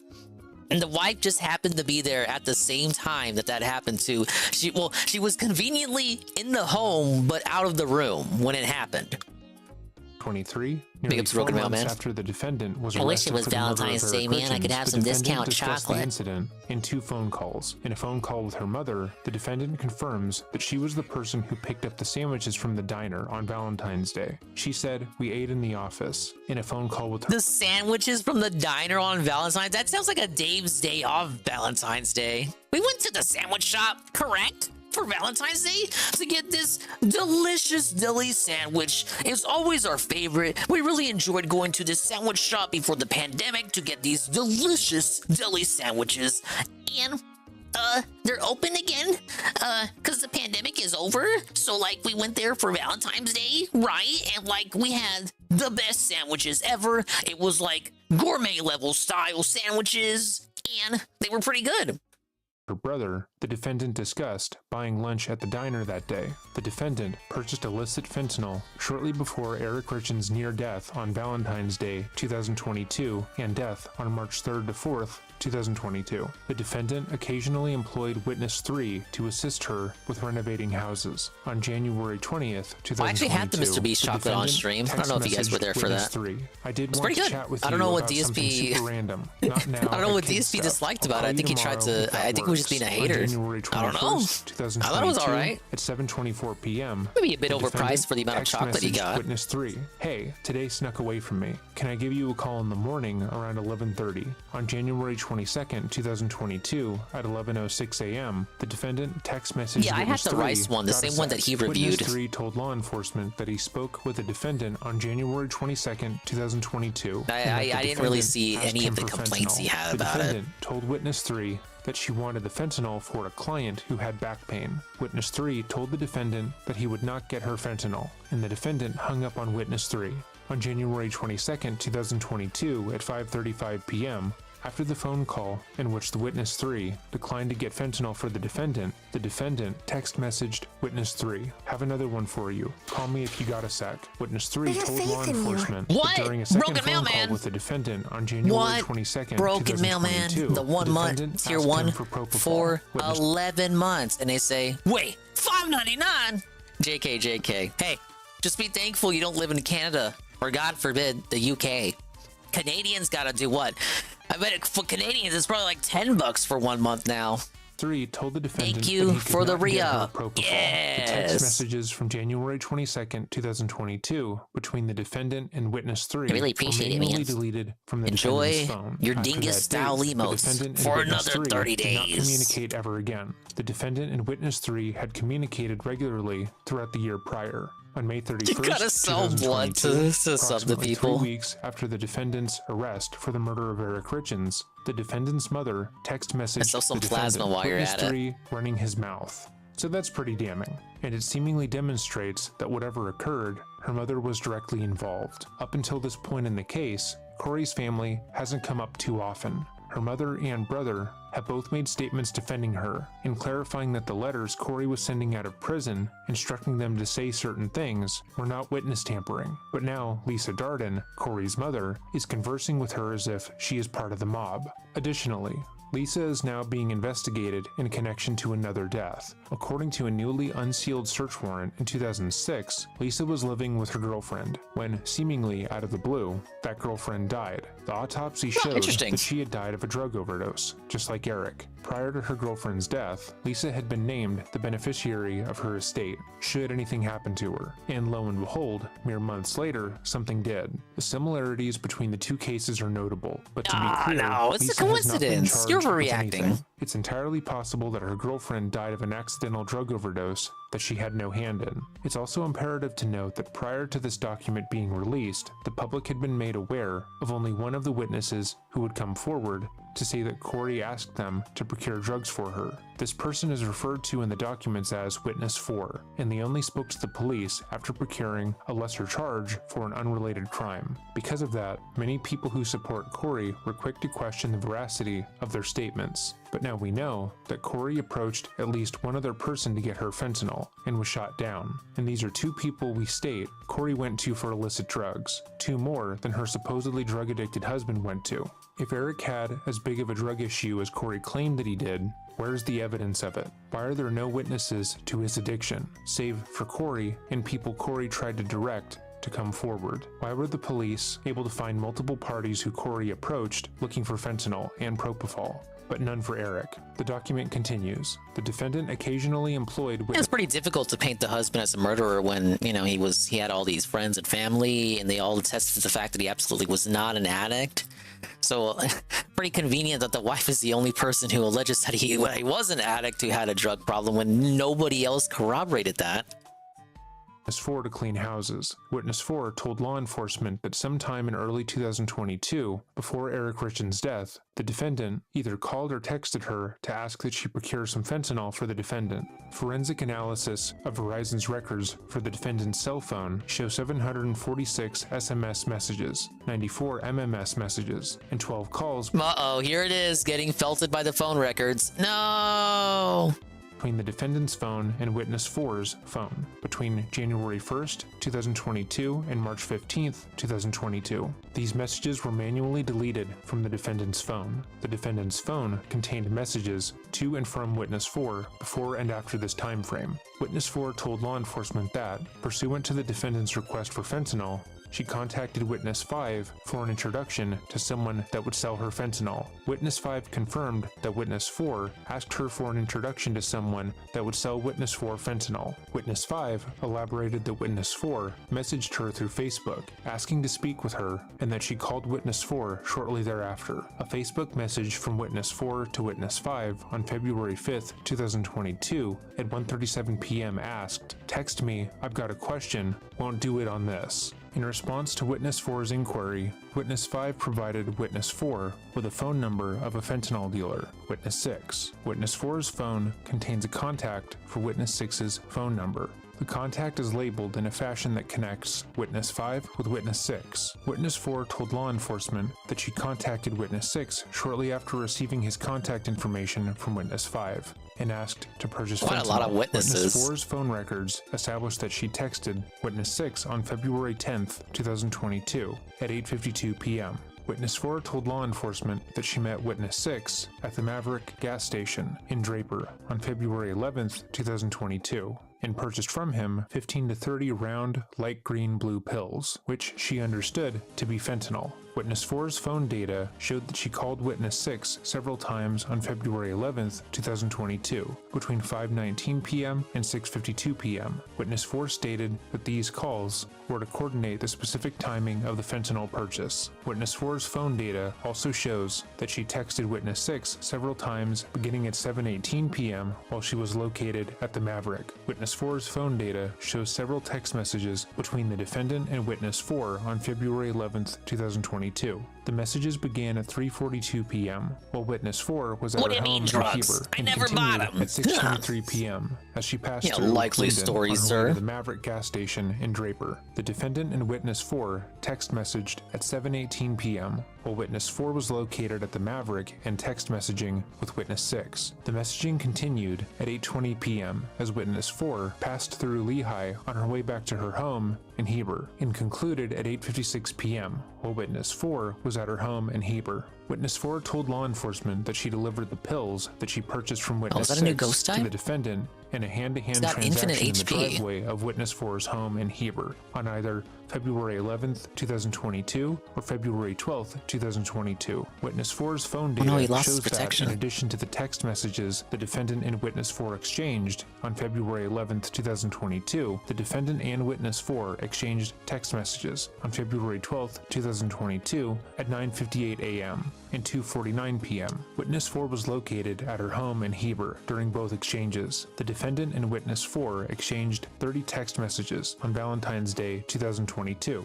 Witness 4 told law enforcement that in late February of 2022, the defendant told her that the fentanyl pills that she previously provided were not strong enough and asked that she procure some stronger fentanyl. Witness 4 initially stated that the defendant specifically asked for some of the Michael Jackson stuff during the second request for fentanyl, but subsequently conceded that the defendant may have referred to Michael Jackson during her earlier request for fentanyl. Michael Jackson died of propofol overdose. Another quick aside, while obviously all of this is incredibly damning, this portion is especially so. Prior to Valentine's Day, we had evidence of Corey obtaining fentanyl from the unnamed witnesses. Their records all align and match, and there is no discernible I don't way want for any them of to what have Michael faked this Jackson's evidence. having. So we can accurately state that Corey procured fentanyl before Eric was poisoned on Valentine's Day. However, after that attempt on his life fails, she reaches back out to the witnesses and tells them directly that the drugs they gave her were not strong enough. There is no rational explanation for this. Back to the document. On February 26, 2022, Witness 4 sent Witness 5 a Facebook message asking that Witness 5 again Let me provide know if her you with change your Witness mind. 6's Yeah, phone yeah, number. I'll Later get that right same down day, to that, Witness 4 officer. contacted Witness 6 and arranged to purchase additional fentanyl at the same Maverick gas station. Oh, God, I gotta Draper. find 4 Witness dogs 4's now? phone data shows that on February 26, What the dog doing? 2022, beginning at 2:25 p.m., the defendant and Witness 4 exchanged several text messages. They continued to exchange text messages between 5:01 p.m. and 10:22 p.m. as Witness 4 traveled from her home in Heber to the Maverick gas station in Draper and back to her home in Heber. Witness 4's phone data also shows that she exchanged text messages with the defendant and Witness 6 while she was located at the Maverick. On May 8th, 2023, the defendant was arrested for the murder of Eric Richins and received a copy of the charging document and probable cause statement. The probable cause statement referred to Witness 4 by her initials and contained many of the facts presented above. I think they're gonna get into. So they mentioned earlier that she was trying to sneak out letters to coordinate her mother on how to talk to the police. Now, I hope they bring up in this part her excuse for that. It's pretty good. I'm not gonna spoil it. On a jail call that day with her mother and brother, the defendant said Eric asked I guess you could say which she thought she was a smooth criminal. It's pretty good, Carl. Witness 4 for pain pills. So another aside, Corey is trying to make a square peg fit into a round hole by changing her story. When she initially spoke to police, she said that she had nothing to do with Eric's drug use, that she was adamantly against it, and that it was the main source of their marital strife. She went further to allege that she was the only person in his life who knew about the issue, and that she was directly forbidden from talking to anyone else about it, hence why there was no evidence of him using anything more than weed gummies. Then, when it became clear that the police weren't simply taking her word for it, that he had a drug problem and wanted to find actual evidence, she tried to convince her brother to come forward and say that Eric had actually confided in him about his drug use. Not only that, but he had told him exactly where he purchased the drugs and why they weren't able to be found. She also asked him to throw in that Eric had tried to get her arrested when they flew across country lines. I think what's your favorite piece of news this week? But now when it's clear that the only probably the person Starfy games coming to Switch who can be connected to fentanyl is Corey. What did you want me to say? Boogie not She's dying? admitting that she did buy fentanyl for Yes, him, Boogie but being only because cancer he free made is her. the best Unlike the news other I heard lies all that week, she's told Knock. in this case, there is a rational reason why an innocent person would lie about this. Say you did not kill your husband, but you had gotten him the drugs he overdosed on. That's a crime. Buying drugs is illegal. Most people would not want to tell the police that they did that. However, it's the details that she adds to the lies that make her look guilty. It wasn't enough for Eric to die. She had to besmirch his memory by claiming he tried to use her as a drug mule. She went further to state that he was willing to put their children through hell just to hurt her, and that he repeatedly told her that he didn't care about her or the kids. All of the lies that she told were made to make her look as noble as possible while tarnishing his reputation. The document continues. Hey, one of these Internet jokers articles disconnected. and searches on the Come on, we got defendant's 8 phone. floors to go. The defendant used several cell phones, including burners. The cell phone that the defendant primarily used leading up to and shortly after Eric Richins' death indicates that a significant amount of information was manually deleted from it, particularly between January and mid-March 2022. Forensic analysis of one of the defendant's cell phones shows that by April 16, 2022, 3 days after law enforcement first informed the defendant that Eric Richins died of a fentanyl overdose, the defendant's cell phone was used to access website articles with the following titles, among others: Utah State Prison, Timpanogos Women's Facility, What Happens to Deleted Messages. Okay, this is the part. My whole segment, my whole rant on annoying criminals who get caught because they're so stupid, because they don't think Google saves the search results. I get entirely vindicated for ranting about that for like 10 minutes right now. First informed the defendant that Eric Richins died of a fentanyl overdose, the defendant's cell phone was used to access website articles with the following titles, among others: Utah State Prison, Timpanogos Women's Facility, What Happens to Deleted Messages, Cause of Death Usually Does Not Impact Life Insurance Payment, How Do Police Cause of death usually does not impact life insurance payment. No! Forensic analysts recover deleted data from phones and signs of being under federal investigation. Forensic analysis of that same cell phone shows that by June 6, 2022, the defendant's phone was used to conduct the following internet searches, among others: Can you delete Evertingov off an old iPhone? Women Utah Prison. Can cops, uncover deleted, messages iPhone? Can Yes, cops obviously. force you to do a lie detector test? If someone is poisoned, what does it go down on death certificate as? How long does life... If someone is poisoned, yes, what does it go down on the death certificate as? Insurance companies to Kento pay? And what is a lethal does of fentanyl? The remainder of the document goes over Corey's potential motive. God, her autocorrect is fucked. But she was trying to type out what is the lethal dosage of fentanyl?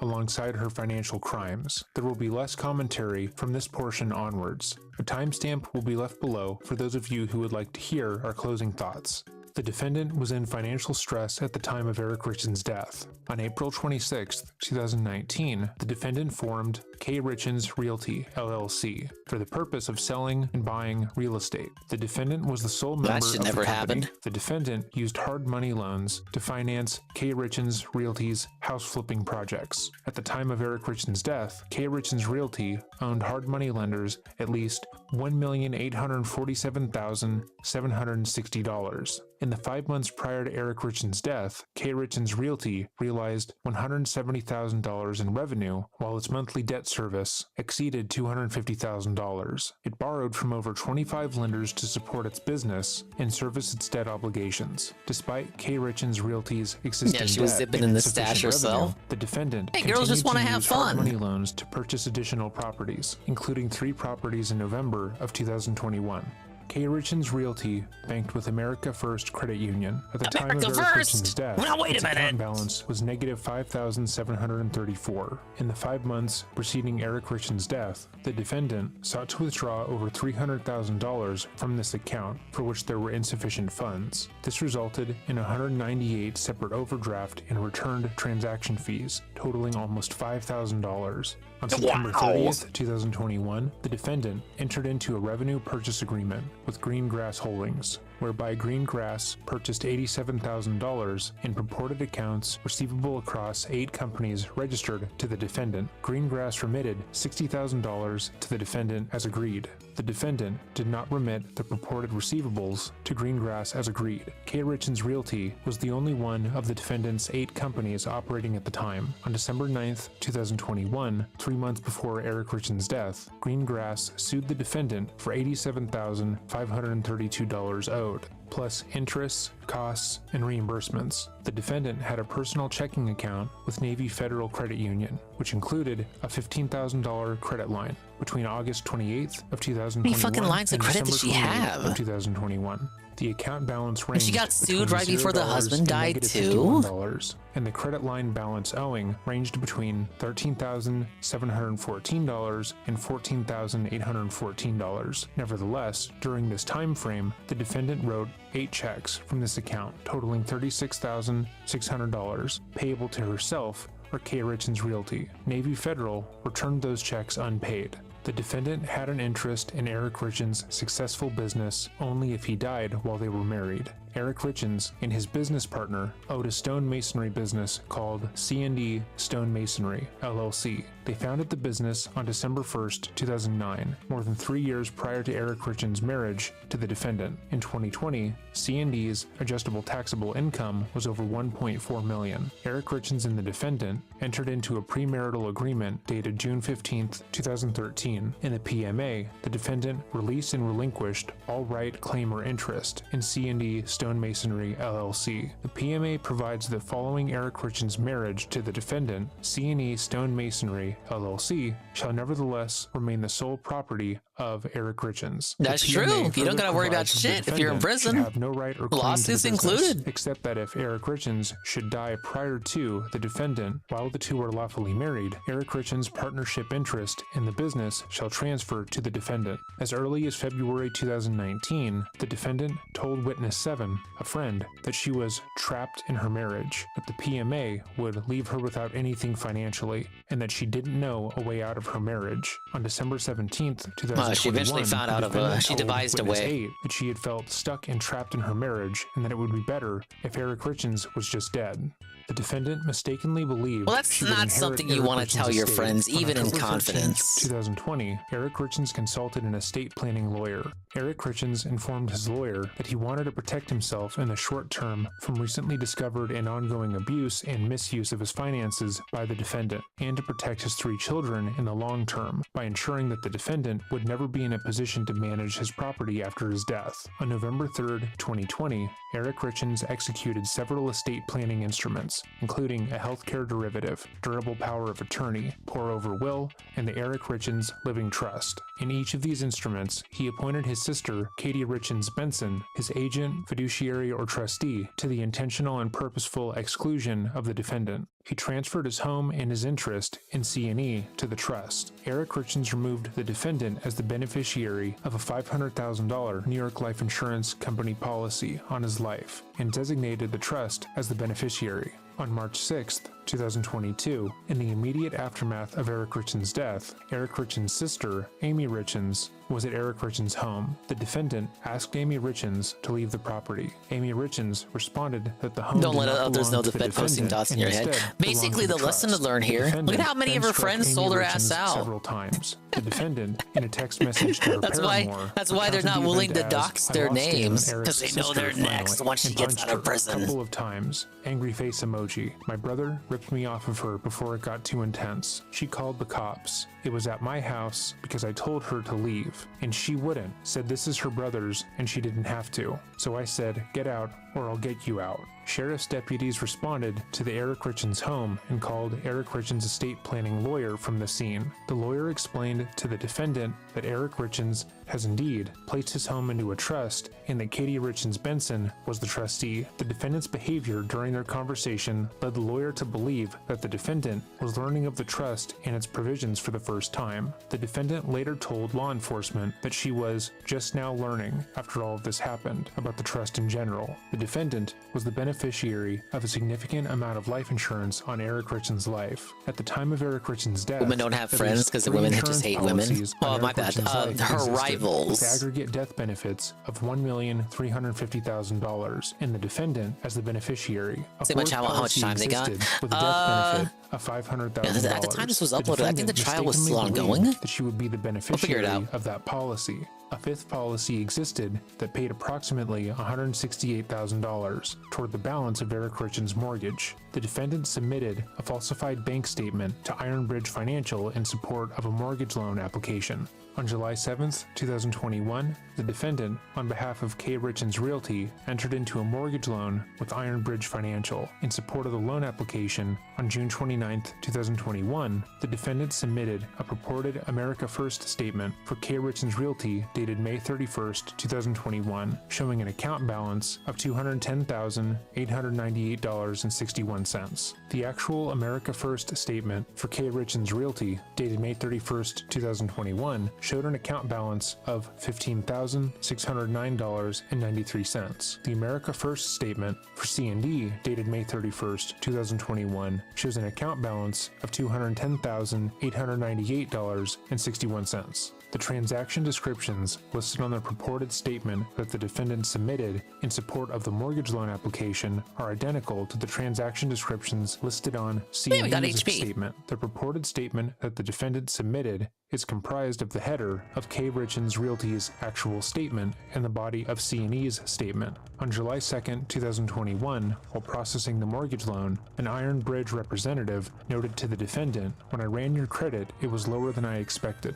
Looks like there are some delinquencies with regards to a few credit cards. I was just a bit surprised by that. I know you have delinquent a lot in of money payment in the on bank her to cover credit expenses." cards? 3 days Sound later, like someone the we know? defendant explained, "I recently learned about all of this as well, LOL. And then my husband tried to explain to me this was his doing a while ago. Lol, I also learned about this recently. Lol. In the process of separation for one of many reasons, but this is one of BTW them, was my to keep it husband, short not me. and sweet. LOL. It's been crazy to say the least. The defendant submitted a falsified bank statement to Boomerang Finance in support of a mortgage loan application. On August 4th, 2021, the defendant, on behalf of K. Richins Realty, entered into a mortgage loan with Boomerang Finance Subreit LLC. In support of the loan application on August 2nd, 2021, the defendant submitted the first page of a purported America First statement for K. Richins Realty, dated June 30th, 2021, showing an account balance of $702,831.96. The actual America First statement for K. Richins Realty dated June June 30th, I can't get over him saying 2021 America shows first. an account balance of $15,339.12. Look, I The would have America never First heard Dreading statement say for that. C&D, dated June 30th, Unless we lived in a 2021, timeline where shows Fuentes an actually account killed balance someone. of $702,831.96. The transaction descriptions listed on the purported statement that the defendant submitted in support of the mortgage loan application are identical to the transaction descriptions listed on C&D's statement.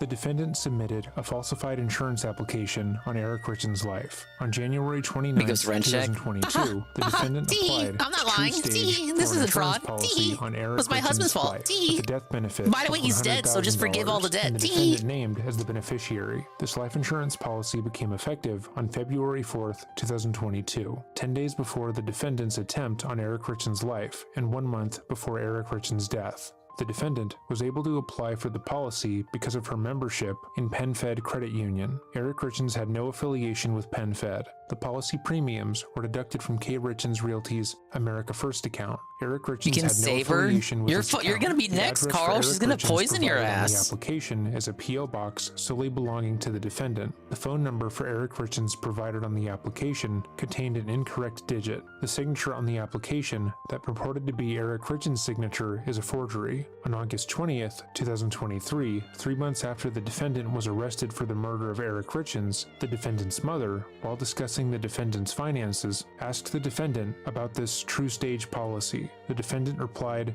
"Don't talk about that one." The defendant fraudulently claimed insurance benefits from Eric Richens' death. The defendant was the beneficiary that's just of gross, two insurance man. Why would you policies do on Eric that? Richens' life issued by TrueStage, with an aggregate death benefit of $350,000. One of the policies issued on May 12, 2017, and the other on February 4th, 2022, 1 month prior to Eric Richens' death. On April 28, 2022, the defendant submitted a claim against the policies. On June 7, 2022, TrueStage learned that Eric Richens' cause of death was drug intoxication fentanyl. On June 14, 2022, TrueStage left a voicemail with the defendant requesting a copy of any prescription Eric Richens had for the fentanyl. Later that same day, the defendant informed TrueStage that the fentanyl was not prescribed and that she didn't have any idea how Eric Richens obtained the fentanyl. The next day, June 15th, 2022, the defendant reiterated to TrueStage that she really did not know where Eric Richens obtained the fentanyl.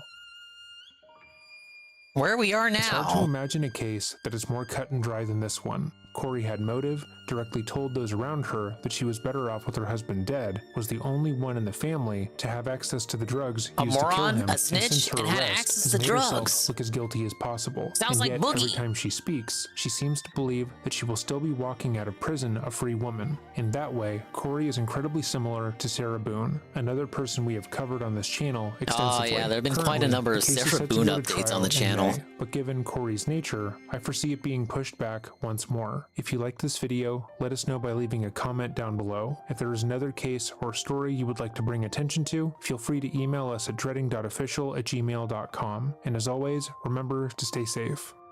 All right, so that video was 2 months old. So yeah, they're still in the middle of it. There's no conclusion to this yet. Good video, good video. I like the part where she felt it herself with all her Google searches. I said my piece on it. We'll leave it there. Let's go ahead and let's catch one more. The cure to any issue in your life is time. Think about where you were 10 years ago. We have when a narcissist falls or fails the case of Noema Graber. This one I heard is pretty sad. Maybe you were still in school, living at home with your parents, and your biggest Lovely source of soundtrack to the stress horrible is accounts, though. continuing to Yeah, get it's a good Xenoblade 3 grades, music. getting asked to a school dance, and what college you were going yes, to apply the to. Xenoblade Perhaps music. on one particular day, the biggest conflict in your life is the person you like appearing to have a crush on your friend, or you have decided to cut certain people out of your friend group because you don't like the way they talk to you. You spend the majority of your days studying and hanging out with friends. Hey, the but your ghosts have parents, watermelon like teachers, I and do. Counselors are all selling you on the dream of what you were going to do after high school. They keep repeating that these next few years are the most important years of your life, and that if you don't make the correct choices, you could be setting yourself up for failure. At the time, Big ups on the you kitty. feel like you are making the most important decisions of your life, and that if you don't make the right choice, pick the right college, or pick the best major, that you will fall behind in life and be left by the wayside. Every decision feels monumental and irreversible, yet at the same time, you feel completely free to be a kid. Now, just fast forward to a year Big ups later. on the All of puppy. those conflicts, issues, and decisions Speaking of puppy, will I seem just found one. unimportant. The very things that caused you to stress to the point of tears What? that kept you up Oh all my night god! without just Whoa! moments. You can Hold the phone! It's the William the Alchemist raid! Whoa! Big ups, Will. Raid with a party of one. Hello, William the Alchemist, that guy. Just got done playing Elden Ring. Elden Ringers, assemble! Let's give him a shout out here. Hope you enjoyed your stream. I hope it was very fun and meaningful. We're, wait, I have the shoutouts turned off. Let me, refresh that. Ah! One more. Try that one more time. What are we playing? What is this? What game is this? Rockio and Wolfette. Devil May Cry? No, I'm not supposed to go this way? Devil May... Why? Oh, the big door. Duh. Oh, the one everybody doesn't like. I hear Rocky. I can't do a face smack. No, Rocky, I Rocky, I be kinda quiet. did it there. Rocky, it's okay. It's okay, Rocky. It's okay, Rocky. Rocky. Oh, big ups on the Rocky clip. We're watching True Crime while I play some Luigi's Mansion 2. Our fourth teammate left the party, so I'm stuck with a 3-man group, but we seem to be doing all right. I'm looking for spooky ghost pups, and I'm sucking them up.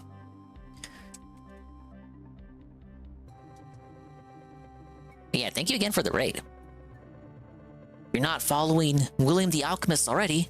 What the hell is the matter with you? Luigi's Mansion's multiplayer? Yeah. The new one that just came out, Luigi's Mansion 2, as well as Luigi's Mansion 3, both have online multiplayer. You do like randomized layouts, like so you got like a mansion of 25 floors, 10 floors, 5 floors. You choose which setup you want to do. Each floor is randomized, and you got different objectives for the modes you want to do. So one mode could be like capture all the ghosts. I'm doing the mode capture all the hidden dogs after you find the dogs, and there's another mode. It's like escape the floor. So there's a lot of obstacles, and then they go like find the exit and shit. But yeah, it's pretty fun. You unlock like an endless difficulty for doing the highest level tower. So that's what I'm doing at the moment. Hello? Trying to heal my curse, but it's not working. Oh, did we lose? I think we just lost. Godalman? Oh yeah, we were felted. Wait, another one left the team. No. Closing in on 500 followers. Oh shit. Yeah, indeed, Rooney. Go follow Will if you haven't already. Longer he does remember why you positive cut off alchemist certain style friends, content. So you start talking to them once again and have rekindled your friendship. You realize in your first semester of college, I'm 2 floors that you away don't from the like top the floor. colder climate, so you decide to transfer. A process It's that is very, annoying, very but fun completely to play manageable. multiplayer. You find It's that not you can something you drop would a consider major to ever be easily like, if oh, you that'd lose be kind of fun to interest, play. Picking up new ones that you feel more suited for. All of those life-changing, irreversible decisions, turns out they can be changed incredibly easily. No, but it's pretty- it's and no one pretty really great. minds. You find jobs that are high-paying, but don't need a college degree. In the world that you thought was foreign and strange becomes easier to navigate. All of those issues that once felt like life or death were anything but. And that same principle would have been true. Yeah, for we're doing a dreading 16-year-old catch-up Willard segment. Miller, I'm who quite had recently behind found on his out that he was uploads. It's doing been a poorly while in since his I've Spanish watched class. The some of his 16-year-old high school content. student had been planning on going on vacation with his family over the summer, but knew he wouldn't be able to go if he were in summer school. He was annoyed at the Oh, we prospect hate of summer missing school, his man. vacation, and more so annoyed at the fact that when he had met with his teacher to convince her to change his grade, she refused. As time went on, and the concept of losing his vacation became more real, Miller's stress turned into anger. Who did this teacher think she was? What made her think she could just take his vacation time away from him? Who was she to tell him no? Didn't she know how much he'd been looking forward to this trip? Why couldn't she just change the grade like he wanted? Why was she so intent on punishing him? Why didn't he just do summer For school 2 or some weeks, kind of credit Willard recovery? dwelled on his anger towards his Spanish Do teacher. people seem unaware this of how much about trivial like and stupid his failing feelings towards grades her in would summer be in a few school weeks' and the time. But it prospect was of because oh my those vacation? feelings he would choose to kill her. Welcome back to another episode of Dread. I don't know. I never got held back or had any issues like that because I was never a dummy. We're going to be covering the case. I never had to worry about that. All because she did her job. It just seems, I don't know, like the way it's described there, it seems kind of cartoonish, like something you'd see in like a, I don't know, a Cartoon Network show. Ah, my summer vacation. Oh, it's like shit you'd see in Recess. Oh, Mrs. Grunkle is taking away my summer vacation. It's like, but is it really that serious though? I guess if you're literally 12. Summer school was fun. I never had to go. I guess if you were a very social butterfly, it's just like, it's just more a fun time with your friends who are all equally as dumb as you. Properly. This video was requested. Yeah, summer school. I never saw summer school as being that serious. By over a dozen of our supporters. But yeah, I never went, so maybe requested by a person who maybe he would have actually liked summer school if he actually went to it instead of just crying about it. Noema in her life. With that in mind, it's our hope to cover this case as kindly and respectfully as possible. This video would not have been made possible without the footage provided by Law and Crime. They were in the courtroom for both sentencing hearings in this case, and they were an amazing resource. Those videos will be linked in the description box down below if you're interested in watching that footage without our commentary. But with all of that said, let us begin. Ah yes, There's a common refrain in true crime reporting when it comes to discussing victims of brutal crimes. That being statements like, they had no enemies, they were a pillar in the community, and everybody loved them. Usually, a bit unrealistic. When looking at a person's life, yes, literally everybody loved them and they had no enemies. Upset someone in their life, and truly how many pillars of the community can there be? However, when it comes to reporting on these stories, what you find is that most people who seek to remember the departed do it with love and respect. They don't hold on to any petty squabbles, and instead focus on the positives of who the person was. I say that now because all of what remains of Noema Graber is amazingly positive. Her life, as her friends and family she literally was a pillar of the community. In fact, I preferred summer school's method of going to school for half a day, focused entirely on one subject. Yeah, it worked a bit differently from how fall semesters would be, from what I recall from friends who attended. Yeah, the more focused way, just kind of like hyper-focusing what you consumed for the day. I assume for some students it'd be better for them. You know, sometimes they'd be overwhelmed or distracted by having to go to like 8 different periods all in one day. It's fucking crazy. I don't know how I did it back in the day. 8 different classes in a single day. How did I learn anything? How did I retain any information? It's kind of wild. Make up JC. Is this the Racist Anonymous meeting place? Oh no, that's 2 doors down. Remember her online is beautiful and deserves to be remembered that way specifically. Noema was a wonderful woman who lived an adventurous life, and there is no way to remember her other than only went because little Noct didn't like doing homework. I would always do homework in recess. On November 10th, 1954, to parents Noe Castillo Aguilar and Maria Concepcion Castillo. I don't want to work tomorrow. Can I be a famous full-time content creator yet? Flying to every corner of the globe and seeing the world as it truly was. She spent that time of the year where work is at its worst for me. She graduated from high school. I just want to chill, man, and play games. I don't know what you're talking about. Flight attendant. According to those who knew Noema, she loved her job. She spent 17 years working as a flight attendant for Mexicana Aviation before deciding to forge a new frontier and become one of the first female commercial airline pilots to fly you need to follow William the Alchemist to make his dreams of full-time content creation come true. Or else Rocky is gonna starve. Think about it. The relationship you wouldn't do that to Rocky, would you? Distance often kept them apart, but when they reconnected as adults, they realized that they were the one for each other. The duo was married October 4th, 1986. Shortly after their marriage, Noema and Paul would need to fabricate some will trauma so he could be famous. Where they would raise their 3 children. He had a couple of enemies back in the day. We just need to bring him back from the brink. Centered around her faith. Hey, can you guys go back to hating Will again? Was incredibly loving and involved in their children's lives, but also made time to pursue their own passions. Yeah, maybe you can fake cancer. I hear that's all the rage. To go back to school to pursue a degree or you can have like a secret child who you've had for over 10 years hidden that you pay child support for. Career path so late in life. But Noema was not discouraged. She is remembered by those around her as being one who enjoyed a challenge and going outside of the norm. After she got her degree, she began teaching Spanish at Ottumwa High School. She later moved to Fairfield High School, where she was remembered as a tough but fair teacher. Students and staff held her in high regard, as she was always available to help with an issue, but maintained that her students were smart enough to pass her classes. Maybe you can leave the camera on,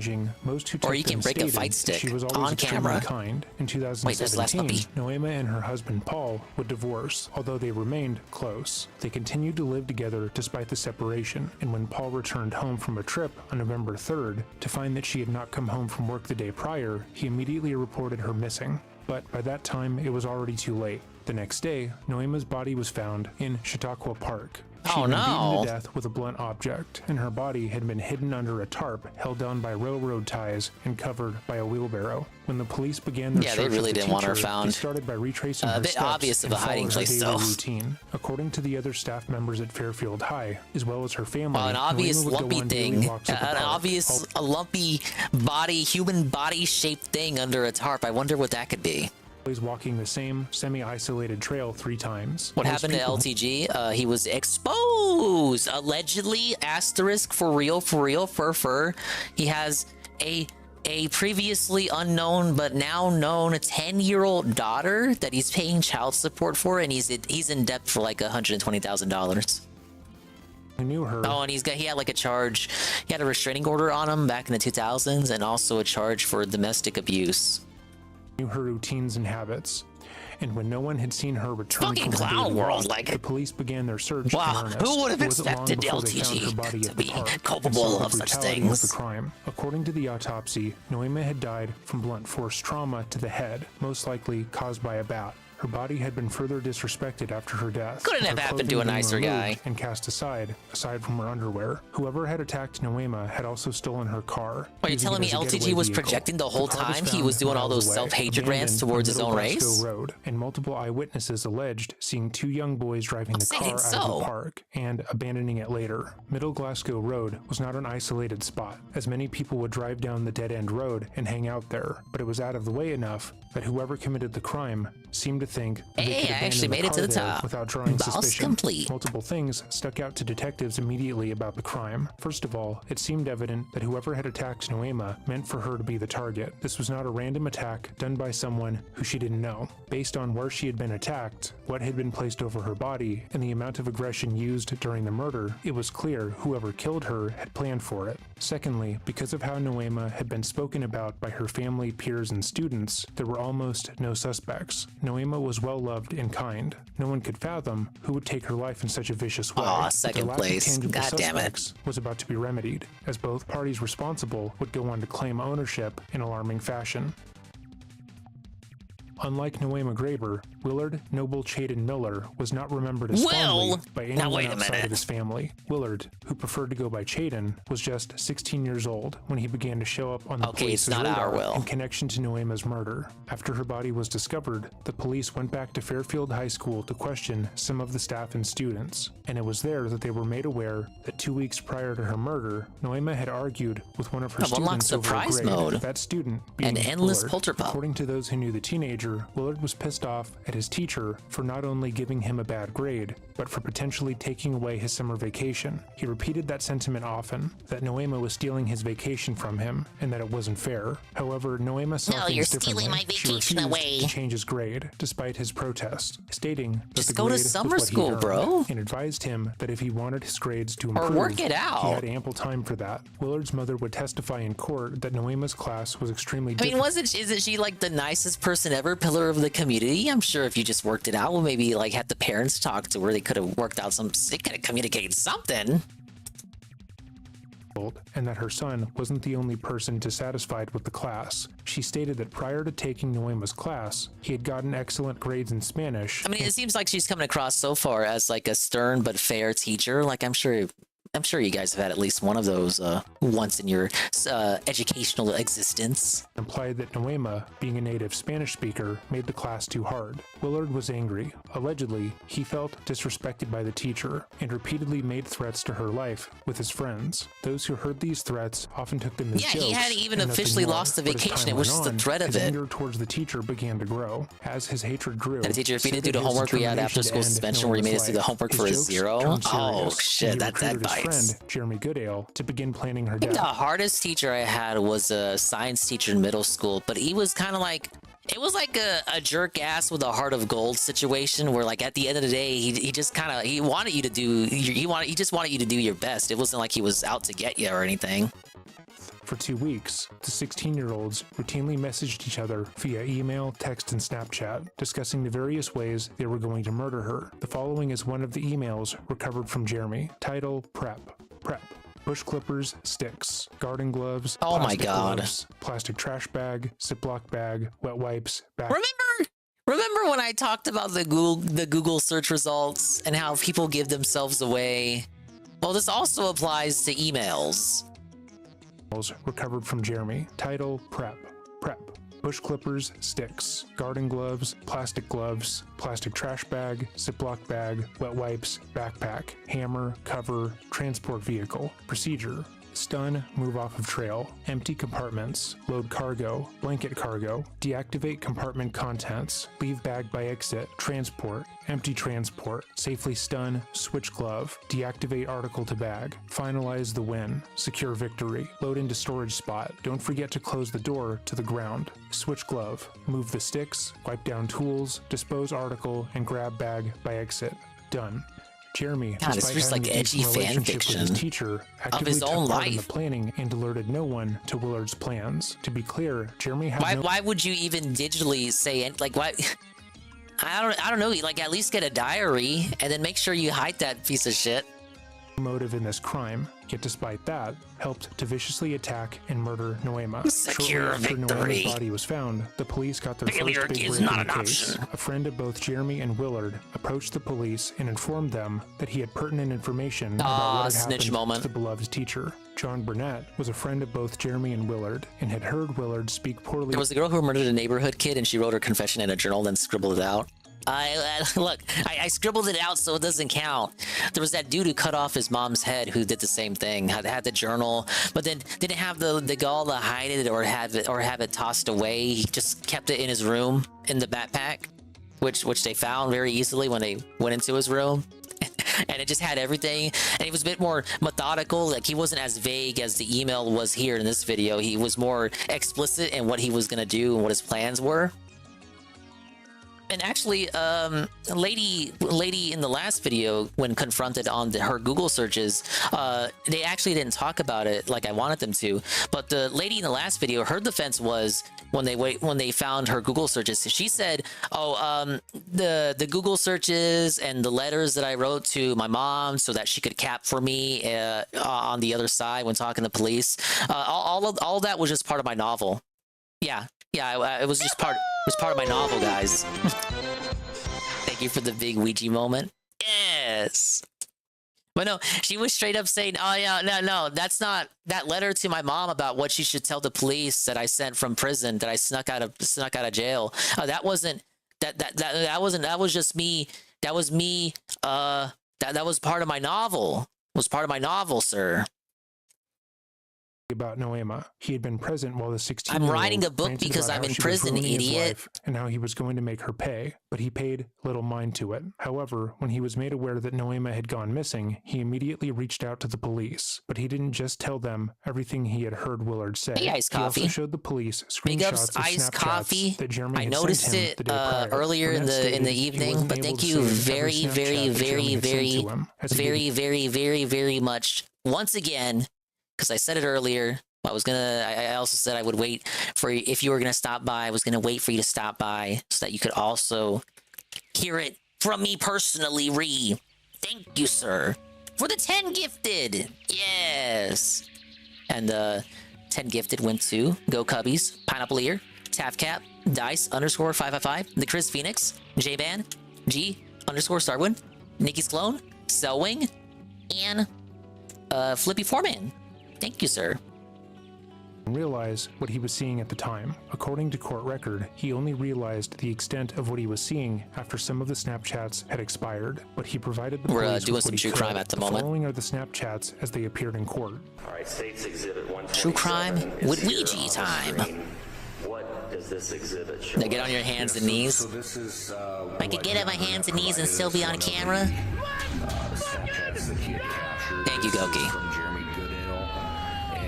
Let's fucking go, baby! And basically the caption says time to hide a body. This came directly from Jeremy Goodale's. Where's your gifted knock? Well, shit. Basically what JC said, it's time to get on your hands and knees. Now guns. I believe he provided this to us. Okay, that's fine. All right, States Exhibit 128. What does this show us? Wait. Time to hide a body. Point of view, you're my Spanish teacher and this is the last thing you see. Oh, today's kids are pretty dented, huh? You probably should have just gone to summer school. Over Spanish class, like it's not even a main core subject. It's Spanish Spanish class. Whoa! The gaslit WWE Carl gifted 1 month tier 1 to knock. Thank you. From Jeremy Goodale to John Burnett and Spanish Clash. It's the Spanish version of Clash of Clans, obviously. This is just a picture of Goodale with a mask on with a hood. And it just says, point of view, POV, you're my Spanish teacher, and this is the last thing you see. He was meaning... Okay, Carl, what's your defense here? Carl, you were on the stand, and you were accused of murdering your Spanish teacher. What do you say? Literally, do you just get a raid from UNFW? With the raid with a party of 6? Wah! Big ups, UNF, the raid with the party of 6. You're just in time for the true crime segment. I was in the middle of asking Carl what he would do if he was on a stand and he had to cap for this meme he took, in which he was plotting the death of his Spanish teacher. So you get caught on a stand, you are shown this meme you sent to your friend digitally, and you thought it wouldn't get leaked, but it did get leaked. And now the court is asking you to cap for it. What would you say? Big ups for the Orlo. I was writing a book about gifting a sub to my worst enemy. No, you guys don't get it. Your Honor. This is not about me killing my Spanish teacher. I was doing character research for the protagonist of my book who kills his Spanish teacher. This is me LARPing in character as my main protagonist, my MC. And I'm schizo and I have MC syndrome. And you can't believe everything you see in a meme on the internet. Do you understand what a meme is, Your Honor? Do you know what a meme is? This is a meme. I put it on iFunny. It's not real. Yeah, that'd probably get you off the hook. You wouldn't take the stand? The situation seems pretty true. Yeah. You know what? Yeah, that's rule number 1. You wouldn't take the stand at all. What are you talking? No, never take the stand in your own defense. That's the real answer. But thank you again, UNF, for the raid. Big ups for Dorglow. Iggle Wiggle, UNF the guy himself, playing SNES games I hear, and Zajuzalasi. We're, doing the true crime, doing some Ouija online.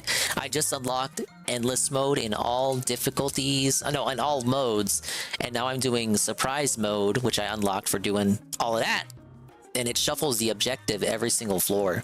Some fucking asshole left the party already, though. Beat Aladdin for the SNES, Hubert sucks, played some Pack Attack, and almost beat UNN Squadron. Did on the final boss. Oh man.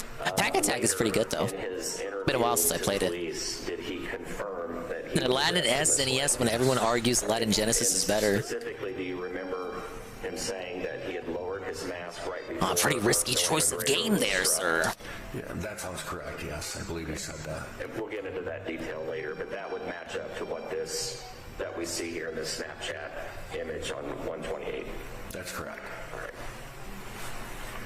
And 129. Oh, there's more? Okay, so 129 is... oh my god. Why would you brag about this? A picture of Carl, I actually think this is stupider than the Google searches, because at least there's, I don't know, a possibility that the Google searches, they don't look into the Google searches. Like, they don't look into the Google searches for every case, but like, why would you post this and like put it out there for the world to see? And you're like, you don't think that's gonna get leaked out?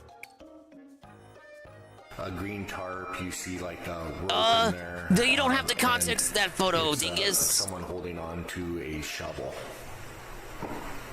And the caption here?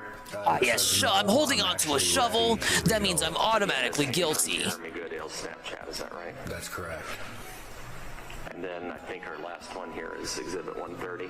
Yeah, everyone always sucks off the Genesis one because it had involvement from real Disney animators. That was eventually found on top of Noema Graber. You see a shovel. By which I mean probably more than likely supervised by their interns. But the ground was frozen, was really hard. And then there's like a lantern, and inside the green bag there's some other things that may have been used to try to conceal her.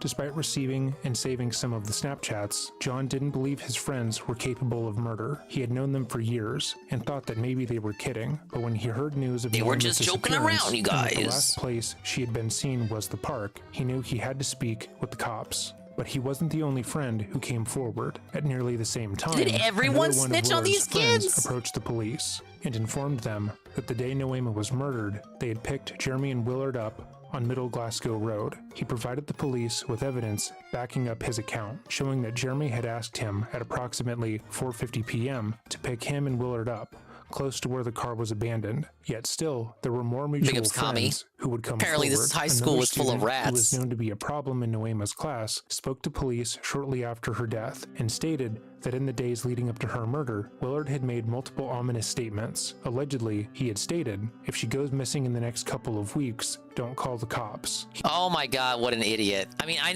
know he's a high schooler, but like literally what a buffoon. What a moron. You may as well have just said, hey, if she dies in a week, I'm the one who did it. Then went further to state that Willard had stalked Noema and said that he had mentioned the teacher. Yeah. Imagine you're one of their friends and you're just grabbing your chin. Huh. I wonder what he meant by that. Teacher's routine was predictable, and he could, quote, easily hit her with a bat in the park and get away without anyone. Oh my god, this is some Clue shit. That's literally how she died. That's literally how she died. Stated, if she goes missing in the next couple of weeks, don't call the cops. He then went further to state that Willard had stalked Noema and said that he had mentioned the teacher's routine was predictable and he could, quote, easily.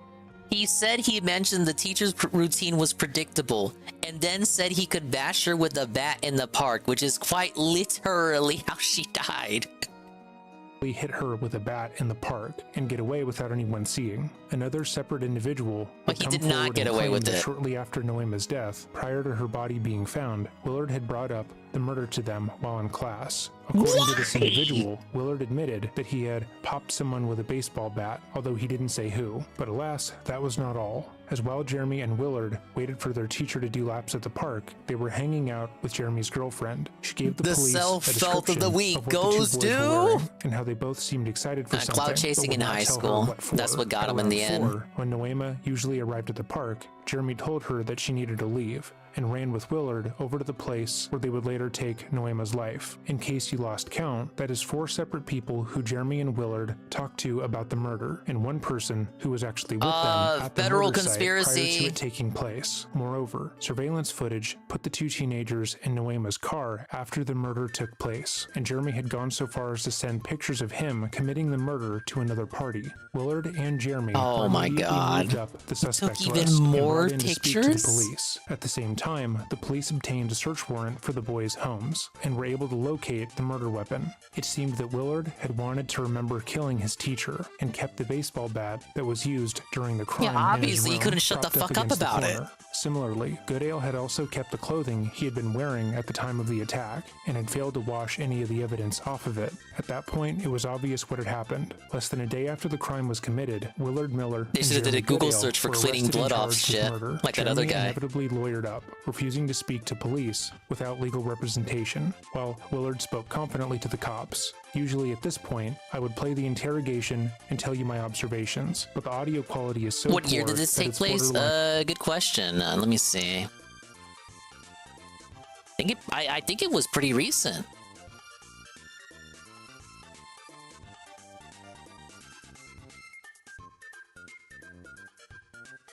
(2021) in the lovely state of Iowa. Yeah, that was like not even 3 years ago. and unwatchable. I will leave a link in the description box down below should you want to try and watch it for yourself. What's abundantly obvious from the footage is the fact that Willard had no remorse for— Yeah, these kids got giga-felted by social media. Like, just like right away, it wasn't even like 24 hours they were already caught. What he had done. He had spent a significant period of time trying to smile and joke with the officers, making light of what had happened, believing that he would walk away from the situation without issue. But that was far from the case. As the police continued to build their case against the two teenagers, they found even more evidence that Willard had orchestrated the murder. In the 2 weeks leading up to the assault, Willard had seemingly been asking anyone who he considered a friend if they would help him kill her. Text messages, emails, and other comments were discovered, with Willard pleading for someone to help him end the teacher's life. As they searched through Willard's electronics, they also stumbled across a plethora of searches that he had made in the weeks leading up to the murder. Willard had searched the following: do students receive credit for the class if the professor— Oh my god, the Google searches! No! The Google searches! seriously injured, the fall help him, and the text messages, emails, and other comments were discovered, with Willard pleading for someone to help him end the teacher's life. As they searched through Willard's electronics, they also stumbled across a plethora of searches that he had made in the weeks leading up to the murder. Willard had searched the following: do students receive credit for the class if the professor— If you bash your teacher's head in with a bat, do you still have to go to summer school? is seriously injured or dies more than halfway through the course, and what happens to students' work if the teacher dies in the middle of term. Willard had done almost everything to make himself— Yeah, they're just gonna throw out all the work, dude. He was arrested, you get to start the term over. Fresh grade. Although later he would cooperate. What do you think was gonna happen? From what we have been able to find, Goodale did not get a plea deal per se, but was advised that helping the prosecution would look good. Oh, I guess the teacher died. Teacher is dead, so all the coursework you've done in the semester up to it just doesn't count anymore. Start over. You think that was gonna happen? It was at that point that Jeremy told the police everything. He stated that after Noema refused to change his Your grade, Honor, we Willard moved to was have these incensed. searched He wanted struck to from teach her a evidence. lesson, My and he client went to nearly clearly everyone was he using knew to see if they incognito would help mode. him. Jeremy, it seemed, was the only one who took him up on the offer, and when asked why, he claimed he didn't know. He had taken Noema's class before and had done well in it, even going so far as to say that she was a good teacher. Remember when But Mad even still, he beat decided Chill? to help take her life. He told police about how they stalked Noema for 2 weeks, noting her Yeah, the daily teacher should have routine told in order the to kid find that. the perfect place Maybe to she'd attack still be her. with They us. bought various items in order to carry out the attack, and as we already covered, Jeremy posted proof of what he had done on his Snapchat. The case was cut and dry, but Miller's defense team wasn't giving up without a fight. They contended that when Miller was initially interviewed, his Wait, mother doesn't wasn't made Snapchat delete aware all your that Noema's messages? body Dude, that had been sucks found, even and more. was simply told that the police were Dude, in if he had just waited, he probably would have, the messages probably would have auto-deleted or something, right? Like, his friends gave him out that quickly. viewing everyone messages at the were school. still Though she signed a archived. document allowing for Miller to be interviewed for the crime, she stated that she was lied to by the police, who then badgered her son. They fought to get his police interview thrown out alongside the entire case, but there was simply too much evidence to contend with. Both teams would eventually plead guilty to Noema's murder, and both would go on to make an apology to the court. I will leave both in the description box down below should you want to peruse them, but Willard's is incredibly interesting to watch. While Jeremy's apology made it seem as if he had no idea murdering a person would have negative consequences, Willard seemed to be entirely unaffected. What? Huh?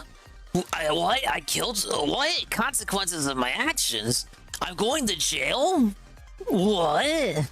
But Willard's is incredibly interesting to watch. While Jeremy's apology made it seem as if he had no idea murdering a person would have negative consequences, Willard seemed to be entirely unaffected by the whole ordeal. He smiled throughout the apology, which many have correctly labeled duping delight. When he wasn't smirking inappropriately, he was entirely monotone and emotionless, as if bored by the court proceedings. Yeah, sure. Yeah, he's a high schooler. Think he wants to be there? I'd like to take this opportunity to wholeheartedly accept Look at this Chad Chud. in the murder of Human River. Yeah, I'm sorry. I didn't mean to do it. I won't do it again, man. I'm sincerely sorry for the distress that I caused you and the devastation of my family. Sorry I killed your wife or something. Sorry for your loss. Sorry, dude. Won't happen again.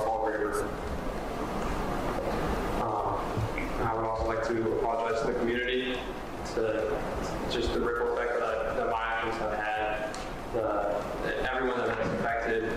I would like to apologize to Noah McGregor's church.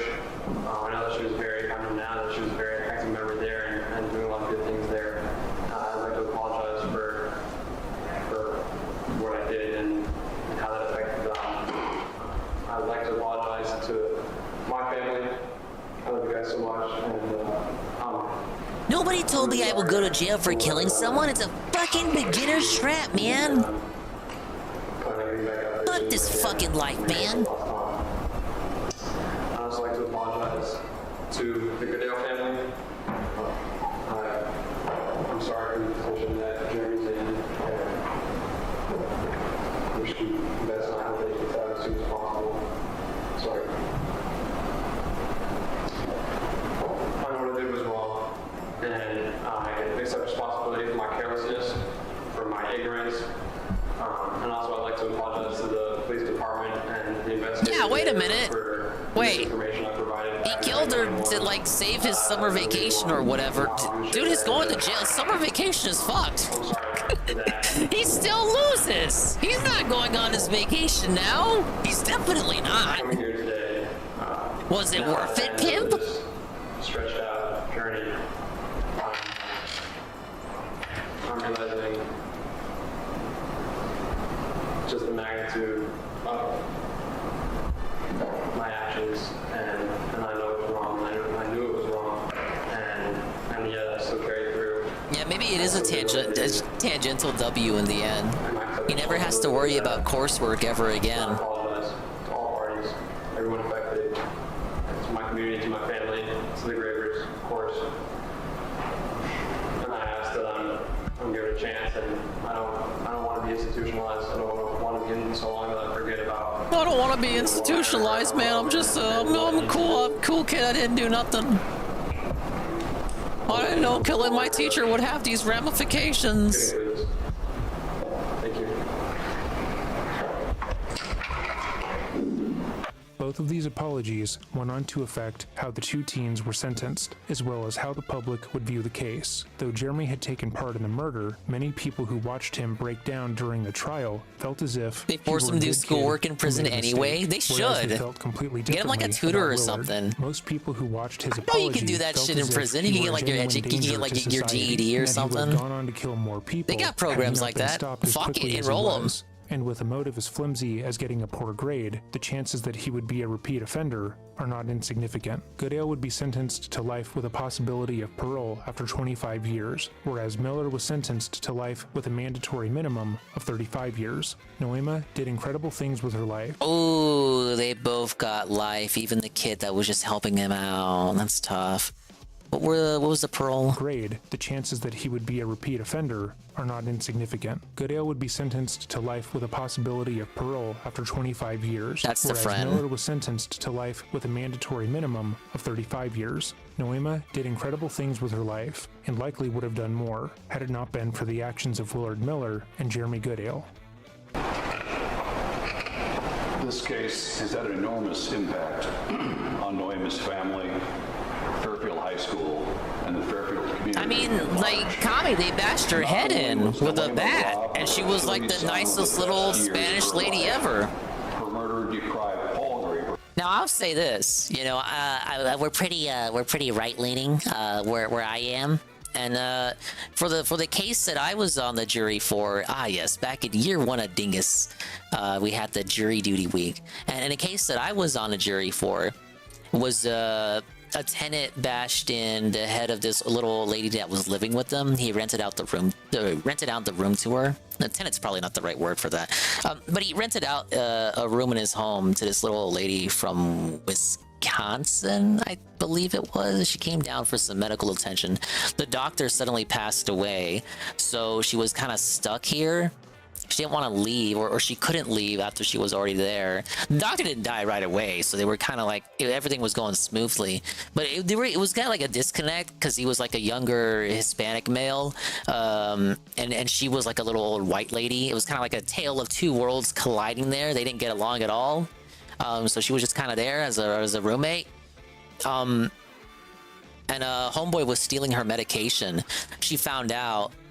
So he offs her, bashes her head in with a hammer, like a special kind of hammer too. I remember they were showing the pictures to traumatize the I say traumatize, but to drive a point across, they were constantly showing the pictures of this little old lady's bashed in head.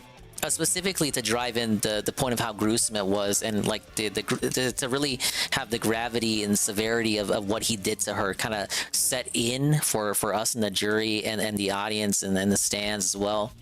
I remember they whipped it out. They whipped out the pictures to a family member of the accused, of the defendant. Like they were trying to.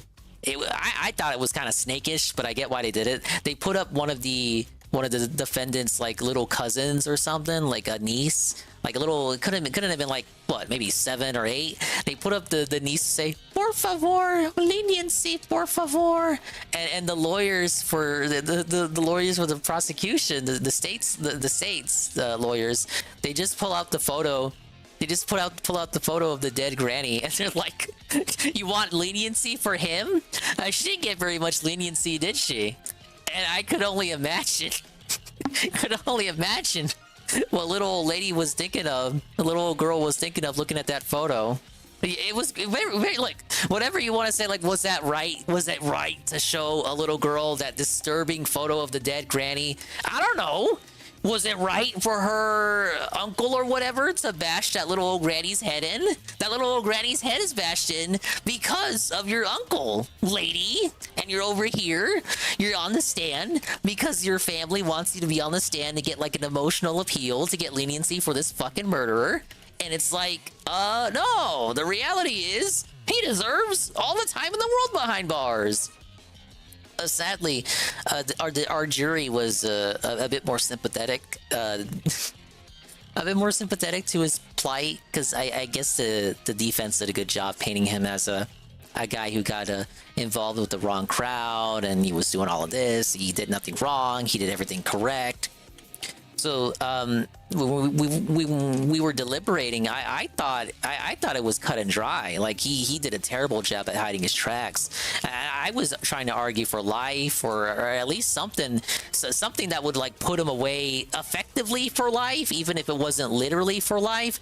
But in the end, I didn't have the real sway there compared to the other people that were in the jury, and it came down to him getting only 40 years for bashing that little old lady's head. And like it was truly gruesome. Like I don't know if I can make it sound any worse than it actually was, but that was some fuck shit that they were showing us. I don't want to see those photos again, so help me.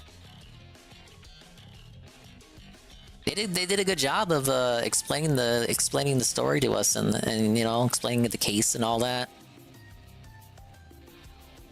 But yeah, he did a terrible job at hiding his tracks. He was doing shit like, he was ordering stuff in the little old granny's name. So he was ordering stuff off of Best Buy in her name, and then going to pick it up as himself. So like the granny had like a feminine name, obviously, but the person who goes to pick it up is like a old chunky Hispanic gentleman. It's like Best Buy didn't have any question marks when they let that shit go through.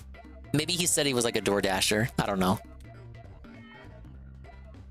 Oh, and he also tried to cancel her phone plan by calling Verizon. And this was baffling. I think it was Verizon. This was the most baffling piece of evidence that they didn't show during the trial. We had to request the phone recording, but he called Verizon or whatever her carrier was, and he LARPed as the little old grandma on the phone with the carrier. And they actually believed that it was the grandma. And they cut off her service. He was able to validate that he was the grandma because all of her info was there.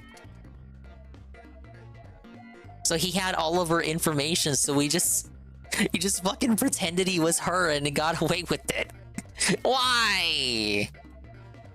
Oh shit, he left the game. I'm felted. But yeah, that was the dingus jury duty case for anyone who wasn't around back then when it happened.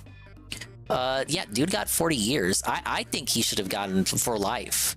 And the kids here pretty much did the same thing. Like, it's the same idea, bashing a little old lady's head in with a blunt object. The kids got life, whereas I think this gentleman was 30, his 30s, early 40s, and he got 40 years. More or less, he's gonna be out and still kicking for a couple years in his 70s or early 80s when he gets out. His family was devastated, but most of them are gonna see him again, eventually. He got off pretty light compared to these kids. And I'm kind of annoyed about that, thinking about it, because what they did to this nice old Spanish teacher here really is no different than what the dude in my case did to that grandma. I wish I had more sway. I wish I had more sway. I gotta start swaying in my chair for that to happen. I wish I had more. I wish I could have argued better for a harsher sentencing. There's only so much I could do. I could have done. I wasn't like the head juror or whatnot.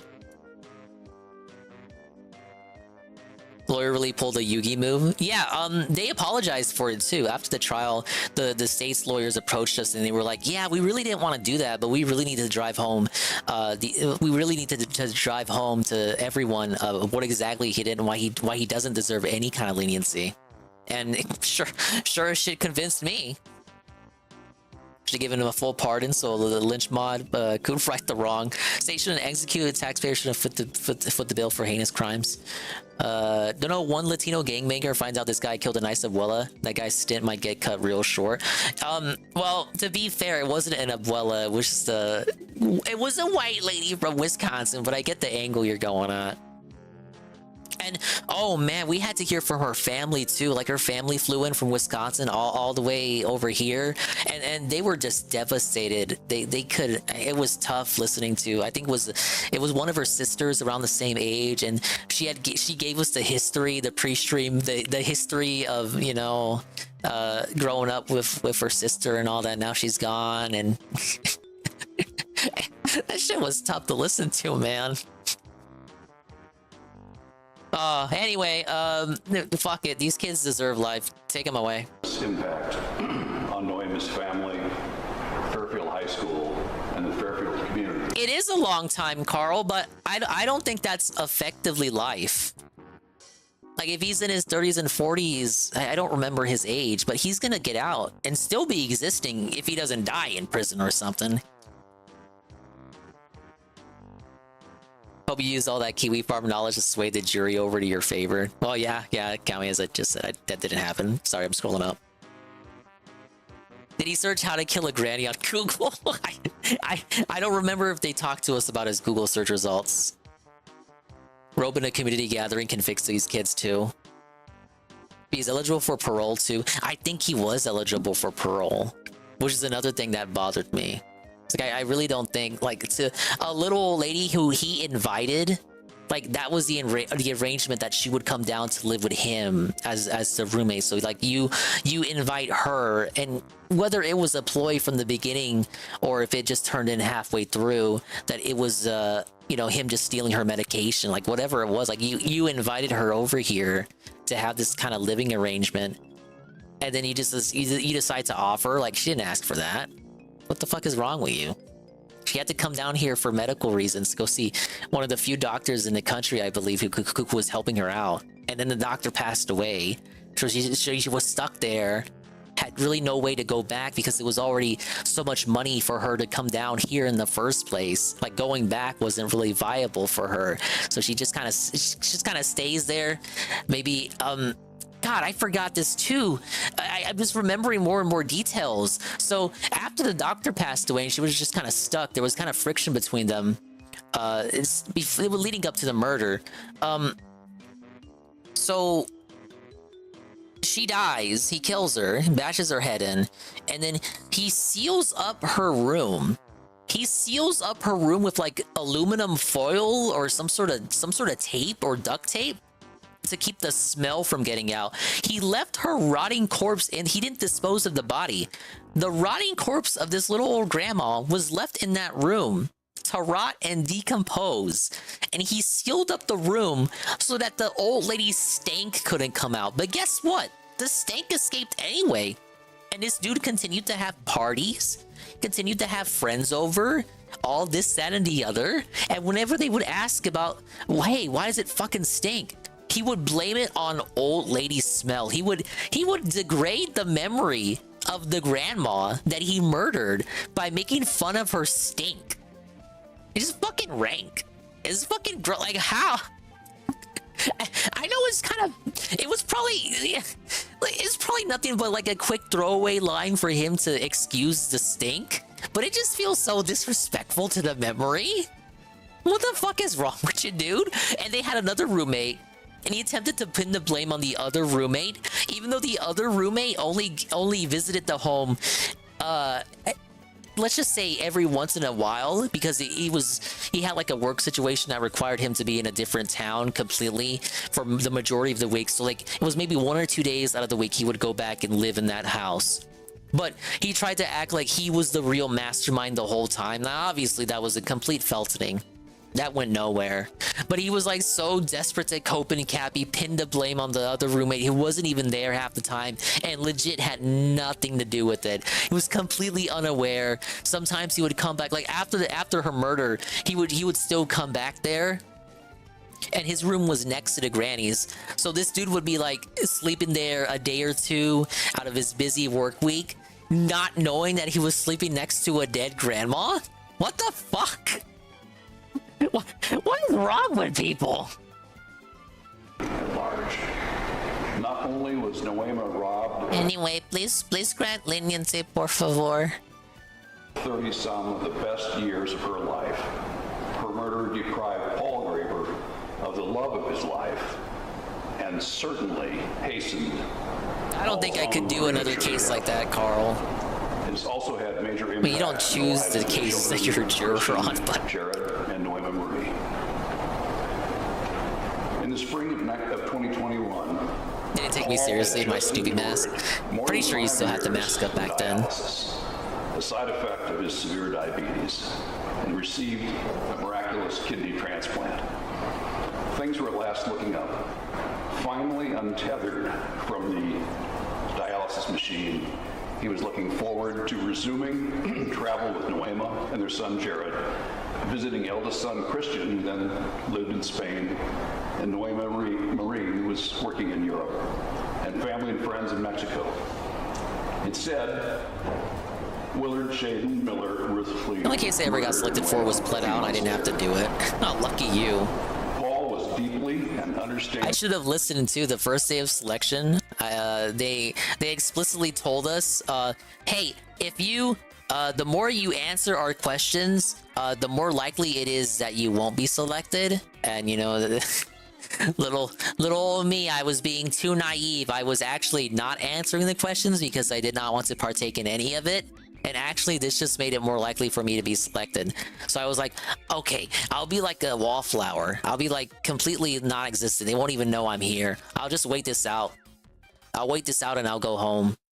And they did recognize that I was there and not responding to their questions. And they were like, oh my God, this makes them the perfect juror. Because usually any of these answers would just disqualify you from being a juror. Whether you like, if you're being like a hard stick in the mud whenever they do this questioning about, hey, would you be fair? Would you be impartial? The more you respond and like actually verbally answer their questions, the less likely it is that you're going to be picked. By the murder of Noema, and his life ended last week. Easy way to just tell him you're a racist. I'm actually no wait. I am actually incredibly biased. I'm not going to say racist. I'm actually incredibly biased, and as a result, I cannot be selected for this trial, Your Honor. Of a metastatic cancer that would have been caught and treated far sooner. I almost said something I should have said. I am certain. When I got picked, it was for reservation. Had to wake up at 6 a.m. and was never picked, so I just stayed in a room trying not to pass out. It wasn't that early for me. Much sooner for the new pains and skin lesions he began experiencing late last year. She would not have let him ignore these symptoms. And she would have insisted. Yeah, thankfully the trial was only 1 week. It wasn't extended out or anything. Depressed as he was over this over her murder, he delayed seeking treatment until the very end of March, and now is dead at the early age of 68. Proof of that depression and the impact of Noema's murder can be seen in Paul's conduct. In January 2022, the other get out of duty free card to say that you won't move to convict if you personally believe the law in question is unjust, even if you think they broke it. Yeah, that too. Or anything else like, I think you can use religion as an excuse. There was one dude that used religion as an excuse, and he looked like the most liberal fuck I've ever seen. He had the broccoli hair and everything. Like, no fucking way this dude is religious. Like, you just want to get the... That dude was complaining the most during selection. I was like, no way. No way they're gonna pick this dude. And guess what? They didn't. They picked me instead. But that dude was complaining. He was raising his hand to every question they had. Well, would you convict if you think the law is unjust? He rose his hand. Do you have any religious exemptions that will, like, possibly cloud your judgment? He rose his hand.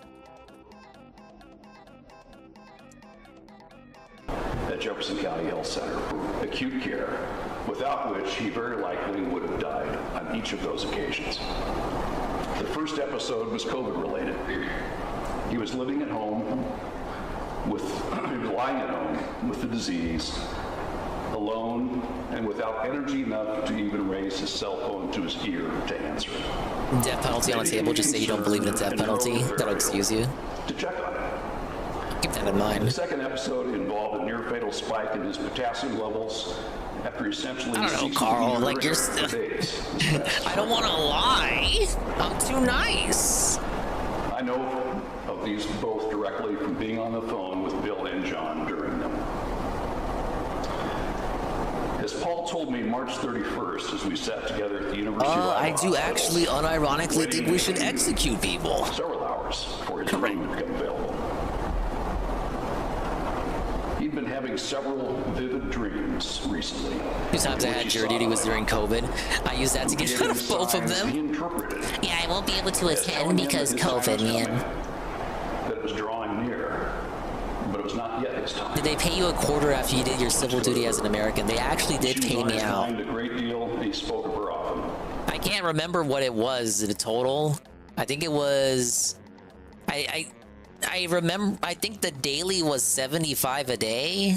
No, it wasn't 75 a day, was it? Or was it 40 a day? God forbid if it was 40 a day. It was between 40 and 75 a day, but I want to say, thinking about it, 40 makes more sense in my head. I could probably look it up. If I pull up the bank account, I can probably see what it was. But I won't. I'm gonna be like Boogie. I can pull it up. But I won't. I'm good. I'm good. I'm good. I'm good. I'm good. I'm good. I'm good. Had Paul not been so depressed from the murder of Noema, yeah, 'tis a meager wage. Had she been there to assist him, she would have helped him deal with the side effects of his cancer surgery, would have prepared irresistible. I think it took a minute for them to pay out too. First I was wondering, wait, I actually get paid for this? She would have insisted he seek care last year, when the cancer would have been far more easily treatable. So my thought process was, oh man, I get picked. I actually have to go here every day for a full week. And then and then they're like, oh, but you get paid. And then my eyebrow raises, like, oh, I get paid, right? And then it's like, oh, but you get paid less than you would if you had just worked normal hours at your job. He's like, oh. And you also have to listen to this story about this old granny getting her head bludgeoned in. Oh. And we're gonna bombard you with details about that. And we're gonna force you to look at pictures of this dead grandma for the whole week. Oh. Okay. And there's no way I can get out of this. No, you've been selected already. Oh. Oh yeah, and free lunch. Yeah, the lunch was free. Though they kind of fucked us over. We were promised barbecue for one day. We were promised a big old barbecue lunch, and then the stuff happened with the restaurant that was catering it, and it got canceled. It was pretty tough. They fucked us over, man. Literally, it was their job to get the catering for this barbecue place. It didn't happen. Willard Shaden Miller's murder of Nuema played a very important role in the premature death of Paul Graber. The murder also deprived the family of its primary breadwinner. Paul had been disabled for more than 20 years due to extensive nerve damage to his feet and legs from the ravages of severe diabetes. Nuema stepped up, obtained a bachelor's degree from Iowa Wesleyan, and her teaching certificate, and became the family's primary source of income. Nuema's murder has been very difficult for their adult special needs son, Jared, who has a severe genetic disorder. He wanted to be here today, but was admitted Monday to the University of Iowa hospitals on an emergency basis. Jared and his mother were particularly close and loved each other's company dearly, going to church every week and visiting family and friends in Mexico most summers and occasionally to Europe, using funds that Nuema frugally saved from her salary as a school teacher. Oh, Spanish teacher was quite the globetrotter. The murder has also caused great change in the lives of their other children, Christian and Nuema Marie. Self-supporting adults both interrupted their lives to come home and help Paul in his illness and to help care for Jared. Christian this year has already taken more than 12 weeks unpaid leave from his job as an international medical courier in order to help his dad. And is in the midst of planning further changes to facilitate his taking over as guardian for his disabled younger brother, Jared. That had not been the original plan. No. Mother Nuema was the rock of the family. She was the primary caregiver for Jared. She was in very good health, had a long life ahead of her. Willard Shaden Miller put an end to all that too. Indeed, not only had Nuema been a devoted wife and loving mother, putting herself through college in her 50s, she taught for several years in Ottumwa and was an That's been respectable going back to college in your 50s. Most people, like, there's nothing wrong with, you know, getting education at that age. And some people feel like there's a stigma toward that. If you feel like you never really stop learning. Established and funded scholarships in her name, held candlelight vigils in her memory, packed the high school auditorium at her evening prayer and vigil service, created beautiful works of art in her memory, and left flowers in a reserved auditorium seat at numerous student concerts and performances in her memory, and an appreciation of the support she had always given her students in their out-of-classroom endeavors. Area high schools also honored her, sending gifts and condolences to FHS, and wearing orange and black team uniforms at their own games in support of the grieving students and staff at rival FHS. How many people love this lady? It's like the whole fucking town beloved her. Memorials at Chautauqua Park, as well as the school. The governor of the state of Iowa ordered even the governor was giving her a big ups. Flown at half staff from dawn until sunset in her honor. Such honors are not extended to ordinary people. Nuema led an extraordinary life of service. In addition to her nurturing roles at home and at school, Noema was very active in the Catholic community, attending Mass daily, recited the Rosary every Friday evening with a group of women, a number of whom are here with us at the hearing, and became a Invited the Rosary crew. growing Hispanic community in Fairfield. Noema helped many. Of course, she is Hispanic after all. And when the son of Elizabeth Goitia was diagnosed with a brain tumor 14 years ago, Noema prayed with her every day. Miss Goitia's son beat doctors' expectations and ultimately beat his tumor. And he was there in attendance at the prayer and vigil service for Noema in the high school auditorium. Noema encouraged others to return to college and finish their education, helped them find scholarships, and pointed out that she herself had earned a degree while in her 50s, so they could too. Willard Shaden Miller put an end to all that religious and community service too. The difficulties with Willard Shaden Miller began earlier in the year. After the egging and rock throwing at Noema's house homecoming weekend, Rock throwing? broke a window. I heard He from threw Paul rocks at her. about What this the structure fuck? Who sat in or near the front Can row she of her not class, know a moment of peace? rarely participating, just sitting there and glaring malevolently at Noema. This kid's fucked, man. Nothing seemed to work. She'd also met with his parents. Nothing seemed to work. Yeah, the flag and a half staff. She was inspirational, dude. Everyone loved her. Pillar of the community. He planned Noema's murder over at least 2 weeks. He Googled what happens to a student's grade when the professor cannot finish the term. Wrote out a plan for the murder. The Google searches, had the email planning out the crime, sent photos to everyone bragging about it so that it could be the talk of the town come next Monday. There had to be at least 2 persons involved. Noema was a fighter.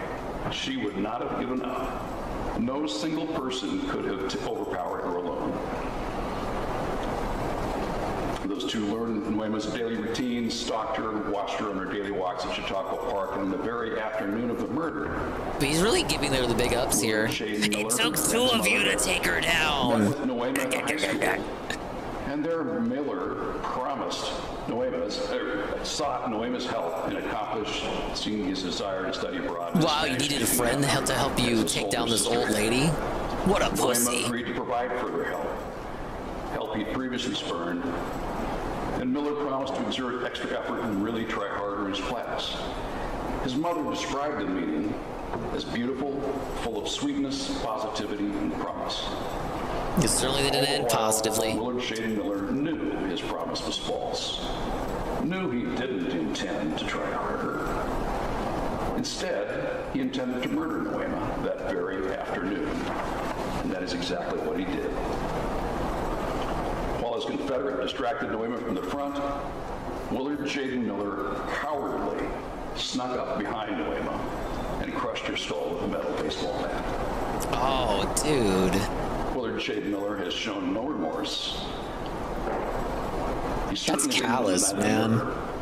Instead, he went home, did homework. How void of life do you have to be? He also didn't show remorse on the day of his arrest. Not even after his mother reminded him he was being videotaped and recorded, and instructed him, also, we need to express a little more remorse that your teacher is dead. I'm kind of surprised at your reaction. No contrition, no remorse. Again, at his plea hearing a year and a half later, he still refused to own up to his full role in this horrific crime. He's refusing to admit that he struck Noema. You have to look like you're actually choked up about this. I know. From him to what he actually did. Using his own baseball. Thoughts on the death penalty? Controversial, but understandable for the worst of the worst. He's sorry for himself. Sorry he's here. Sorry for what's coming. Perhaps sorry for his family. You know, the most despicable types of people and individuals. He feels genuine remorse for slaughtering Noema Graber. It's a very nuanced topic, though, so that's quite like a very superficial kind of take on it. Also weighed heavily in favor of a heavy sentence. Society cannot stand such crimes. They must be deterred. See, Carl's against it. You've heard eloquent testimony this afternoon from Lieutenant Kinsella. Local teachers and even students fearing for their lives as a result of this crime. Well, it extends beyond this state. Costs more to kill them than to make them throw them away for life. Oh, to throw them away for life. I always hear the opposite, like to continue subsidizing their existence by just keeping them there and clogging up jails. It would just be more worth it to just kill them. Factors calling for a maximum sentence. Your Honor, Willard Shade Miller deserves every day of a life sentence with no consideration for parole until he has actually served at least 30 years in prison. I discussed this topic with Paul on multiple occasions, back in January and February of this year, and again in April, prior to the plea hearings. You're right, though, system's not perfect. It never has been. There have been cases where someone got put away for a minute and then it turns out it was an accident or a complete misunderstanding. It wasn't them. But they still had to serve out all that time and basically had, you know, their lives taken away from them. It's happened before. To start with the 3. I had independently landed on 35 years also. Given the utterly cold-blooded depravity of this crime, committed less than 2 hours after meeting face-to-face with her at the school, seeking her help, falsely. When all the time knowing... Yeah, I can agree with that, Renchek. It's like, it's unfortunately, there's a little bit of hopium and idealism to that, where like you want to believe that people can change. I feel like that was kind of my take with Rekieta, right? Like right before the stuff with the cocaine came out, where it's like, oh man, I really hope like Rekieta wakes up. I remember when the Medicare did the first Rekieta stream, and was like, oh well, maybe this Medicare call out, like the impassioned speech Medicare had at the end of that first Rekieta stream. I was like, oh yeah, maybe this will be the wake up call that Rekieta really needs. You know, perhaps it's a bit delusional in me to believe that the will of man can overpower the fragility of man, but perhaps maybe this one instance it can actually, you know, actually win through. Maybe it can actually be a happy ending. The reality is, some people just can't be helped. It's quite unfortunate. You know, in like a perfect world, yeah, maybe people would have opportunities to change and grow and actually learn and develop as people if they've made mistakes. You know, not everyone is perfect. You know, people are gonna, no one's flawless. You'll always you'll always do wrong. You know, you always slip up, but it's okay as long as you can own up into it, recognize what you did wrong, and then grow from it as a person without sounding too Pride Monthy about it. You know what I'm getting at. You know, it's our belief that like humans and human-style creatures would be strong enough to operate like that. But the reality is, in practice, like there are some people that just can't be helped. Like most of these motherfuckers that we hear about in these true crime cases, like they're getting profiled because they're getting profiled in the first place because their cases are already so ridiculous that they've got enough attention to the point like these people for the most part are already the worst of the worst. So it's hard to kind of see that nuanced idealism for people like this who like. I hate to be a doomer about it, but I really don't think this kid is going to learn anything. He's not going to change. He's not going to recognize that he did anything wrong. If he does, it'll be a miracle in and of itself, but I haven't even really heard him talk outside of that one segment where he feigned an apology, and that much for me put right next to the social media posts he had about what he really thought about the whole situation, how he really felt about killing his teacher. It's kind of enough for me. I don't think he's going to change. Even if you were to give him all the tools in the world, because that's the thing. It's not that these people don't get the help, because you always see shit that's like, oh man, oh, if only, you know, mental health is important and mental health awareness, and oh, if only they had some help, if only they had someone in their lives to care about them. The reality is, a lot of these people, especially the ones that get covered on videos like this, a lot of these people do have that help. They did have people trying to help them out. They did have people trying to do what was best for them before it got to the point that it got, you know, where something happened or they got institutionalized or it came to the worst of it. And you always see stuff that's like, oh, well, if only they had that help, if only they had someone who gave a fuck. The truth is, most of them did have that help. They just didn't want it. You have to also want to help yourself. You can't just have these people like help you out. It's not going to magically make things better. You're not gonna magically get better or realize what you did wrong until you realize that you did something wrong in the first place. This kid still can't like come to terms with the fact that he killed his teacher. I don't think he's gonna change. There was a way to know they were 100% guilty. I don't have a problem with it. Yeah, like where you can have no qualms about it, no love lost. Sure, in that case, it'd be who wouldn't be for it? If the crime fit, if it was like a truly despicable crime, it was 100% guilty, no doubt about it. Yeah. Problem is, you have the people like this, like these kids, or the other people that get profiled in these vids, and then you have other cases too, where it's like genuinely innocent people get caught they get wrapped up into this, and they don't have the support they need to get their story out there. You know, people don't believe them, shit like that. People lose their whole lives, get thrown away because of a misunderstanding. It's fucked up. Everything about it is fucked up, you guys. But that's the system we have. Yes, that's true. As Dave would say, it's a gamble, man. I can agree with both for and against it, fence sitter take. Like, honestly, I hope that wasn't really fence sitter, because, like, I can see Carl's point of view, and I can see Red Check's point of view. And I almost feel like they're not even mutually exclusive. Because really, Carl would be for it if we can just prove that they were 100% guilty. Whereas Red Check believes in the strength of the human will, which I want to believe in too, but so often, and probably as a result of watching these videos so much, it kind of just hits me like the reality check that most of these people can't be helped, or not even that they can't be helped, they were helped and refused it or ignored it. It's not that they weren't helped at all; they were helped. They just didn't want the help. So, literally cannot be helped because they didn't want the help. Coupled with Miller's central role as the instigator, planner, and principal actor, we can both be fence sitters. It's okay. Sneaking up behind and striking the critical first blows. Gilkey's right, though. We should be able to send them to space. Willard Jaden Miller. The wide ramifications of this crime, Miller's lack of remorse, and his refusal to date to admit his full role. I believe Willard Jaden Miller should be sentenced to life in prison for a crime that he actually served no less than 35 years before becoming eligible to be considered for the possibility of parole.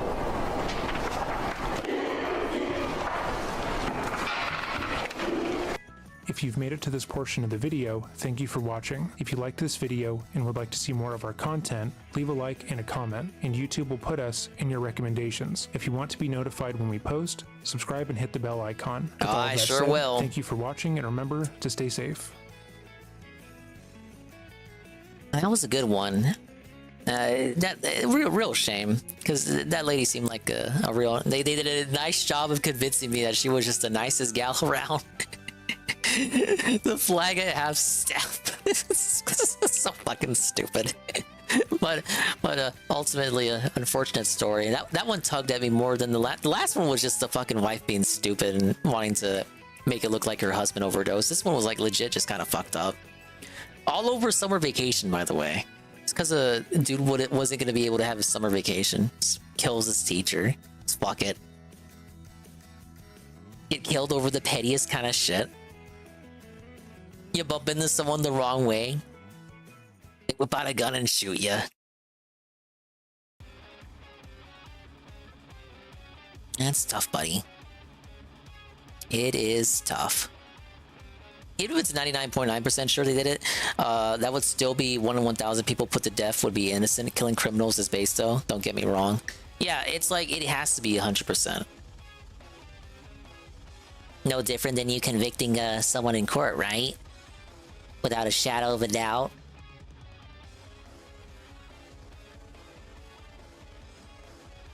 Well, those are 2 videos I can take off the watch later playlist. Okay, we're almost done with this one. Just need 2 more floors. Good job. I'm the guy. Thank you very much. Like how we have a discussion about the death penalty while I'm playing fucking Luigi's Mansion. You realize I'm playing a game right now. Hello? Hello? Hello, hello, are you there? You realize there's a game going on right now in the background? Hello?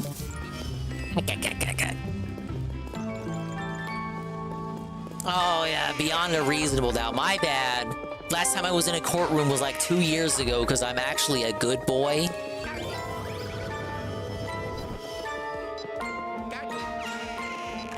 They even let you be a juror? I just said, because I didn't answer any of the stupid questions. I was trying to camouflage by not speaking at all. And inadvertently, this made me more attractive as a potential juror. I remember talking to the judge, too. She was like, yeah, I noticed you weren't saying anything. So I was like, I'm gonna pick you. It was me and this other kid, and we were both the youngest jurors. So she kind of pulled us aside. She was like, yeah, I picked both of y'all because y'alls weren't talking. And I was like, fuck, man.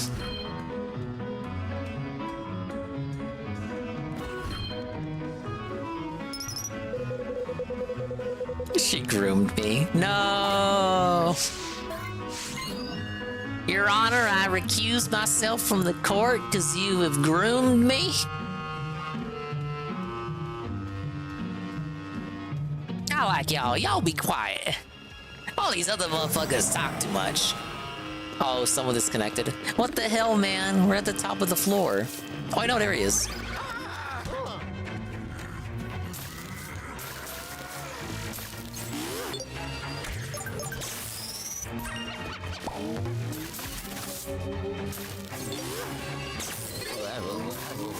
Oh, he got belted.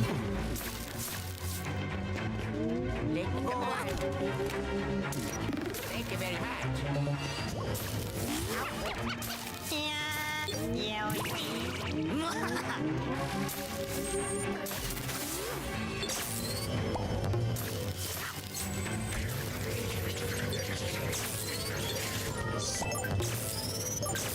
Alright, let me get in on the action.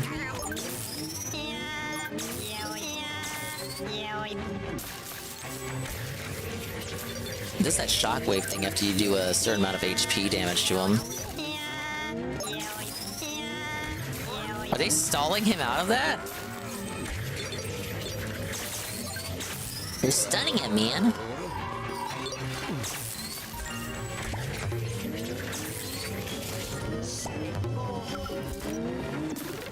Alright, where's he at?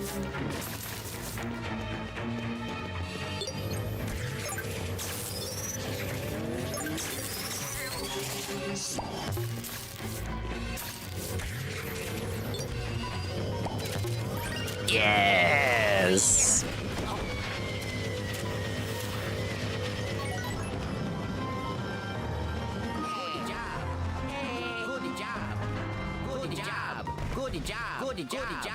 Good job, good job, good job, good job. What are we looking at? 15 minutes.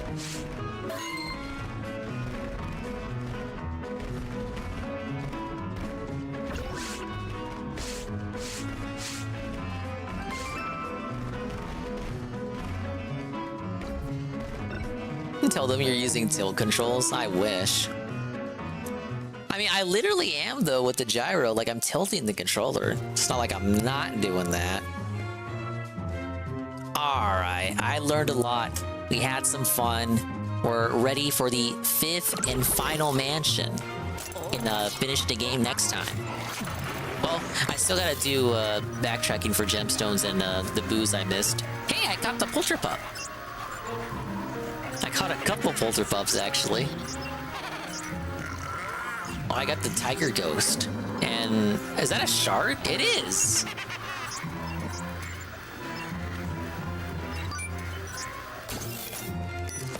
Most of the ghosts in the Scarescraper are all recolors, the ones exclusive to the Scarescraper. It's not like there are any special types that are exclusive to that mode. It's just the same ghost from the campaign. Recolored and scaled, different sizes and whatnot. Okay, but I think we'll call it here. I got work in the morning. The last day of the work week. Ah, yes. I can't wait to be exhausted. I can't wait to talk to old ladies and listen to their woes. And many of them are also hoes. Big ups to Ann for the clip. Good job. Good job. Good job. Thank you very much. Hey, over here. Wait, you can't say over here in the Switch version. Whatever. I need to collapse and wake up never. But we have Splatoon tomorrow. Wow. Splatoon 3. Splatfest. Splattravaganza. I'll try to do a little something Saturday evening to restream the Medicare and Boogie thing. It's Medicare versus Boogie round 3. Technically, if you count the first stream and the locale live thing. So, wow. So much Dingus is on the way. Hopefully I don't cancel any of that and I actually go through with it. But yeah, 2 days of Splatoon and then that Nintendo game's coming out on the 18th. Yeah, next Thursday. So I'm gonna play that. I was on the fence about it. I was fence sitting on that fence too. But I think it'll be fun. I love speedrunning, dude. And Dave is allegedly gonna play it too for his digital summer party thing. Whoa, I can see if I can beat Dave's times. Yeah, I mean, this is the King of Retro we're talking about. The King of Retro versus the Ding of Retro. What a race it'll be. But we're roosting. I appreciate everyone for stopping by. Thank you for being positive. Why is it already playing the music? Damn it, Pablo. What are you even good for anymore? Well, even the music wants me to clock out. So I guess that's what we'll do. But thank you guys for stopping by. Thank you for being positive. Thank you for existing in my stream today. I hope it was meaningful and robust and chill. And I hope you learned a little something. But thanks for stopping by. Big ups to the Dingas, Dongas, and Swollen __ones who made it to the end of the stream. Like Sweet Bean. Sweet Bean, you were here the whole time? No, you just got here. I don't believe you. Big ups to those immediately existing Dingas and Dongas and Swollen __ones. Like UNFW1, Almighty Goki, Iced Coffee, Rent Check, Kami no Yurushi, Almighty Goki, Alchnop, Mr. _Pun, Nate Told Cog, Chrono, and Lee the Guy, J Frosty, WWE Carl, Mike Carl, DJ Filthy Rich, Discord _merchant, Sweet Bean 96, JC 200X. We of course also have Broken Mailman and the rest of the lurkers like Alpha Elite TV, Almighty Tevin, Ghost MC, Ludwig, World Order, Peaches and Keem, Soft P, and Rydrake, that guy, Mr. Pun, who was banned by his own volition and then came back, Marked One, Pim Pam, Aqua Saber, and Cerulean, and Desai, Fedora Glow and Flame, and Grandfather Nurgle, and Nak, Hyungoon, Pineapple, Redhead, and Sardguard, SCP, and Catspur, and Syphilitis, and Uberjill, and Warp Scare, and Woken, and everybody else. We learned a lot. We learned, what did we learn today? Oh, don't search how to murder people on Google. It's never gonna work out for. I think that's like the biggest takeaway from the night. You think so? And when you do murder people, don't post it on social media, any social media, and certainly don't tell your friends about it because they're all gonna snitch on you. It's kind of like a rule for life. But just don't tell anyone in confidence anything. Don't say anything in private that you wouldn't say in public. You fucking two-faced idiot. Thank you again. Massive big ups. The Iced Coffee 10 gifted subs. Can I even replay them? I used to be able to do that. What a nuisance. I can. I'm gonna replay all of them individually because it literally happened in the middle of the day. But the Flippy 4-man gift? Consider this a gift. The Cellwing gift? The Nikki's clone gift? Toad won. Yes, Toad did indeed win. The G-Star win gift? The J-Man gift? The Chris Phoenix gift? Won. The Dice gift? The Tap Cap gift? The Pineapple gift? The Go Cookies gift? Thing is, I must say in confidence, this is a good stream. What a nuisance. Okay, no, don't snitch to the police about that though, and we'll be good. Thank you. Sure, the gifted bros will enjoy it. Thank you as well. Peaches and Keem, tier 1, 29 months in a row. 29 months total. That's 29 months of Peaches and Keem. What a weirdo! Aldrin Up, the re-up tier 1 for 24 months, 2 years of Aldrin Up. Die Trash Man, the re-up tier 1 for 27 months. Die Trash Man, the 500 bit cheer. Bearded Biscuit, the gifted tier 1, the Shinko Fleur, the one and only. DJ Filthy Rich, re-up tier 1 for 29 months in a row. 29 months total. And Lee, the guy, the raid, with the party of 38. Broken __ mail-in. Re-up tier 1 for 11 months. William the Alchemist, raid with a party of 1. And WW Carl, the tier 1 for 1 month. To knock. That guy right there in the chat, knock. Money well spent. I agree. You get the positive emotes. You get the no ads. You get the... What else do you get with the sub? They say I can allow Discord access with the sub. Why would I do that though? There is no Dingus sub. There is no Dingus server. There never will be. I'm just gonna bum leech off of other people's servers. Goodbye, Dingus. See you in 2 weeks when you decide to stream again. Well, I mean, I streamed yesterday and today. I'll stream tomorrow, Saturday. So, I mean, I usually never stream on the weekend anyway, Carl. You knew a Saturday and Sunday stream wasn't gonna happen, despite my allegations, my insistence on the contrary. It's just Monday and Tuesday I was fucked on. It was outside of my control. I was working on overlays, you guys.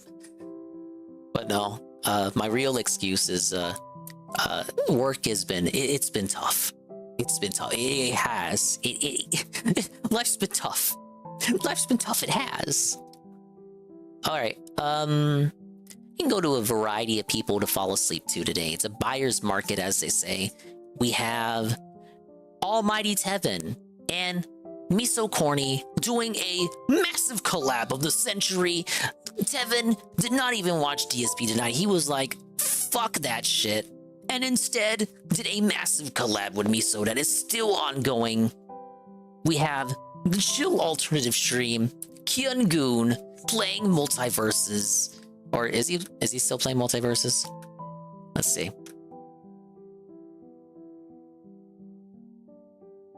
He's actually still playing Multiverses. Bro, we love that game.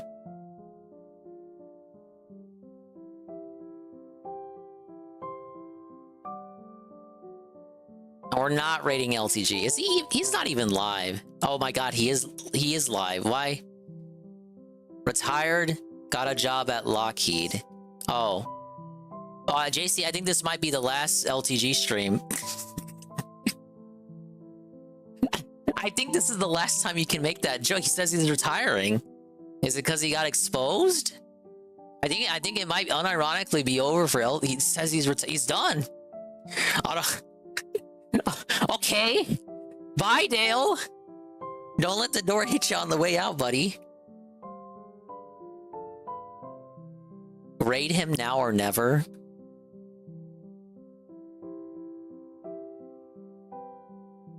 There's no way he even allows it.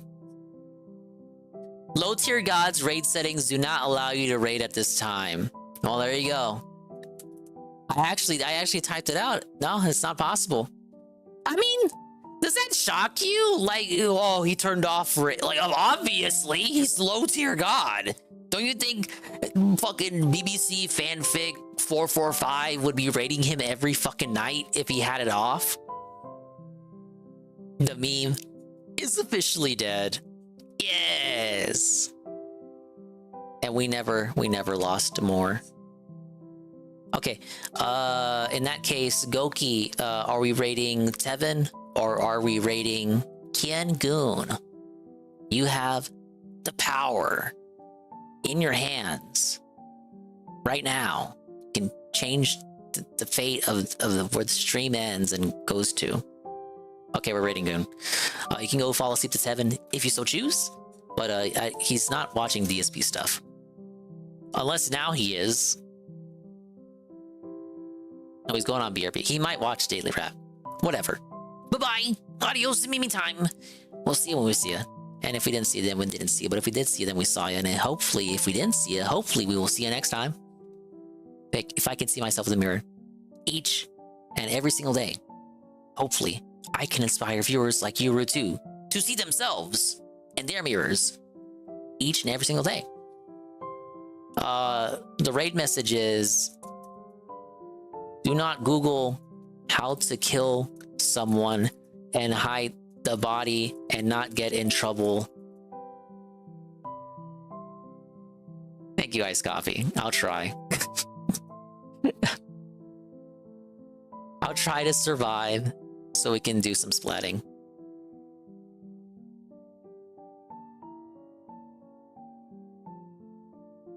But the raid message is, do not search how to kill someone and hide the body and get away with it and not get in trouble on Google.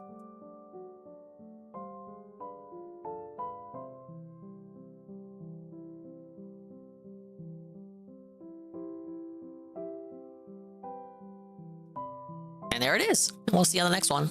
Bye-bye. Take it easier. Don't let the bed bugs bite. See you later.